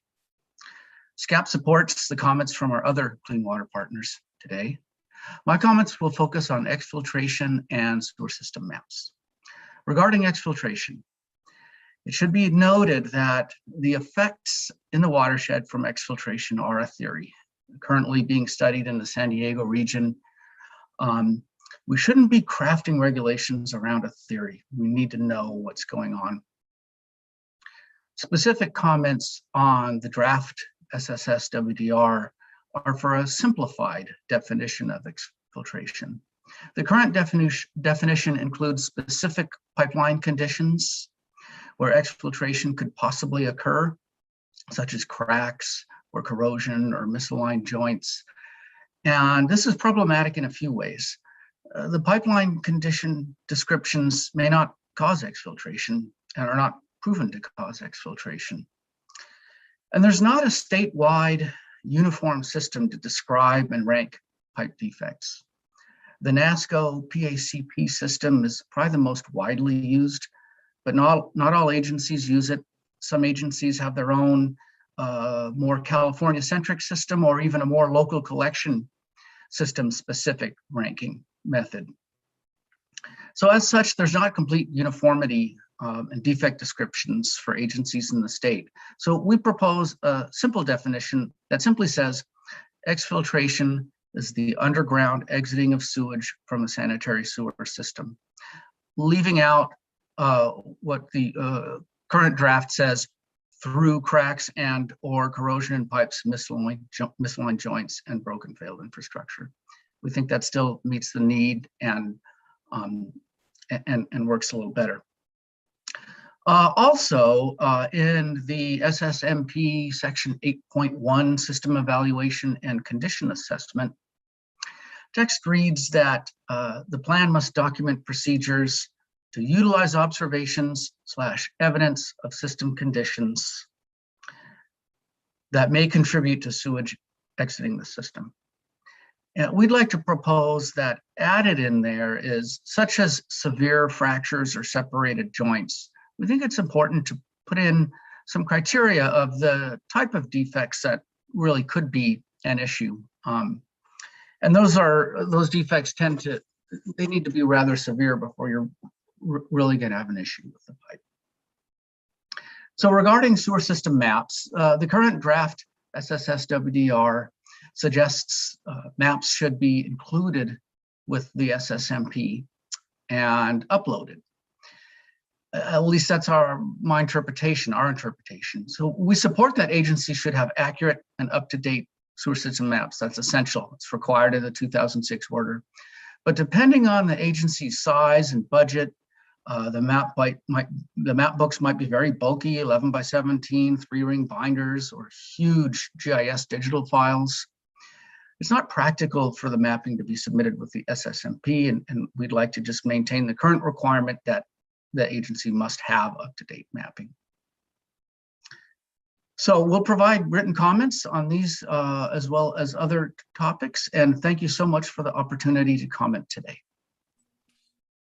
Thank you, Mr. Jepson. Appreciate the engagement and hear the summary of some of the concerns and look forward to continuing to make sure we're reflective of what we're hearing today, but getting to final adoption. So I appreciate the engagement here. Thank you. Thank you.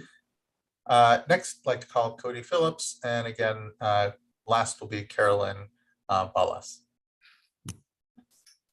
Hi, my name is Cody Phillips. I'm the policy analyst for California Coastkeeper Alliance, and I'd like to first off just thank the staff and the board for their willingness to accept comments and listen to our recommendations for the draft general order now and throughout this whole process. Echoing what everyone else has said, it's been people have been listening, and it's nice. So I have two things I'd like to comment on today.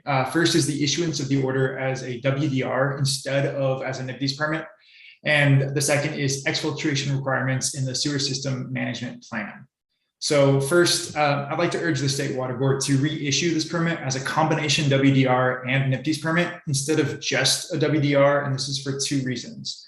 One, NPDES permits have the added benefit of empowering and engaging California citizens, and two, this order already regulates discharges into waters of the United States very much like a NPDES permit.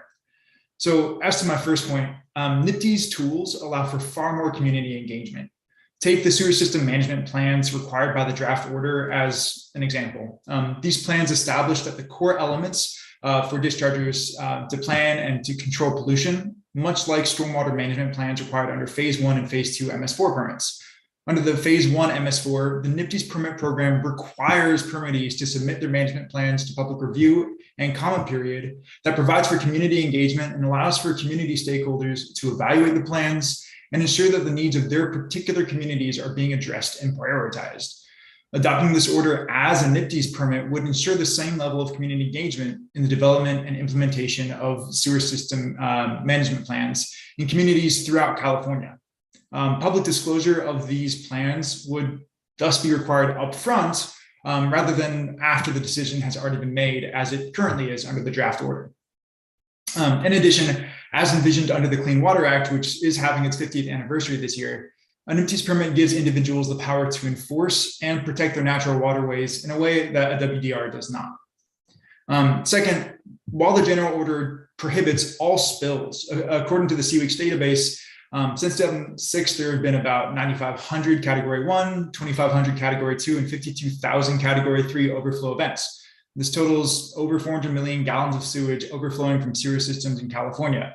Despite its absolute prohibitions on these spills, this general order expects these spills to occur and regulates accordingly.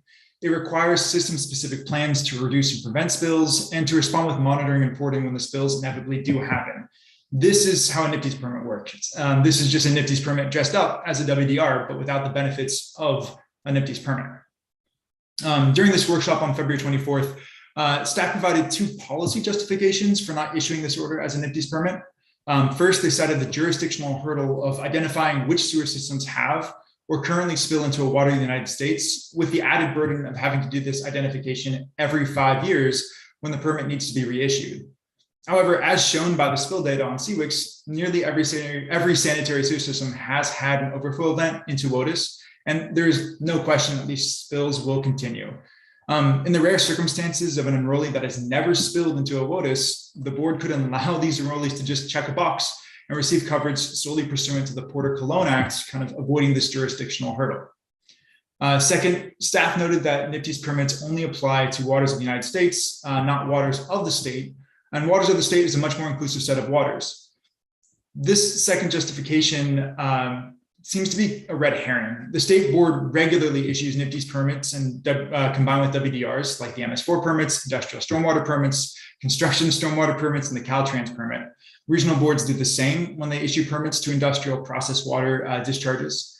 Likewise, the permits for discharges from wastewater treatment plants are all issued under the board's Porter-Cologne and Clean Water Act authority and contain provisions to protect all state waters, including groundwater and surface waters that may not be WOTUS.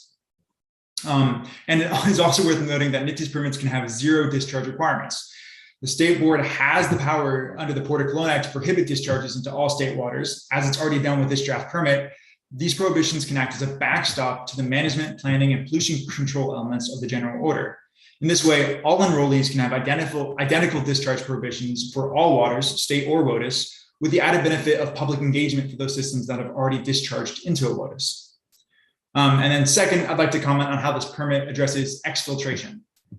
So we recommend that the State Water Board make the requirements under section 8.1 more clear to ensure that areas where exfiltration could pose high risk are identified and prioritized accordingly.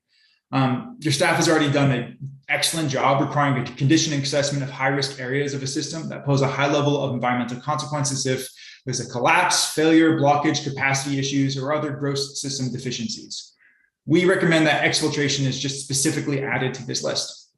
In addition, the same section requires prioritization for areas within the vicinity of surface waters, steep terrain, high groundwater elevations, and environmentally sensitive areas. We recommend that porous substrate and unconfined aquifers are added to this list as well to better identify when exfiltration is likely to travel underground and when aquifers lack the protection of a sealing aquitar layer. So those are my comments, and we do plan on submitting written comments. Thank you for the time. Thank you for your time. And again, patience. I know it's been a long day for folks. And so thanks for sticking with us and providing your good comments here, Mr. Phillips. Thanks. We have our last commenter, Carolyn Palas.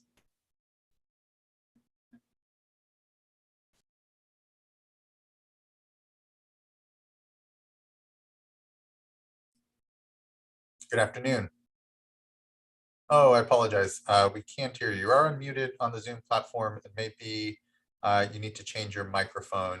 At the bottom left where the mute button is, there's a little caret. Should be able to see your microphone that's currently selected. Maybe try selecting a different one.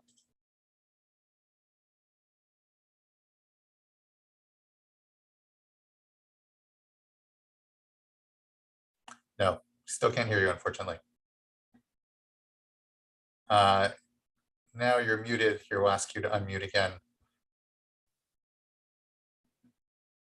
And maybe if you try selecting if there's another microphone amongst those there isn't another, you're on the other one. Gosh, Mr. Loffer, you're my backup tech help here. Ms. Ballas, actually what we can have you do is call in. Yes, in the email you received from the clerk of the board, there should also be a phone number you can dial in. You can leave the video going if you'd like, but if you have access to a phone or your cell phone, either would work, and just dial in on that number and we'll patch you in. Great, and we'll wait for you to just be able to have a moment here to call in. And as we do, well, I won't transition to board member comments yet. We'll allow you a moment here.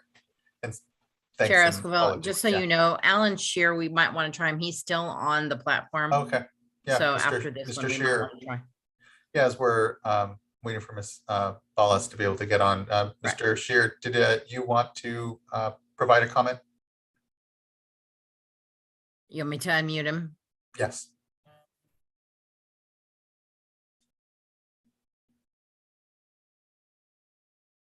And if not, no worry, Mr. Shear. I know you were, I think, speak as needed or necessary. Yes. Good afternoon, members of the board. You know, I had originally intended to speak, but all my comments have been presented by other speakers, so I will waive my time. Thank you for the opportunity, though. Of course, thank you. Really appreciate it, and thanks for participating. Ms. Ballas, we'll give you a moment more here. Apologies.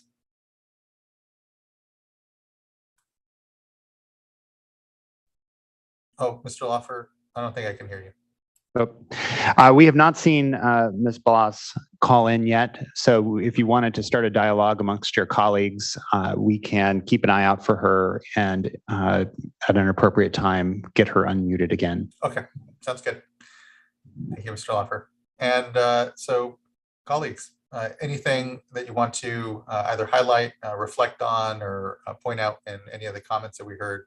It was, you know, I think for me, at least, I think the need to continue to really focus, I think, on maybe 4.1 and what were some, you know, strong concerns heard from CASA and some of the ambiguity perhaps of that language. But here, again, not supportive of wholesale removing it, but really would like to figure out how to to address, if we can, if there is ambiguity there or challenge in folks trying to just have a pathway to compliance, as we say here, for it. That would be my, my main sort of flag at this point that, I'll want to further discuss, and along with Mr. Ewer's general comments around ways to maybe, I wouldn't use the word teeth here with the regulated community, but how to make sure we're really getting of best value the work that's being done here within the order, but also as it's reflected in some of the federal requirements that are coming down around resilience and risk assessment.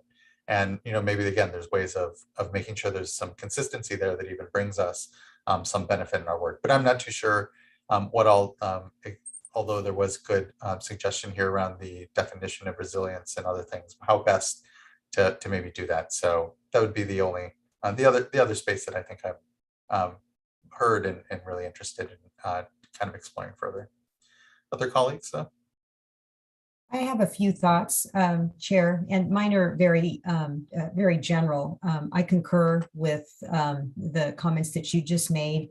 And first off, want to start off by just really thanking people. This was one of the more interesting workshops that I've sat in on. A lot of really good suggestions, but it just strikes me, I'm really glad that I'm paired with board member Morgan on this, because she has that practical side of experience that I don't have. And so I just want to be really mindful that just because something sounds good, I don't really know how that's going to be implemented in the real world.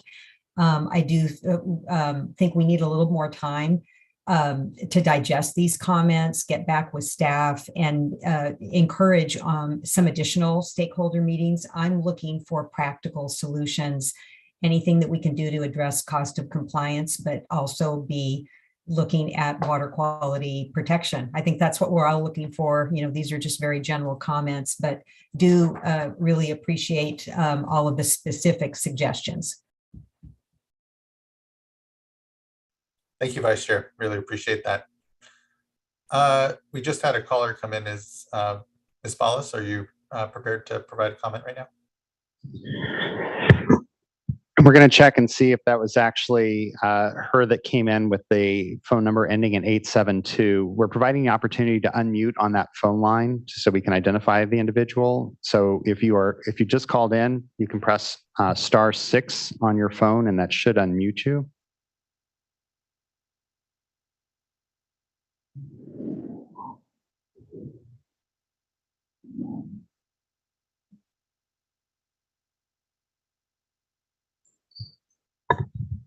And so far, Chair Esquivel, we have not received any response to the unmute.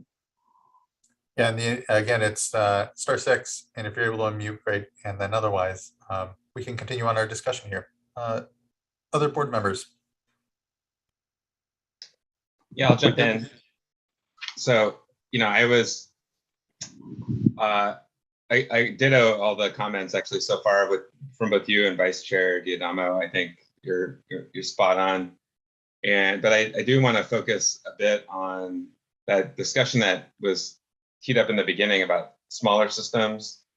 And I think we heard a lot of comments today about that, suggestions for implementation committees, suggestions for technical assistance grants for smaller systems, a lot of neat recommendations around the resilience assessment, risk assessment, and providing some more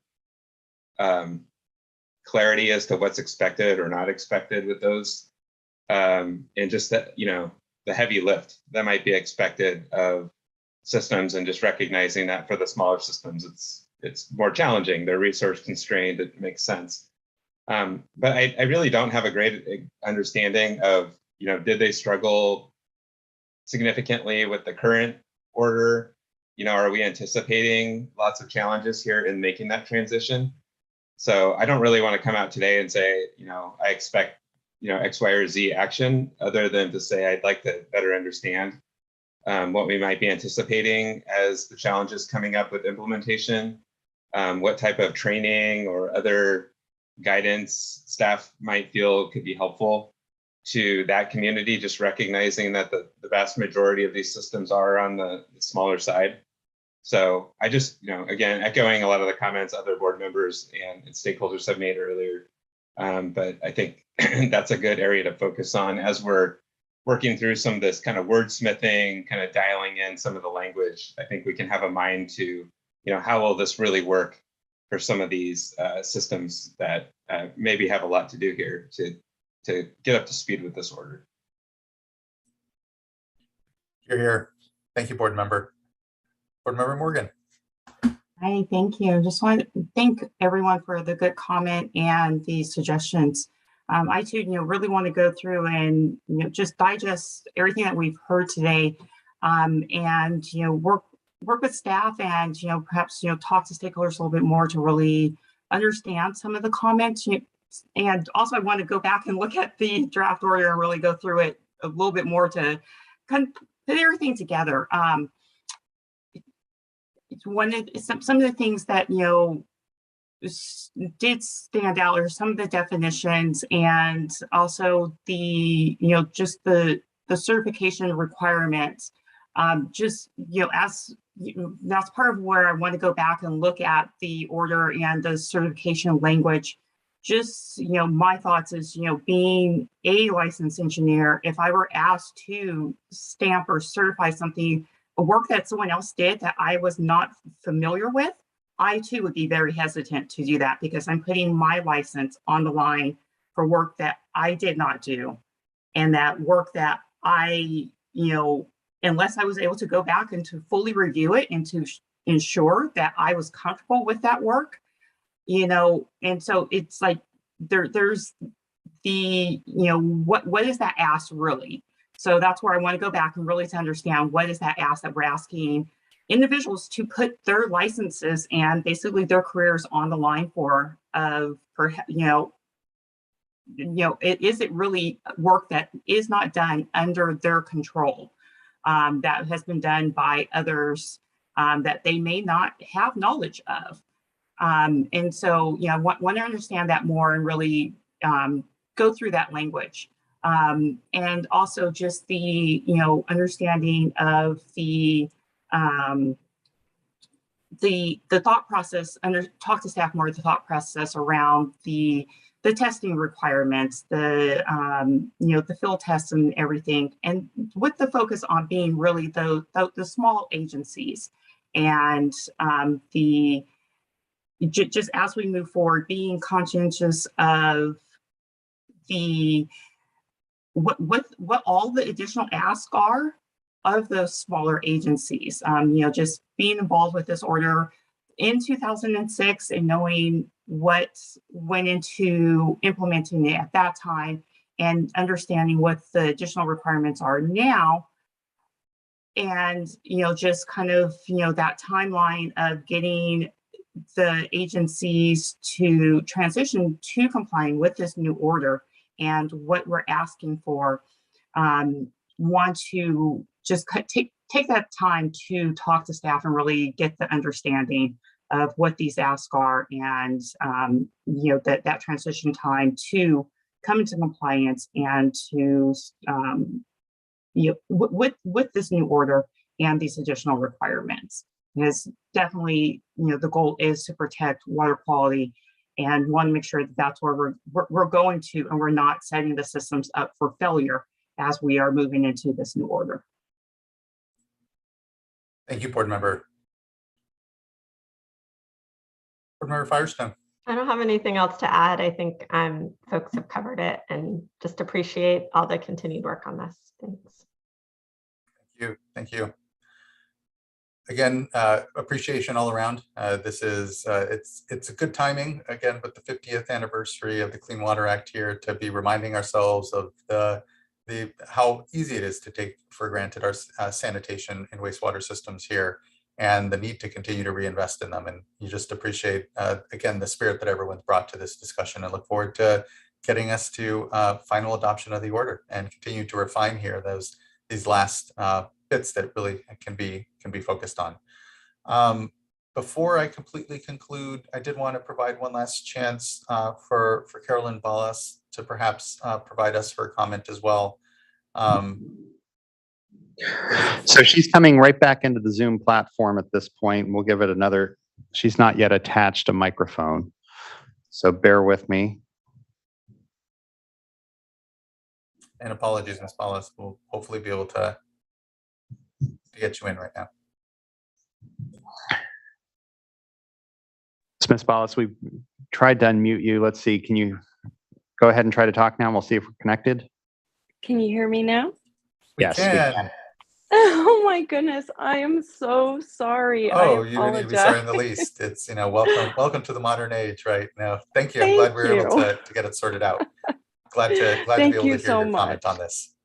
Okay. Good afternoon, Chair and members of the board. My name is Carolyn Balaz.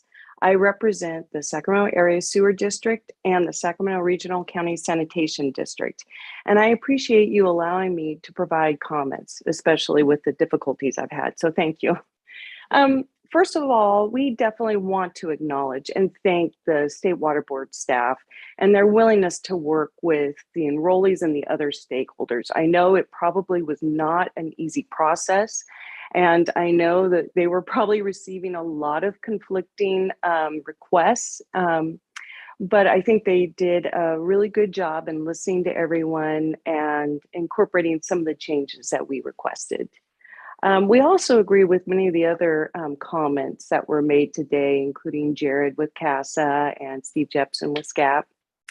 One of the first things that we would like to do is to request an extension for the implementation period from 120 to 180 days. That little bit of extra time will really give us and the enrollees enough time to comply with some of the new requirements and make significant changes to our plans and procedures as called out in the new order. And then another thing, we respectfully ask that your board recognize that there are specific differences between the sewer systems.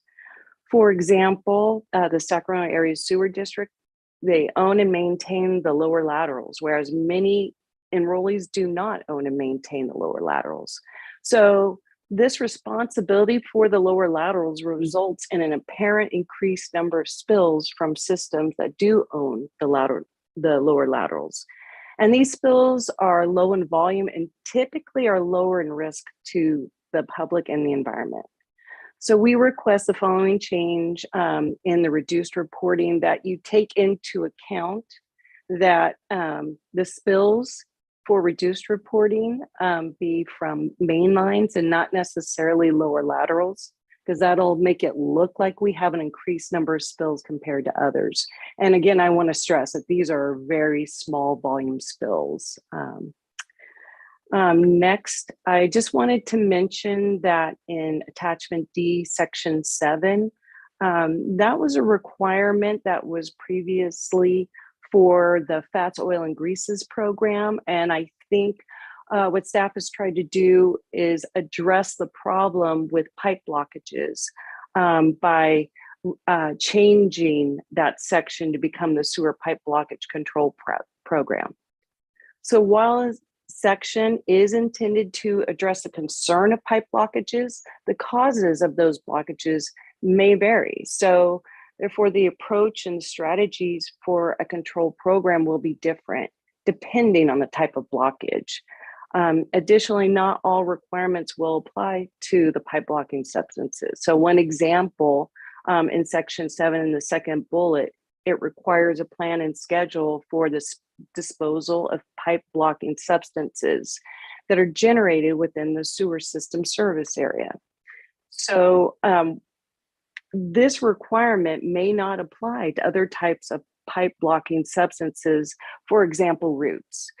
Previously, the requirement was specific to fog, and that made sense. So what we're just asking that you acknowledge that all of these different items will not necessarily be expected to be treated the same. And then lastly, we will prepare a comment letter, and we plan to provide specific language at that time. And again, thank you so much for your time and sticking in with me and having resolved to listen to my comment. Thank you very much. Oh, thank you. I appreciate your patience with this platform, and I know the challenges that come with it, but importantly, really appreciate the good constructive comments here, and I look forward again to the continued engagement around this. So thank you for, again, that time and for providing your comment. Thank you.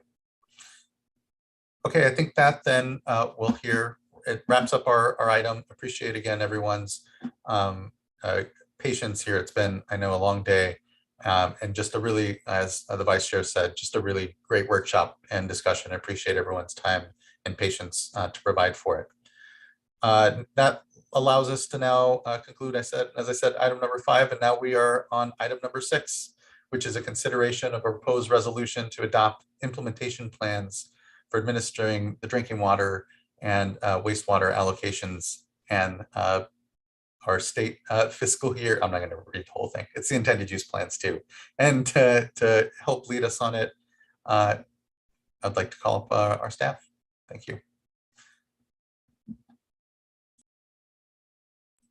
Ms. Chase, good to see you. Good afternoon. Good afternoon, Board Chair Esquivel and members of the board. So my name is Bridget Chase, and I'm a supervising engineer in the Division of Financial Assistance, or DFA. So the following slides will go over background details on the Budget Act of 2021, our proposed implementation plan for the funding, and then comments that we received on our draft implementation plans. Next slide, please. The Budget Act of 2021 appropriated $1.55 billion to the State Water Board through Senate Bill 129 and Senate Bill 170. This particular board item is in regards to DFA's draft implementation plans for the $1.3 billion allocated to drinking water and wastewater projects in particular. So $650 million is available for drinking water projects with priority given to disadvantaged communities. And then $650 million is available for wastewater projects with priority given to septic to sewer projects with local investment. Because up to 5% of the funds may be used for administrative costs, approximately $617 million will be available for grants under each funding program. These funds need to be committed to projects by June of 2024 and dispersed by June of 2026. So there is a quick turnaround time for this funding. For this reason, the State Water Board adopted resolution number 2021-0030 on August 18th of 2021 that delegated necessary authorities for DFA to encumber and award an initial $100 million from each of the allocations. Since then, DFA staff have been working with stakeholders on the proposed implementation plans for the remaining funds. The budget bill specifies that state funds that are being discussed today may be utilized as state match against federal funds. In November of 2021, the Infrastructure Investment and Jobs Act significantly increased the capitalization levels and the associated principal forgiveness available to the Drinking Water SRF and Clean Water SRF over the next 5 years. So when we posted the draft amended intended use plans, or IUPs, we did not propose committing any of the general fund money, the grant funding that I'm talking about today, for match of the federal funds. However, DFA staff further evaluated, and we are now estimating that California may need up to $85 million to match an estimated $670 million in funds for federal fiscal year 2022. Plans for administration of the federal funds will be incorporated into the 2022-2023 intended use plan, which will come before the board for consideration of adoption this summer, so right around the corner. Next slide, please. DFA staff are proposing to rely on the existing funding processes outlined in the Drinking Water SRF and Clean Water SRF intended use plans, or IUPs. As amended, the basis for administering the remainder of the drinking water and wastewater allocations from the Budget Act of 2021. If adopted, the amended intended use plans would serve as the implementation plans for the drinking water and wastewater allocations from the 2021 Budget Act, respectively. DFA staff are proposing these amendments to the intended use plans to maximize opportunities for eligible projects and to streamline funding processes. If adopted, the proposed amendments will apply to multiple funding sources currently administered under the intended use plans, so not just the allocations from the Budget Act of 2021. Draft amendments to the DWSRF and CWSRF IUPs were posted for public comment on January 6th, followed by a board workshop on January 20th to discuss the proposed changes. And then written comments were then accepted through February 7th. Next slide, please.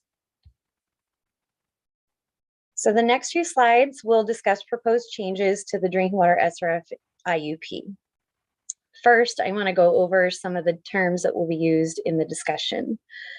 So a disadvantaged community, or DAC, for drinking water projects is a community with a median household income, or MHI, of less than 80% of the statewide MHI.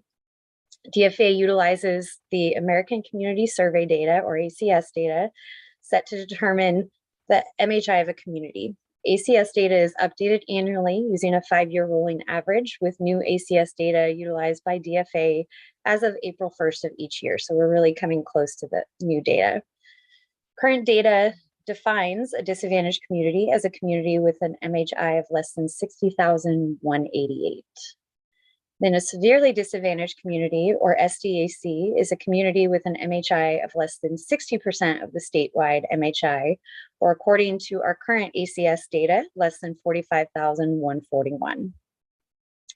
For drinking water projects, a small community is one with up to 3,300 connections, or 10,000 people. An expanded small community serves more than 3,300 service connections, but no more than 6,600 connections, or a population of more than 10,000 people, but no more than 20,000 people. And then lastly, we are proposing adding a new definition for a medium disadvantaged community. This would be a community that serves between 20,000 and 100,000 people with an MHI of less than 80% of the statewide MHI. A consolidation is considered the joining of 2 or more public water systems, state small water systems, or affected residences not served by a public water system into a single public water system. Lastly, proposed grant funding is split by the project type.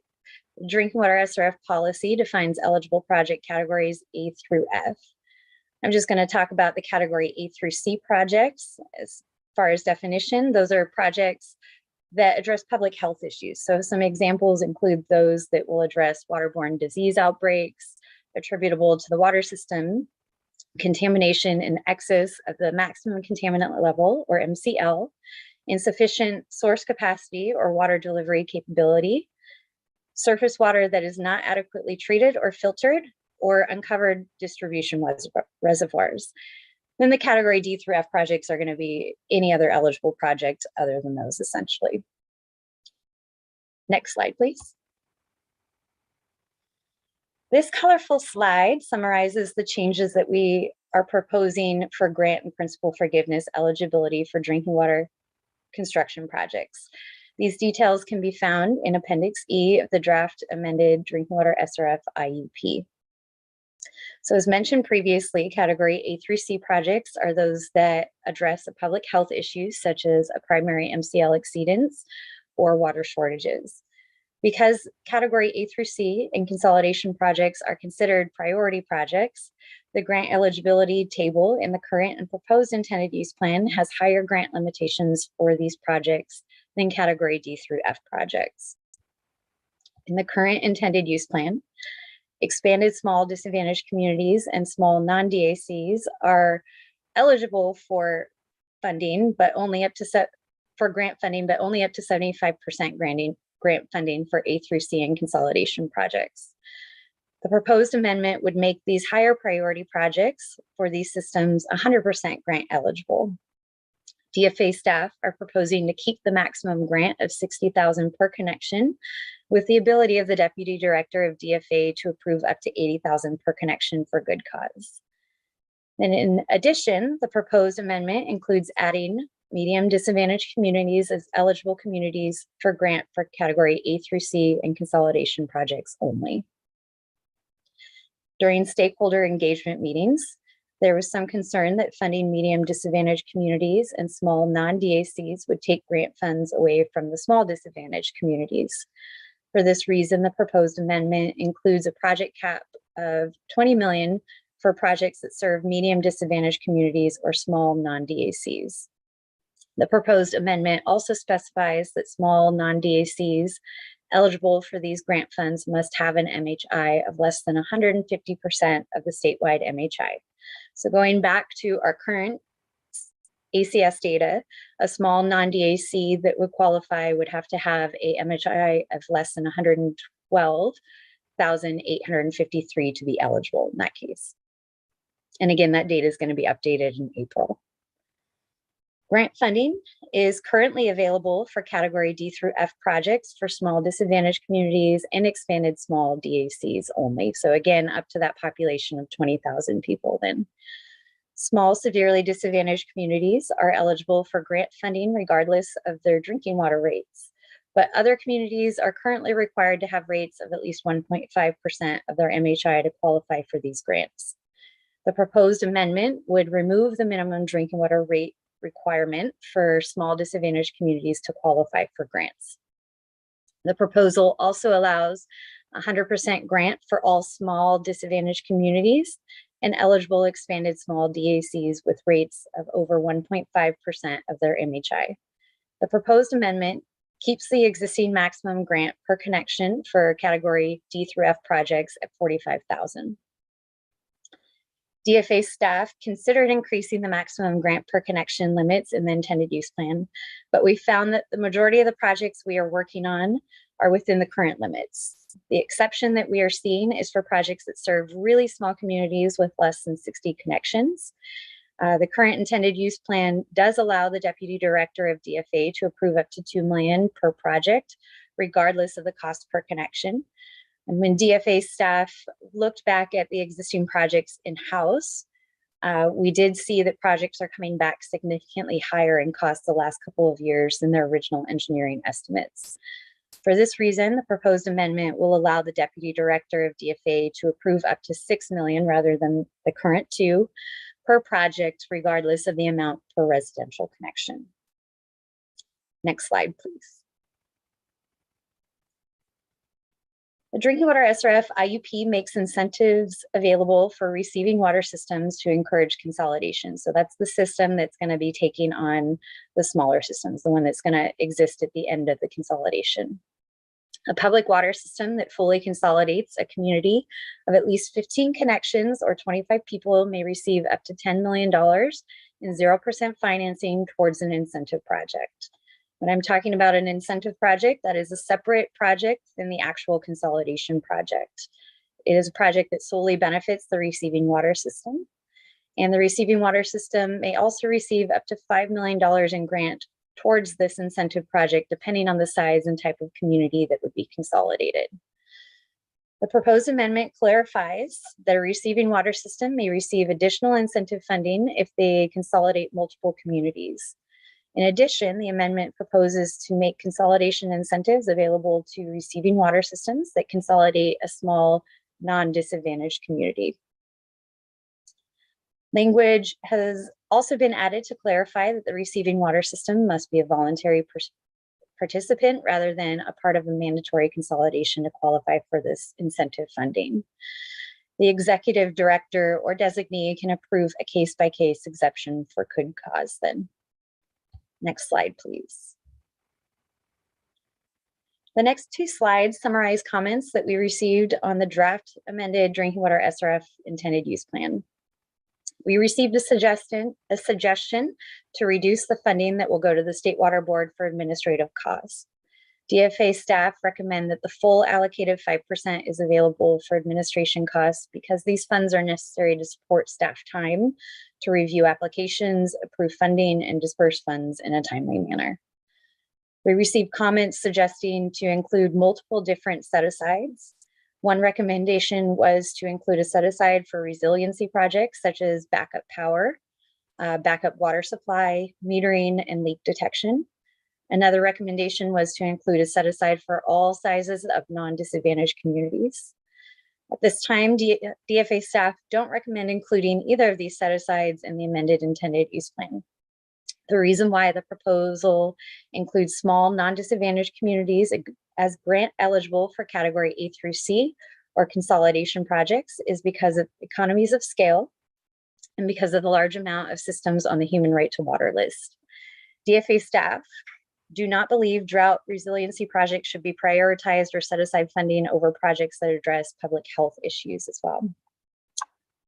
These types of projects can be funded under the existing intended use plan, but most likely they would be ranked as a category D through F project. And then we received a request to expand our definition of a disadvantaged community to include pockets of disadvantaged communities within non-DAC service areas and or communities with a low service connection density. DFA staff are not recommending changing how we define a disadvantaged community at this time based on the high demand from current eligible systems. We recognize that per connection costs for projects in lower density areas are often higher, but staff do not recommend including this as a factor for priority. Next slide, please. Comments were received requesting that the new income limit for small non-disadvantaged communities with category A through C or consolidation projects is either increased or removed. Alternatively, DWSRF projects with complete applications in-house can be awarded funding based on grant criteria identified in the original 2021-22 intended use plan.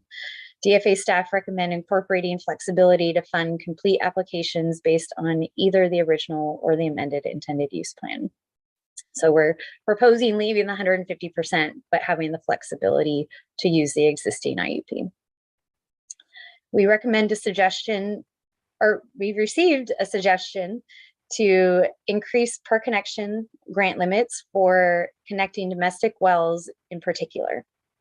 DFA staff looked at existing applications in-house and feel that the existing per connection limits should generally be sufficient. However, staff are recommending to raise the maximum amount the deputy director can approve regardless of cost per connection to that $6 million per project that I mentioned in the couple slides back. We received a suggestion to further clarify how the State Water Board will determine if a MHI is representative to specific households for funding on private property. DFA staff will work with project proponents to clarify whether limitations for funding on private property are relative to the project. As more examples are observed and criteria are refined, more specificity may be added to future intended use plans. We received a request to report on different things, including the amount of grant funding that goes to medium disadvantaged and small non-disadvantaged communities, the pace of encumbrance and liquidation of the funding, and the time to approve disbursement requests. DFA staff are working towards an online funding dashboard, and we're looking to including these items as part of that. Lastly, we received a suggestion to organize the fundable list by county. The fundable list is not being updated as part of this amendment, but DFA staff will consider this recommendation for the 2022-23 IUP that again will be coming before the board this summer. Next slide, please. The proposed amendment clarifies that work on private property for public water system consolidations, such as mobile home parks, can be grant eligible for facilities that the receiving water system will own and operate. Other work on private property will be subject to DFA review of the owner's ability to pay. However, change sheet number 1 recommends incorporating flexibility for the deputy director of DFA to have the authority to waive the ability to pay analysis if available information indicates the system owner doesn't own other commercial assets. Next slide, please. So I will now summarize proposed changes to the Clean Water SRF intended use plan for the wastewater appropriation for the Budget Act of 2021.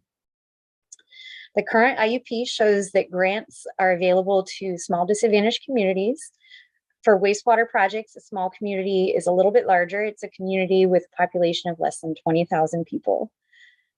Many projects have a grant loan split in the current intended use plan that depends on consideration of degree to which the community is disadvantaged and their wastewater rates. The proposed amendment to the intended use plan would provide 100% grant funding for all small disadvantaged communities, regardless of their wastewater rates.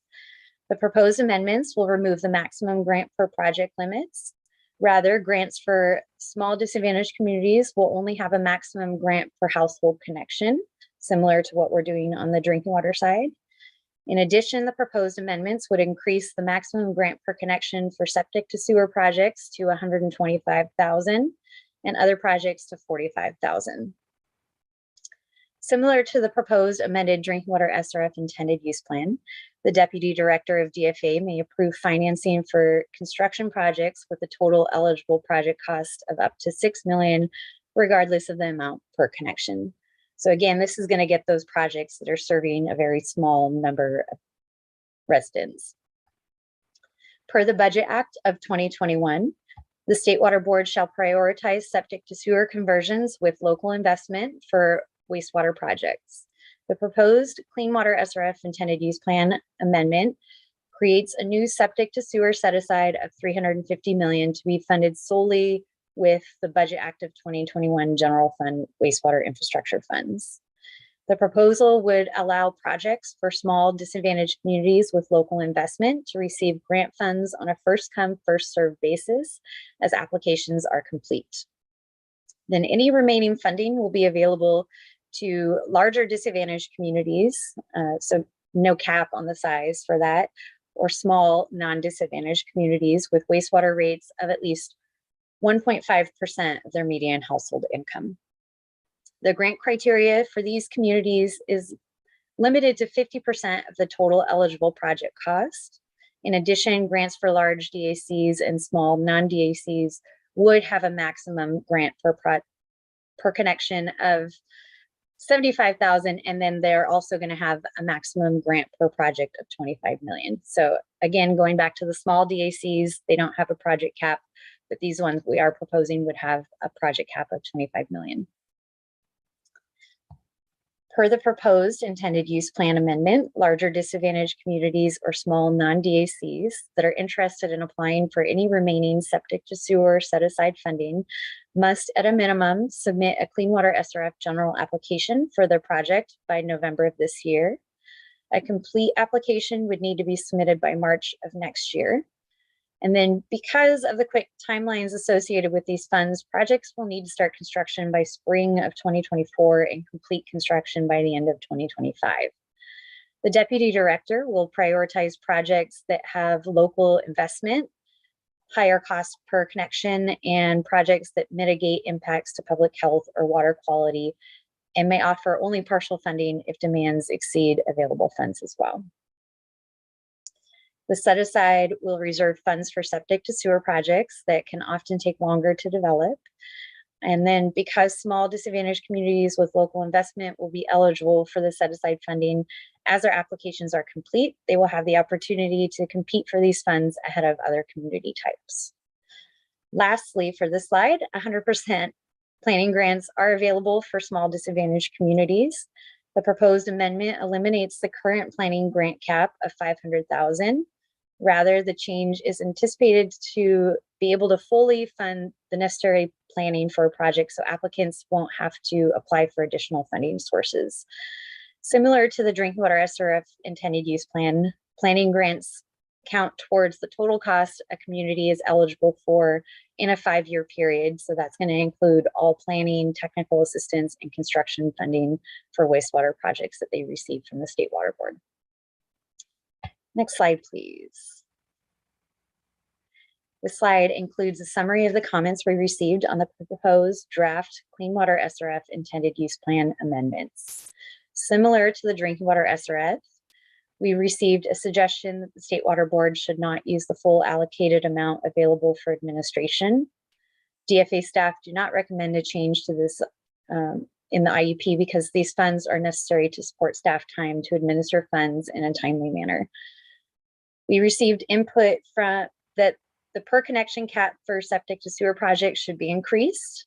DFA staff reviewed the estimated project cost for the projects that we currently have in-house, and we found that it would be beneficial to increase the per connection limits to $125,000 with the ability of the Deputy Director of DFA to approve up to $175,000 for good cause. So this is something that we changed based on comments received. These projects often serve a low number of connections and have a high cost per connection due to necessary work on private property, to decommission the septic tanks, connection fees, and other necessary pipeline that's needed for the projects. Similarly, the per connection cap for large disadvantaged communities and small non-disadvantaged community septic to sewer projects was increased from 50,000 per connection to 75,000 per connection. So matches what we're doing for the small DACs, only just eligible for half of that. We received a recommendation to include a variety of additional recommended priorities for septic to sewer projects. Change sheet number 1 incorporates prioritizing septic to sewer projects serving large DACs and small non-DACs if they have a higher cost per connection, in addition to projects that mitigate impacts to public health or water quality. The wastewater construction grant criteria in Appendix D was modified so that small communities with an MHI of less than or equal to 150% of the statewide MHI, rather than the current 100% of the statewide MHI, may be eligible for grants for 50% of their total project costs, so long as their wastewater rates are at least 4% of the community's MHI. We also received a recommendation to consider census tracts or block groups when determining a community, if a community is considered disadvantaged. So when determining if a community should be considered disadvantaged, DFA does look at the MHI data that best represents the community that will be served by the project. So sometimes that is us looking at multiple block groups and coming up with a MHI based on those block groups. Next slide, please. So the last thing that I want to mention is included in change sheet number 1. The proposed IUP amendment incorporates reference to an estimated $4 million from the Drinking Water SRF administration funds to be used for contract services to complete a statewide wastewater needs survey. We were originally planning on that using the Budget Act of 2021 funds for that, but we are planning on using SRF administration funds instead. So just wanted to point out, because we did have discussion about doing the wastewater needs survey in a bunch of our stakeholder meetings, and we are still planning on doing that. So this slide concludes my presentation. Staff are available for any questions you may have on the proposed amendments. Thank you for your time. Thank you, Ms. Chase.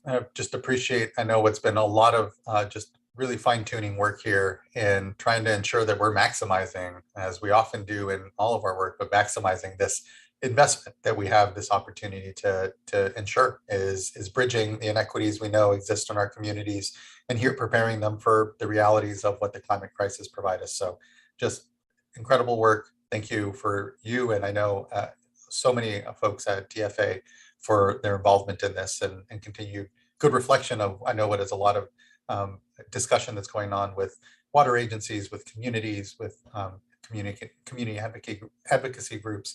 Just really appreciate it. I don't have any questions at this point. I feel that especially with the workshop we had, the opportunities for engagement, I'm pretty comfortable with where things have landed. But board members, please, any comments or questions here for Ms. Chase? And we have a couple of commenters to hear from, but just 2 actually, so plenty of space for further discussion. I think I just have a really quick question, and I'll wait to comments till after, but just to clarify, we just had this sanitary sewer collection system discussion. And so I know in the Clean Water SRF, we talk about wastewater treatment a lot of times, but I'm assuming that sanitary sewer collection systems are also eligible, but I may be getting that wrong. So I just wanted to clarify. Yes, definitely. Okay, great. We could fund pretty much anything for the wastewater system, collection system repairs, treatment. Yeah, if cluster septic system is needed, we could fund that too. Great. I think rest I have our comments, so thanks. Thank you, board member. Any other members at this time? Okay. Hearing none, we can go to our commenters, and first like to call up Jared Voskuhl, who would be followed by Eric Oriana.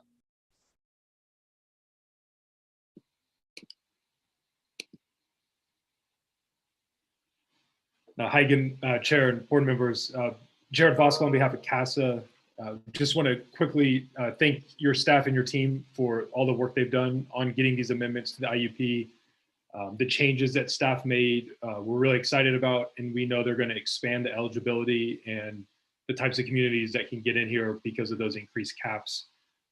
As we can, help and partner on this going forward, be it sewer system maps for boundaries for needs assessment or getting that technical assistance to the right, folks who need it and making sure they're paired and connected to you all.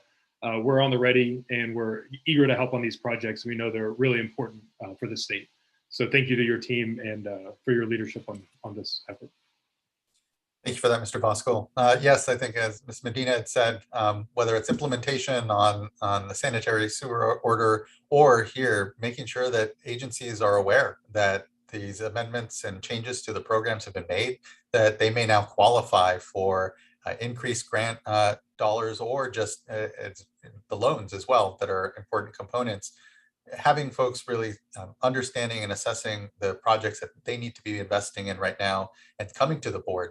And here, have the time and opportunity to even provide technical assistance to, develop that work is just really needed. And it's a continuum, importantly, and just appreciate what CASA continues to do to be that bridge to smaller agencies that don't often have the resources, are larger, more progressive, and leading agencies can have. So thank you for that. Next, I'd like to call up Eric Oriana. Thank you, Chairman, board members, and staff for the opportunity to provide comment. My name is Eric Oriana. I'm a policy advocate with Community Water Center. I wanted to first start off my comments by saying a huge thank you to staff for their work.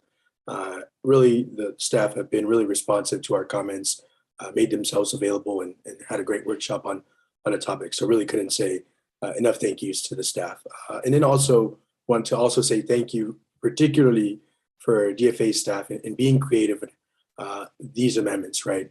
We have really historic funding that we need to get out the door.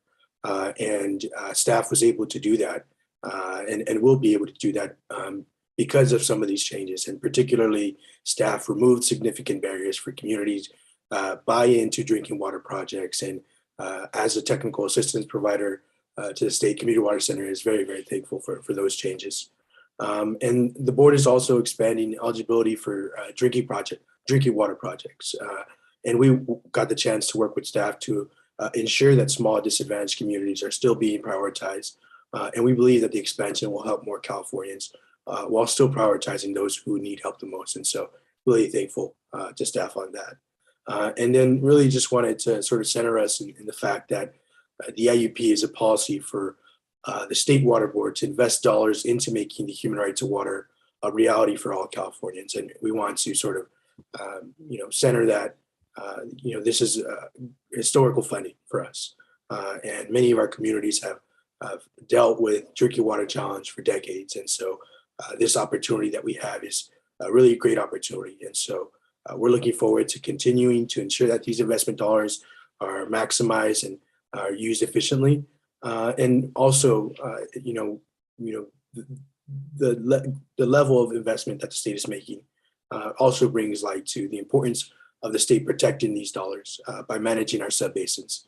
And that brings into mind sort of just the implementation of the Sustainable Groundwater Management Act by ensuring that the implementation of it isn't making problems worse, by implementing mitigation programs similar to those as the CV salts management zones, coordination agreements that the State Water Board has put in place. And so wanted to just highlight that we're sort of planning on implementing close to $3 or $4 billion, and the State Water Board needs assessment has identified a greater cost than that. And so we still have funding gaps that we'd like to address, and we think that those who are worsening water quality and degrading our groundwater aquifers have a responsibility to be at the table as well. And so we look forward to ensuring that mitigation guidance coming from the Department of Water Resources in the coming months works closely with the State Water Board and existing programs and funding mechanisms that we have.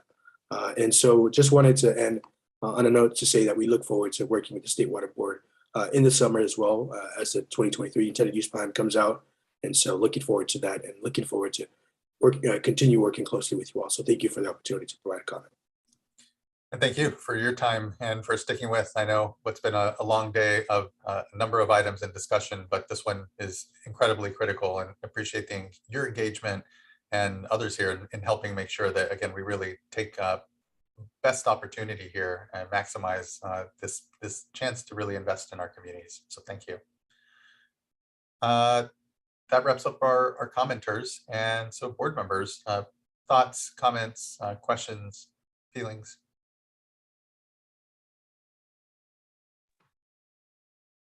I can go. Again, thank you to staff. I think we've done, and to stakeholders that have helped with this. I think it really indicates a really strong commitment to using these generational opportunities of funding to achieve the human right to water, to create resiliency for the high-risk systems, and to proactively prevent failures for Californians. So, I have seen these really addressing those by in many areas, including expansion of eligibility for a little bit larger systems, but not just expanded small systems, but up to medium DACs. And that's important given that we have some of those medium systems on our human right to water list. And so, if we're going to address critical needs, we need to expand that, which we've done here, we are doing here. Additionally, just furthering, I think, SAFER and this state's commitment to building resiliency. So I think we know we have 1,200 communities that rely on a single source, and we are pouring in as much as we can to incentivize consolidation so that we can build economies of scale and really address the extreme fragmentation that leaves small communities extremely vulnerable. And so, and I know in our needs assessment are really looking at the infrastructure needs and identifying needs to invest in resiliency measures more generally as required under SB 552. So, I think staff have done a great job of including that. I'm really, I think we're have a good path here. I think as we have the opportunity now, pretty quickly here, we're going to have to adopt next year's IUP with additional federal funding, and there's not that big of a gap in between this, but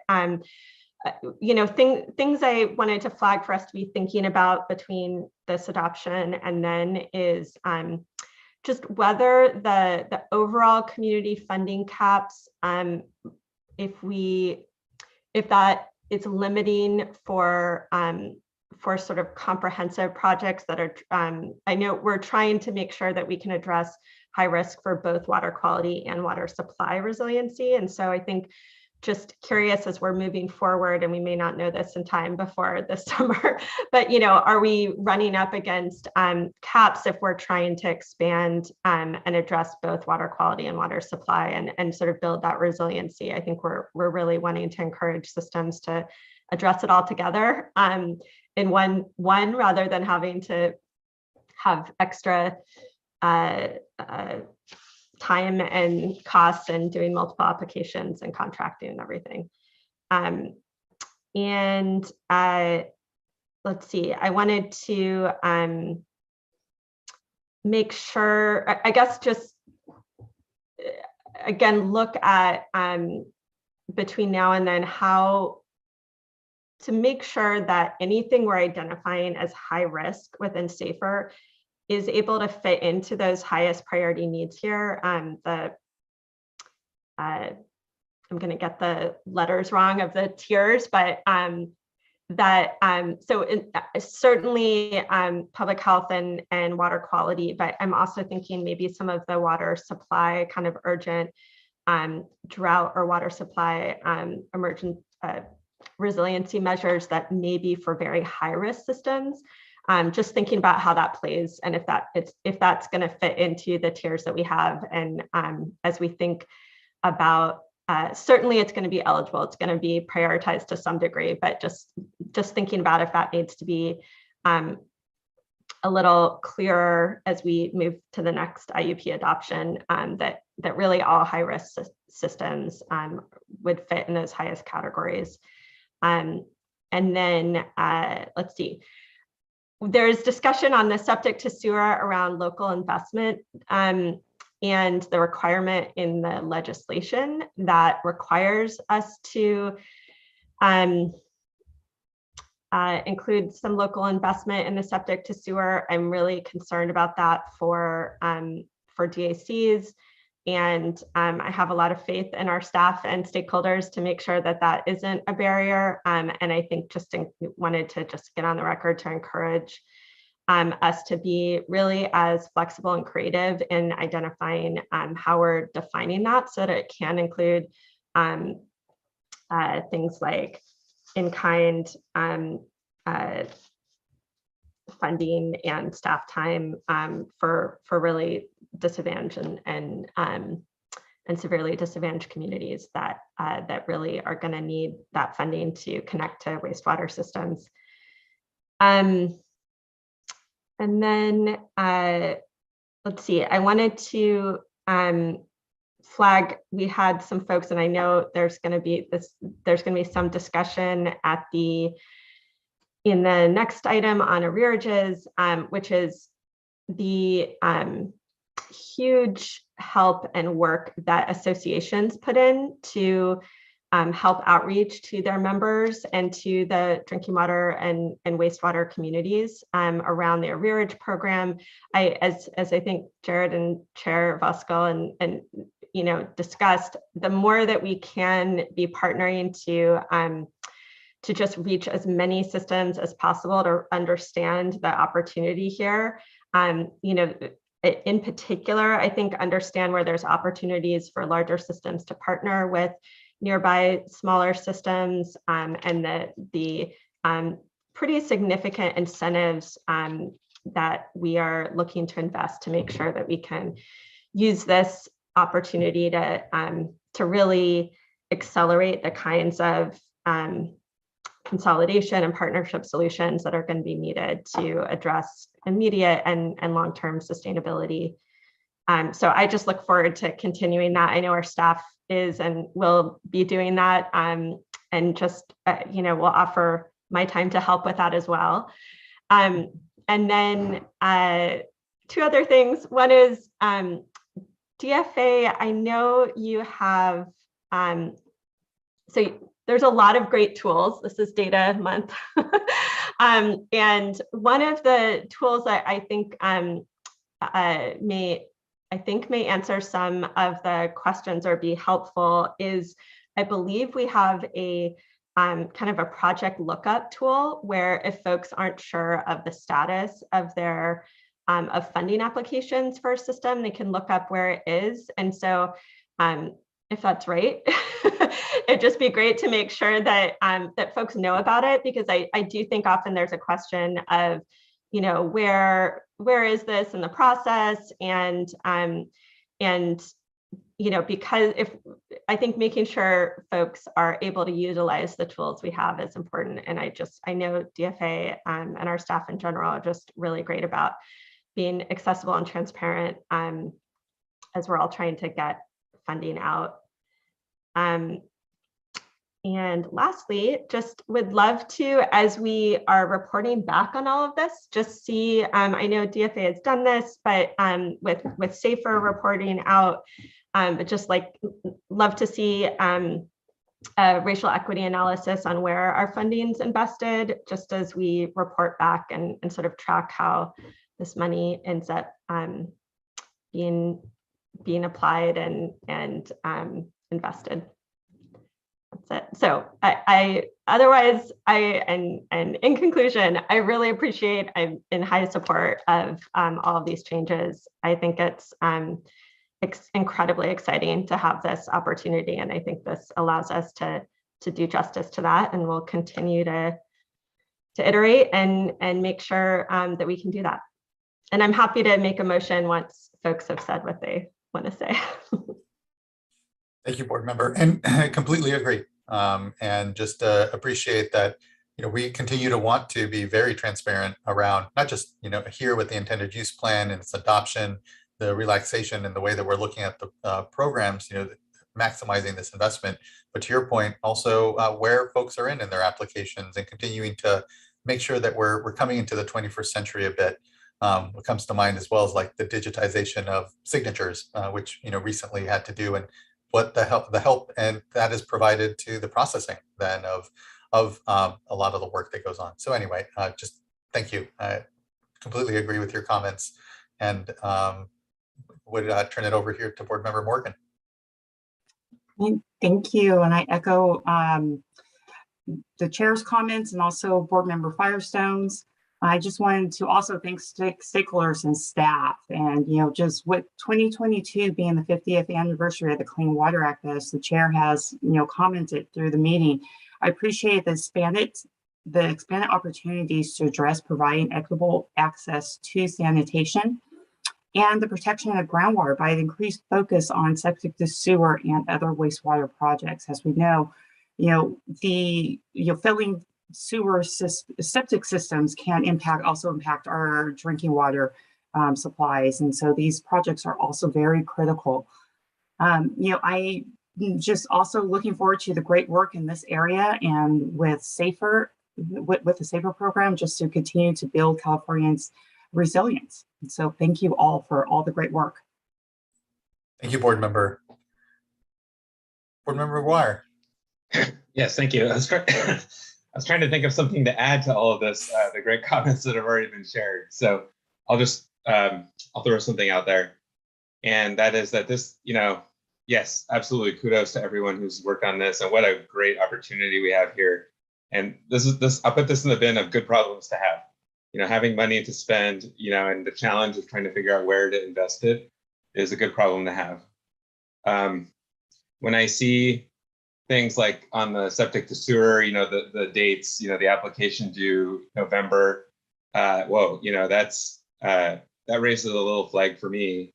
Just in terms of, concern about the applicants actually getting organized in time, actually prepared to be able to even apply for that funding. I'd asked staff about that, and they said there's, quite a few projects in the queue actually, and so hopefully that'll work out okay. But I still think there will be challenges. And so for me, I just wanted to mention that this is a good reminder that we should always be looking for ways to expedite project delivery. Because one thing here is that we've got all this funding available right now, but there's so many projects that just aren't ready yet. And I know board member Firestone, you brought this issue up before as well. And this is just another reminder that anything we can be doing to help get projects ready to go, or get them in the driver's seat to be eligible to receive funding. We've done the needs assessment work. We're providing so much technical assistance right now. Let's figure out what projects are high need, high priority, but are lagging for one reason or another, that need help to get across the finish line, so we can get them this money during this really unique moment here where we have it, and we can connect them. So I again, not a specific request, more so just something we should keep in mind going forward here, and maybe brainstorm or explore different ideas to expedite various projects, and on top of everything else that I know everyone is already doing.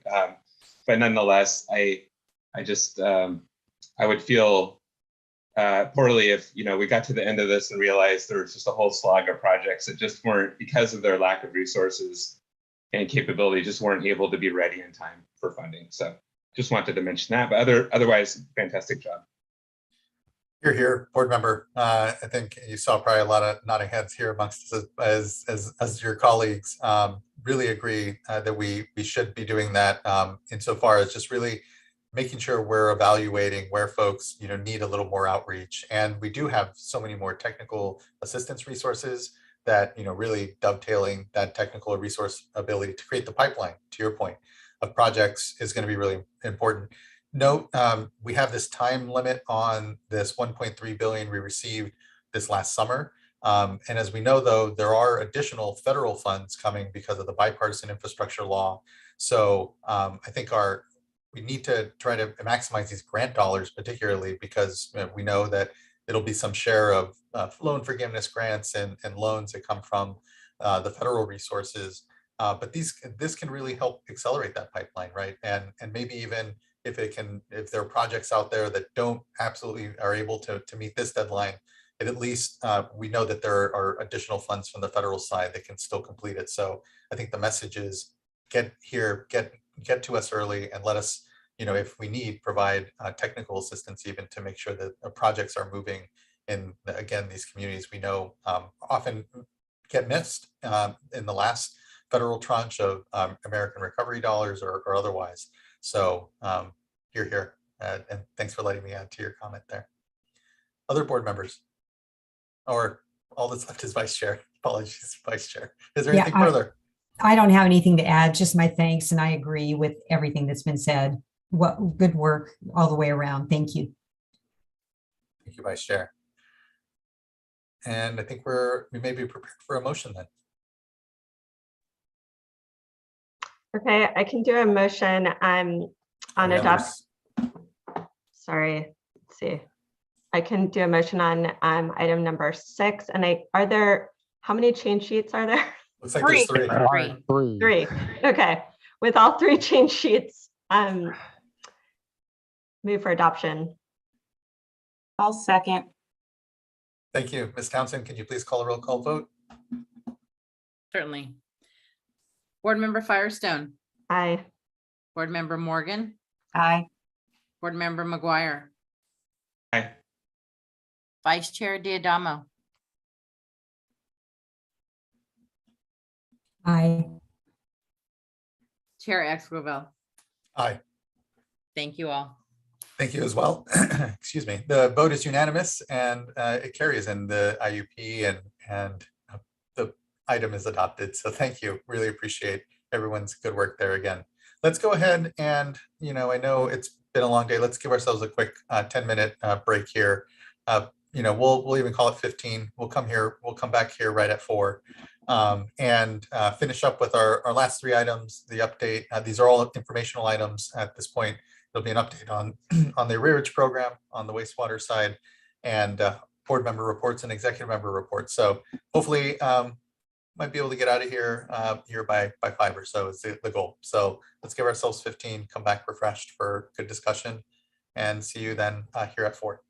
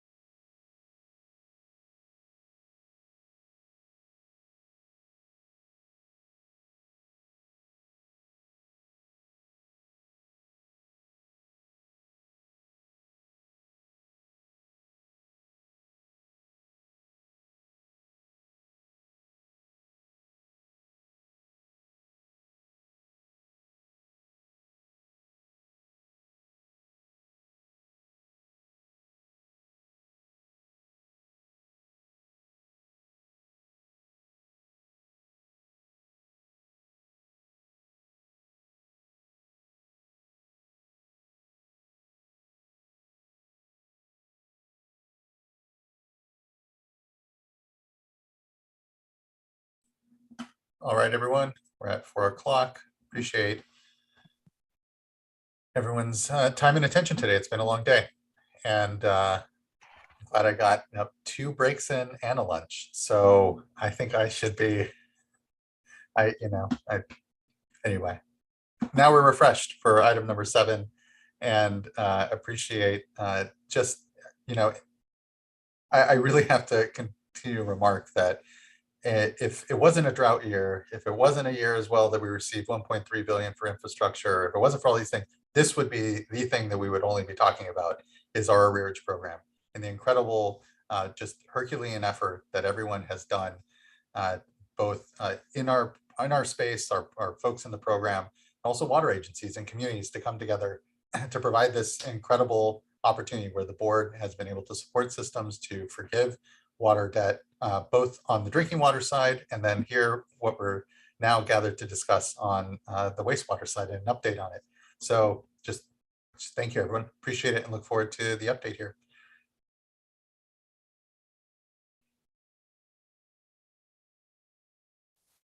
Thank you. Good afternoon, Chair Esquivel, members of the board. I'm Jennifer Toney. I'm a senior in the Division of Drinking Water in the arrearage program. And here with me today, I also have David Zencius, who is the other senior in our arrearage program. And we're here to present an update on the water portion today. Next slide, please. So the arrearage application, it opened in October and it closed December 6, 2021. We did accept late applications until January 15th, 2022. What we told the water systems that were submitting late applications is that we couldn't guarantee that funding would be available. We were able to accommodate those late applications and issue funding to all communities that submitted late applications. So we couldn't extend that deadline past January 15th any further because our legislation required distribution of funds by January 31st, 2022. The application was open to 763 community water systems, and the eligibility was determined on that they were a community water system, they charged for water, they submitted our survey, and they reported arrearages. We did receive 668 applications, and altogether those 668 applications collectively serve more than 80% of the state's population. During the course of our program, approximately 120 water systems received technical assistance, and our Division of Drinking Water team put in 8,500 hours to our arrearage program. In addition, the Division of Financial Assistance, the Division of Information Technology, Division of Administrative Services, and our Office of Chief Counsel put in 1,000 of additional hours. Next slide, please. $301 million in arrearage funding was awarded to community water systems and will provide relief to 535,550 residential and commercial accounts. The program was successful in awarding funding and meeting all the legislative deadlines. However, our implementing divisions were impacted. The Division of Financial Assistance hired limited term staff from the TANKS program to run the program and to issue the 582 payments between October through January. The Division of Drinking Water redirected staff from the SAFER program to assist in building the survey and the application with the assistance of the Division of Information Technology. The Division of Drinking Water also redirected field staff to contact water systems, assist with the survey and applications, and complete follow-up reporting. Next slide, please. So here is an overview of the numbers from all 3 of our programs, or phases of our program, excuse me. In the survey phase, we started with 2,128 eligible community water systems and that charge for water. And we received 1,845 submittals for a response rate of 86.7%. And our arrearage team really spent a considerable amount of time doing outreach to all those 2,128 water systems to make sure they knew about our program and to make sure we had as many submittals as we could by the deadline. During the time of our survey, the estimated arrearage amount was $333 million. The second phase of our program was the application. And as we discussed before, we had 763 eligible water systems that reported arrearages. And we had 668 submittals for a response rate of 87.5%.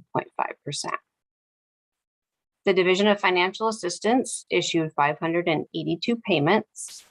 The difference between the number of submittals and the number of payments is due to aggregating the applications. We combined multiple applications to issue one warrant or check to an umbrella agency. And we issued $301 million to water systems.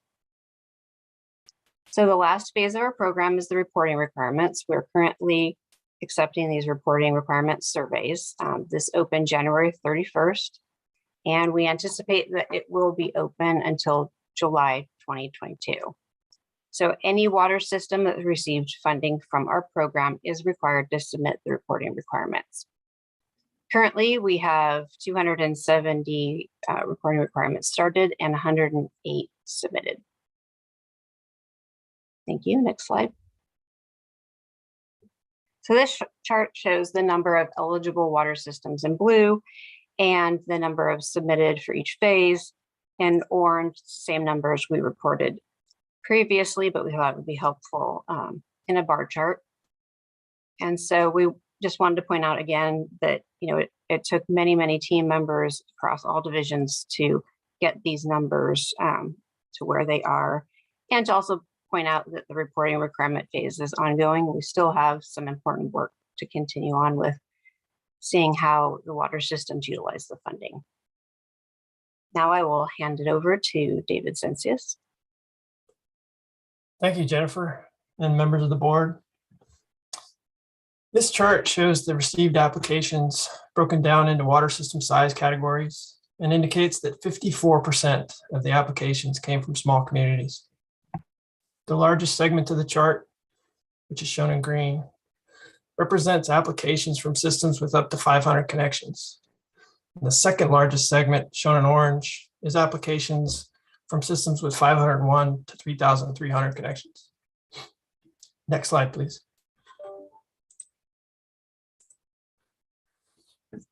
This slide compares the arrearage amounts estimated in our initial survey to actual funding amounts that were requested later in applications. Because customers paid off debt, requested amounts were lower than initial estimates for most water systems. The amount requested by aggregated applicants was slightly greater than anticipated.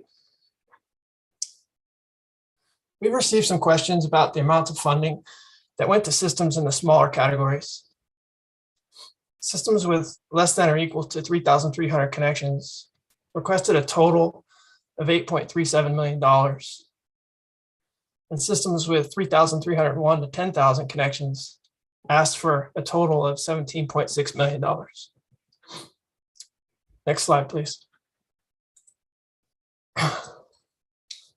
This chart compares numbers of funded water systems to the numbers of eligible water systems and shows that the percentage of eligible systems receiving funding was greater among larger systems. 91% of systems with more than 10,000 connections received funding. Percentages were lower in the smaller size categories. Next slide, please. Water systems are now using the electronic annual report portal to provide data regarding their use of the arrearage program funding. The portal will remain open for this purpose through July, as Jennifer mentioned. They're required to report on the number of accounts credited, the amounts credited, enrollment and payment plans, and administrative costs. Unused funds must be returned within 6 months of receiving payment. Next slide, please. So what are the next steps? The arrearage team will continue reviewing reported information and tracking returned funds. In addition, the team is going to be working with the Division of Financial Assistance on the closeout process and also audits. As we conclude this presentation, we'd like to acknowledge staff in the Division of Drinking Water, Division of Financial Assistance, Division of Information Technology, and the Office of Public Participation. We also greatly appreciate legal assistance we've been receiving from the Office of Chief Counsel. This program was on a tight schedule and depended upon coordinated efforts by all of these divisions and offices. And with that, I will close. We can now take comments and questions. Thank you. Thank you, Mr. Zencius, and thank you, Ms. Tony. Really appreciate, again, incredibly impressed. The speed and just thoroughness in which that we've developed this program and gotten dollars out to communities. So thank you. I don't have any questions at this time. You know, it'll be interesting, certainly, to definitely see how the implementation of the wastewater arrearages goes. You know, what we really learned there, knowing that it's a very separate, different way in which many wastewater agencies collect even their fees and rates, and so it's gonna. I look forward to hearing how all that implementation is going. Certainly. Board members, any questions or comments here? And we do have, I believe, one commenter, Mr. Voskuil. He's held on. I can wait till after public comment. Okay. Then let's hear from Jared Voskuil.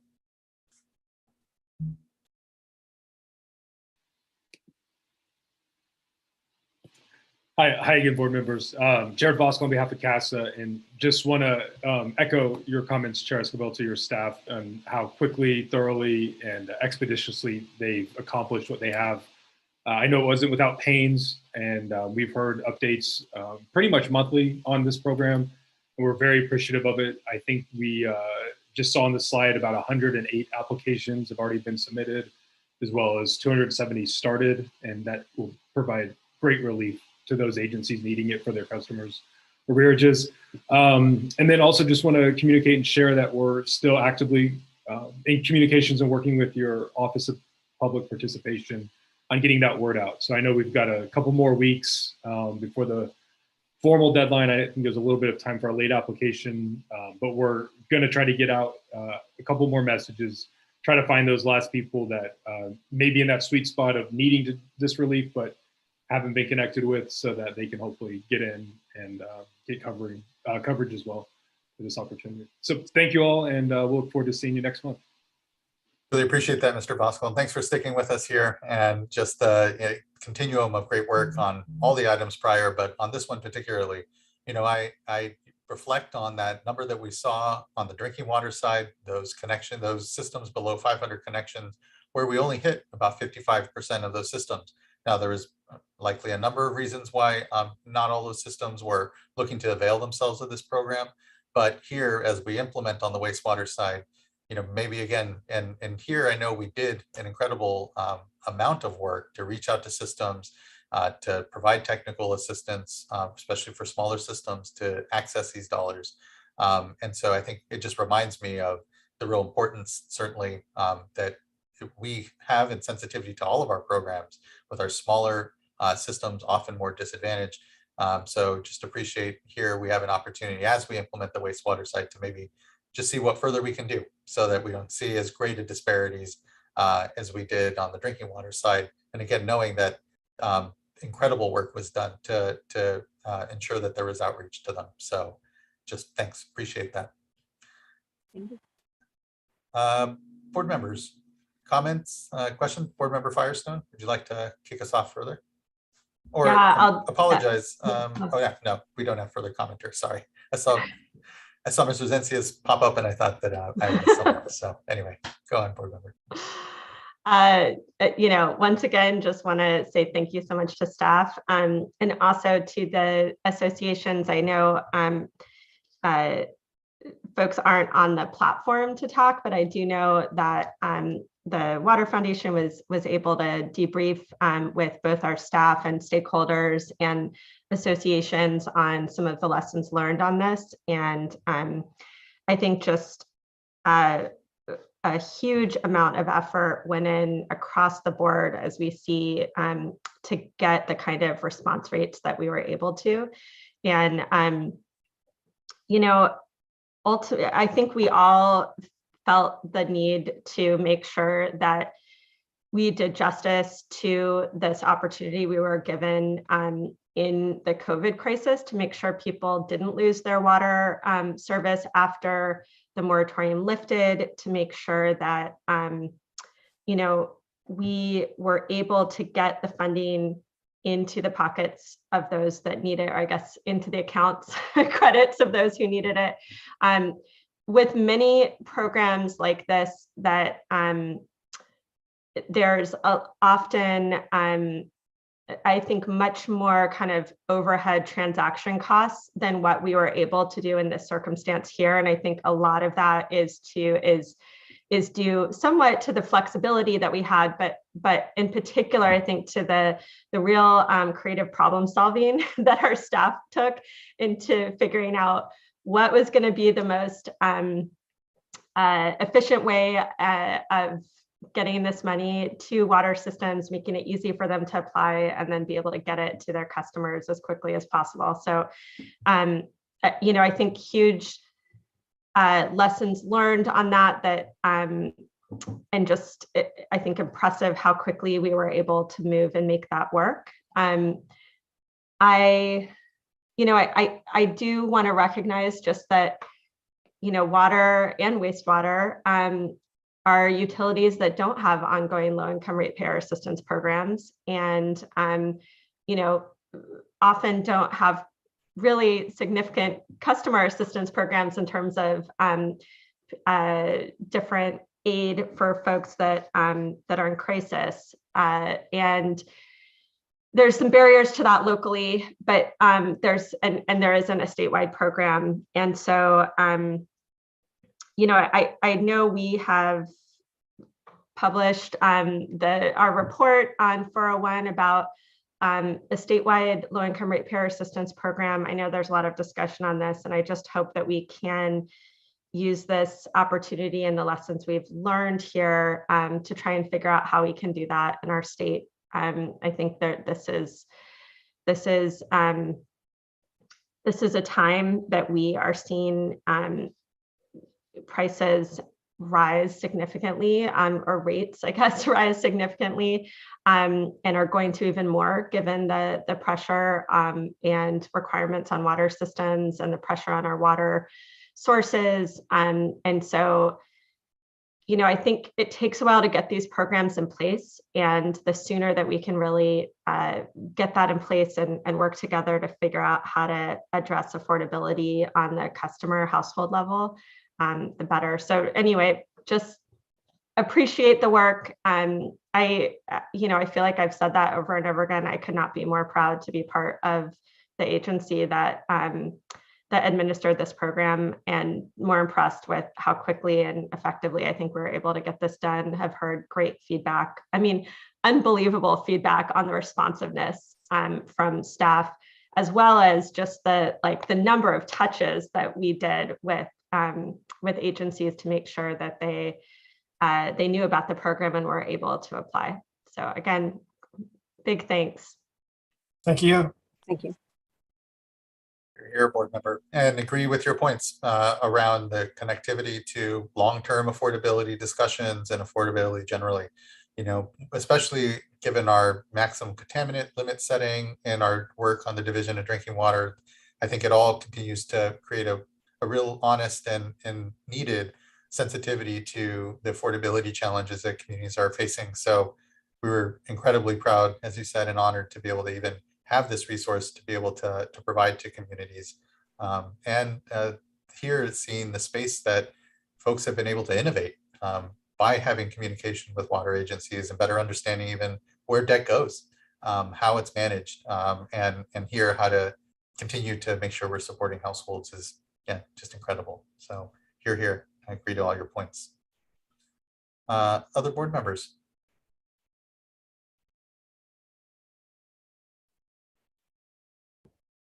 And if there's nothing further to be said, that works too. And so, unless Vice Chair, yes, thank you from Vice Chair. Yeah, kudos all around. Just really appreciate everyone. And thank you for the update here. Look forward to continuing to hear how the rearage side of implementation goes. So thank you all. Thank you. Thank you. That wraps up item number 7, brings us to the last 2 items here. And at the top of item number 8, which is board member reports, I just want to congratulate and give a round of applause to board member Nicole Morgan, who was confirmed on the floor of the Senate yesterday. So congratulations to you, board member. Right. Incredible, welcome. You can, I know, especially, at that first appointment, that period between confirmation and the appointment, it feels good to have that. And so incredible affirmation of your leadership, and welcome here now as an affirmed member of the State Water Resources Control Board. Thank you. Thank you all so much for warm welcome and for, all of your guidance and mentorship over the past, I've lost track of time, 8-9 months now. It's been an intense 8 or 9 months. Yes. Thank you, board member.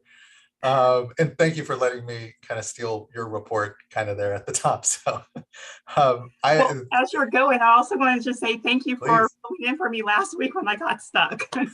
Well, and that's where, the only the item I was going to mention for my own report here is last week I had an opportunity to, because a moment where board member Morgan was stuck in Southern California, participated with Mayor Steinberg from Sacramento and here Secretary Crowfoot from the Resources Agency, along with council members and Josh Friday, who is the head of Cal Volunteers, to talk about conservation and look at some mulching. We had participated in some mulching activity.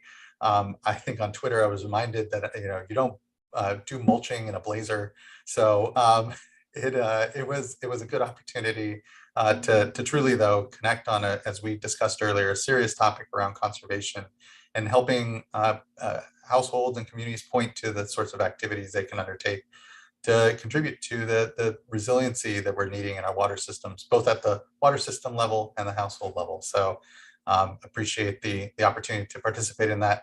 Apologies that you weren't able to make it, board member. And I think, though, what I appreciate now is, and would also note, and here I imagine Vice Chair can go into more detail as well, so as I don't take up all the space here, but had a good opportunity to also visit last Friday into Yuba City.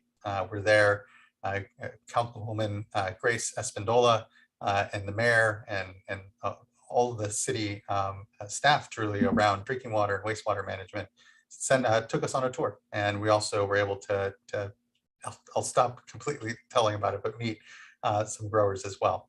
So those were my 2 items. They reflect us as board members starting to get out there more. So glad that we're getting out there and getting trapped places in Southern California as well. So other board members with reports, please.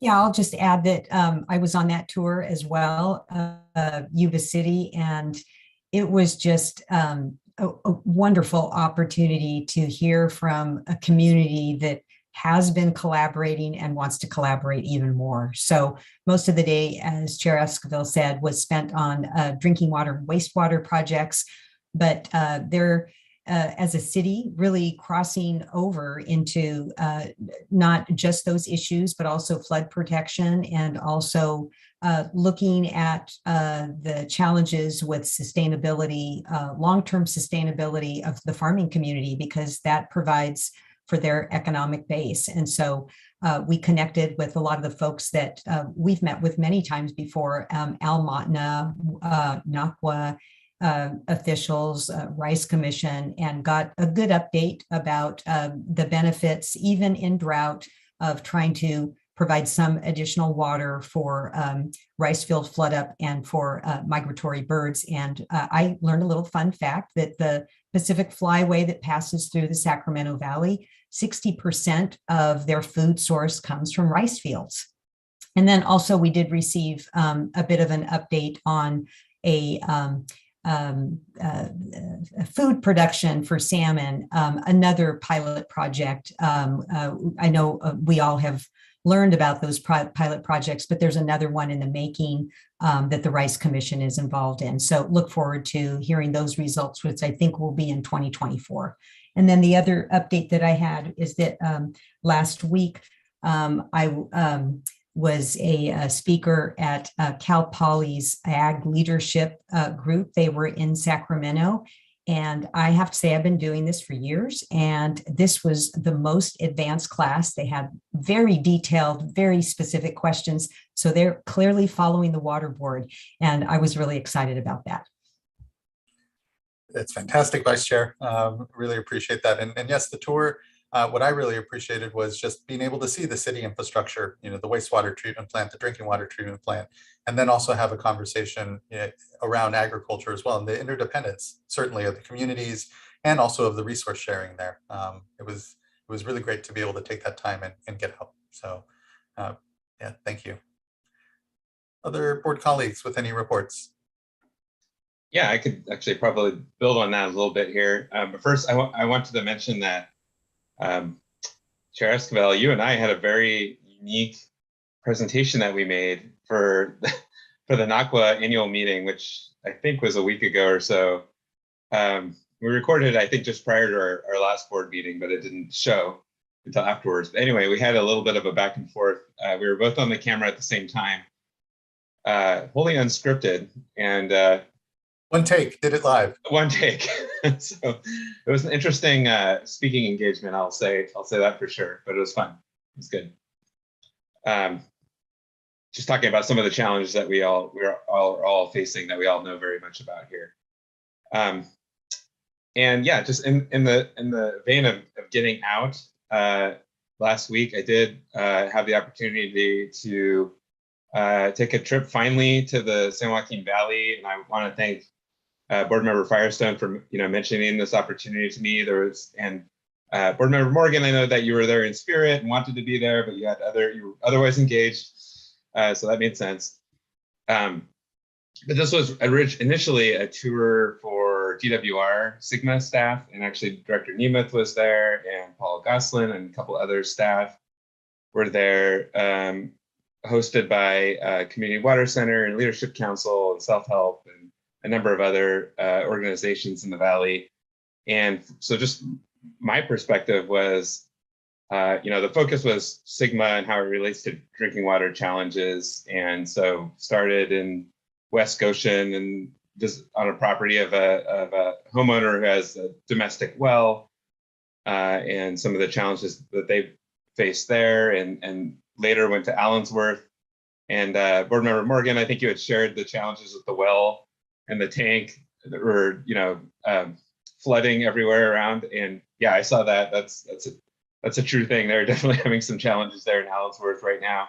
And it was good to hear that there's some work underway to help resolve that, what they're experiencing. And then later went to Ducor and learned again about, another community and some of their challenges. And there's a link to all of these, which the common thread was sort of the interface between, I would say, urban, rural communities and agricultural activities. And, each one had, agricultural wells or water quality issues and challenges, all sort of in very close proximity to the sites that we were looking at. And for me, it was just very helpful, to be out on the ground and seeing that firsthand, exactly what's going on. We hear a lot about it. We hear a lot about the challenges, but seeing it, seeing a very large agricultural well, I'm not passing no judgment on it, just the fact that it exists, maybe 100 feet away from a municipal well, a brand new municipal well, or what have you. You can, it puts into perspective maybe the likelihood that there could be interface between those different sources of supply and their different uses. And so, I'll just leave it at that. For me, it was just great to be out there to meet community members, to really engage in that way, where it had been so long since I've had that opportunity. So that was Wednesday. And Thursday was the flip scale opposite, I actually drove the rest of the way down to Southern California, went to the Burbank, San Fernando Valley area, and toured with LADWP. Probably Laura, another project that I think you've already toured as well. But they're the LA Reservoir ultraviolet project that they needed for their long-term 2 enhanced surface water treatment rule compliance. So they just started operation a couple months ago, and it's, I think, now the 3rd largest UV plant in the country. They also have the 2nd largest UV plant in the country at the same facility. So, you know, I also went over to their some of their groundwater cleanup projects that they have ongoing in Tahunga and West Hollywood. And all of these projects were funded by the State Water Board, either through SRF loans with the UV plant or through Prop 1 groundwater cleanup funds. So they're all, you know, good investments that we've been making, and just the scale, you know, going from you know, an individual domestic well on Wednesday to, you know, some of the largest facilities of this type, advanced treatment in the world, you know, was very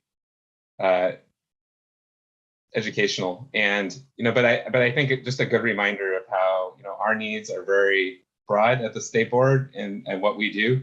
You know, we are trying to help all Californians and provide that assistance to everyone. And it really does run the gamut. And so just, again, you know, following on our IUP conversation and trying to fund good projects and move all those forward, just recognizing the complexity in doing that, knowing the scale of the different types of needs that are out there. I think that was some of the perspective I certainly took away last week. That's all I had. It's not, there's no, that's all about it. That's fantastic. I'm really glad you're getting out there. And again, it's, you know, I'll actually should mention our next board meeting, the board members will be in person, this first board meeting in April. So we're, you know, we're transitioning here a bit, and just appreciate the opportunity, to your point, board member, it's providing us to continue to make sure we're connecting and listening and really understanding, you know, the connectivity between sometimes what can seem siloed policy sort of discussions or decisions. And for us here as decision makers at the board, it's, you know, it's really trying to best integrate all of that as we make our considerations. So just here. Thank you. Other board colleagues with any reports? I can go.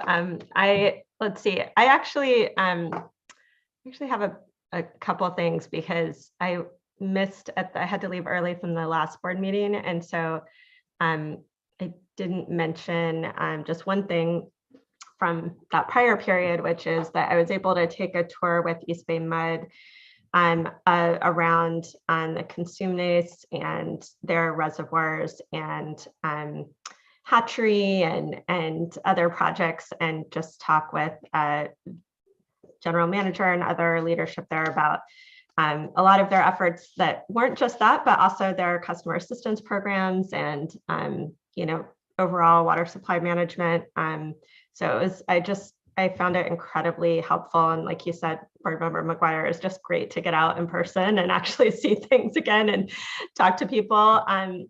So yeah, I just a thanks to them. And you know, for those that haven't yet been able to get that tour with them, I very much recommend it. So a couple things recently. So I was filling in, but able to participate in a Assembly Select Committee on California-Mexico Binational Affairs dialogue that was held on March 2nd, as well as a meeting afterwards with Secretary Bernal from Baja California. And it was in regards to, specifically, I think the focus was, and my participation was, supporting CalEPA's border program overall in terms of the funding that is allocated that we and our Division of Financial Assistance are administering. There's $20 million for border projects that was in the last budget. And so was testifying on our process and requirements.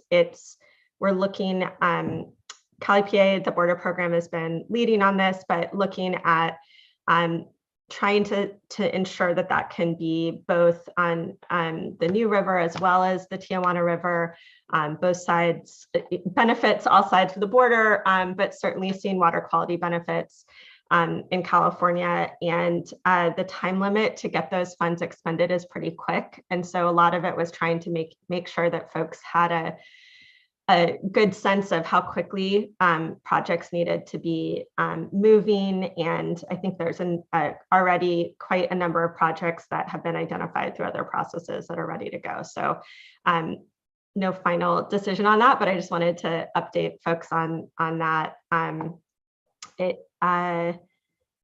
Let's see, I was able to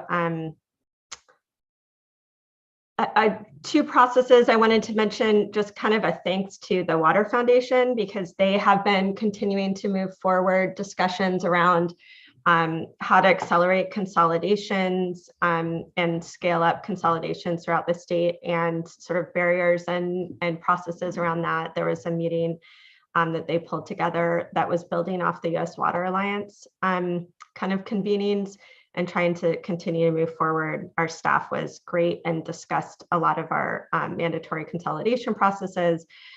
And, I think is a great learning community for us all to be figuring out how we're going to do this together. There was also, like I said, a convening that they held yesterday, was it, on just learning from the arrearages program. So just a thank you to them and to staff that are putting in time to help us and stakeholders in general throughout the state try to figure out how to learn and continue to do justice to the opportunities we have now. I was let's see, I spoke at UC Davis, which was great for Rick Frakes Center for Environmental Policy. They have a series, and it's always nice to get to UC Davis Law School. I was able to meet some folks that are interning with us right now, so that was great. And I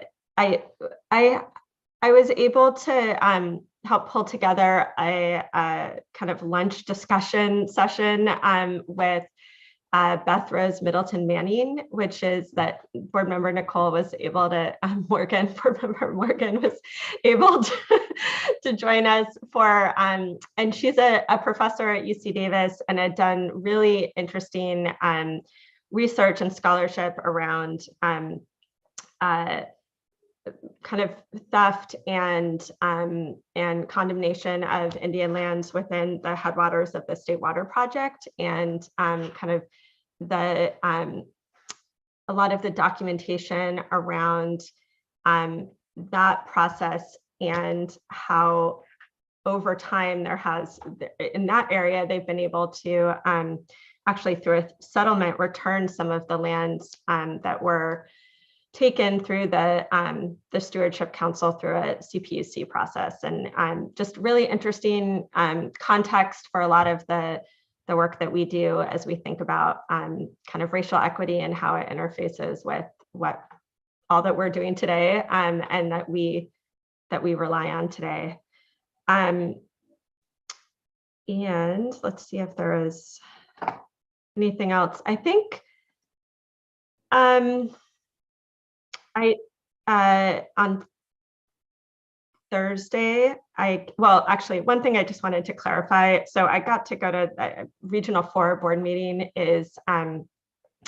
I was able to listen to, and there was a really good overview on the Dominguez channel. And I just wanted to clarify, because I mentioned that earlier and got a good email from a stakeholder on this, that there's actually really two issues there. And I think it's helpful just for us to understand as an example of, there was a industrial discharge facility that went into the canal that was illegally, illegal stormwater discharge that went into the canal and was causing, or at least the preliminary investigation signals that that's what was causing really severe odors for a long time in the community. And then separately, there was a sewer spill that also ended up discharging into the canal, but also went into the streets and up to homes and different things. And those were two separate incidents. I just wanted to clarify that. And then lastly, I am able to be part of a press conference on Thursday with to celebrate the work that I know has been a long time coming, with a one of the with a nonprofit that has come out of CV Salts and the management zones there to do private well testing, and is partnering with us at the State Water Board. We are funding the portion that is non-nitrate related, so that we can make all of our resources go further, not have to have individual families have to, get partial information around whether their water is safe to drink, try to get, information from different folks, and instead just have the one nonprofit go out and talk to people and make sure they can get the information and resources they need. So really appreciate that partnership, and also the work it took to get these agreements in place. Hopefully that can be a good model of how we can all be making everyone's resources go further. So appreciate that. That's it. Thank you, board member. Really appreciate it. Executive Director Sobek, I think that wraps up our board member reports. Anything on the Executive Director report? I don't have anything to say other than what's in the report. I did just want to reflect that I thought today's agenda pointed out that virtually every office, every subunit of our staff is working full out. I think that, you got reports and action items from water rights, from Division of Water Quality, from Division of Drinking Water, from Division of Financial Assistance. And then we have all of the offices that feed into and support and assist those offices. I know that you guys know this, but I feel like I want to thank all of you and all of the participants today for recognizing staff and the amount of time and that they put in, and the their real dedication to being collaborative and being responsive, and not just not cutting corners and ticking the boxes, but actually listening. They are under a lot of pressure, and they have been going full out for quite a long time, for a lot of good reasons, like as board member McGuire mentioned, the wonderful opportunity of a generation to get out billions of dollars to assist our communities, but it does come at a cost to staff. And then a lot of other not so happy things that are happening, like drought and how to best manage drought.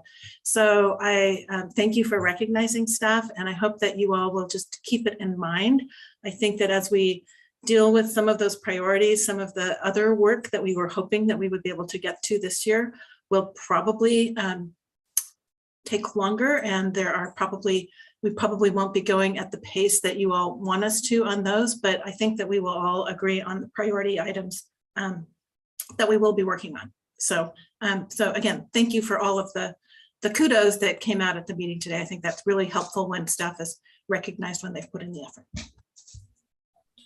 Thank you, Ms. Sobek. I appreciate the joining in the acknowledgement and the reminder again that there's only so much that we can often squeeze out of the day, out of folks, and it just, being aware of what are real limitations and not, and making sure that all of our critical leadership and staff understand that this isn't a sprint, it is a marathon. And they need to make sure and preserve their long-term ability to engage in all of this. So thank you, I appreciate that. I think that brings us to the end of today's agenda. We do have a workshop tomorrow where we will be talking about Sacramento River temperature management in depth. I want to thank all the participants I know that are already lined up to be part of tomorrow's discussions, and all commenters, and look forward to, I know, what will be very much a continuation of today's discussion around the challenges we're facing into tomorrow's workshop.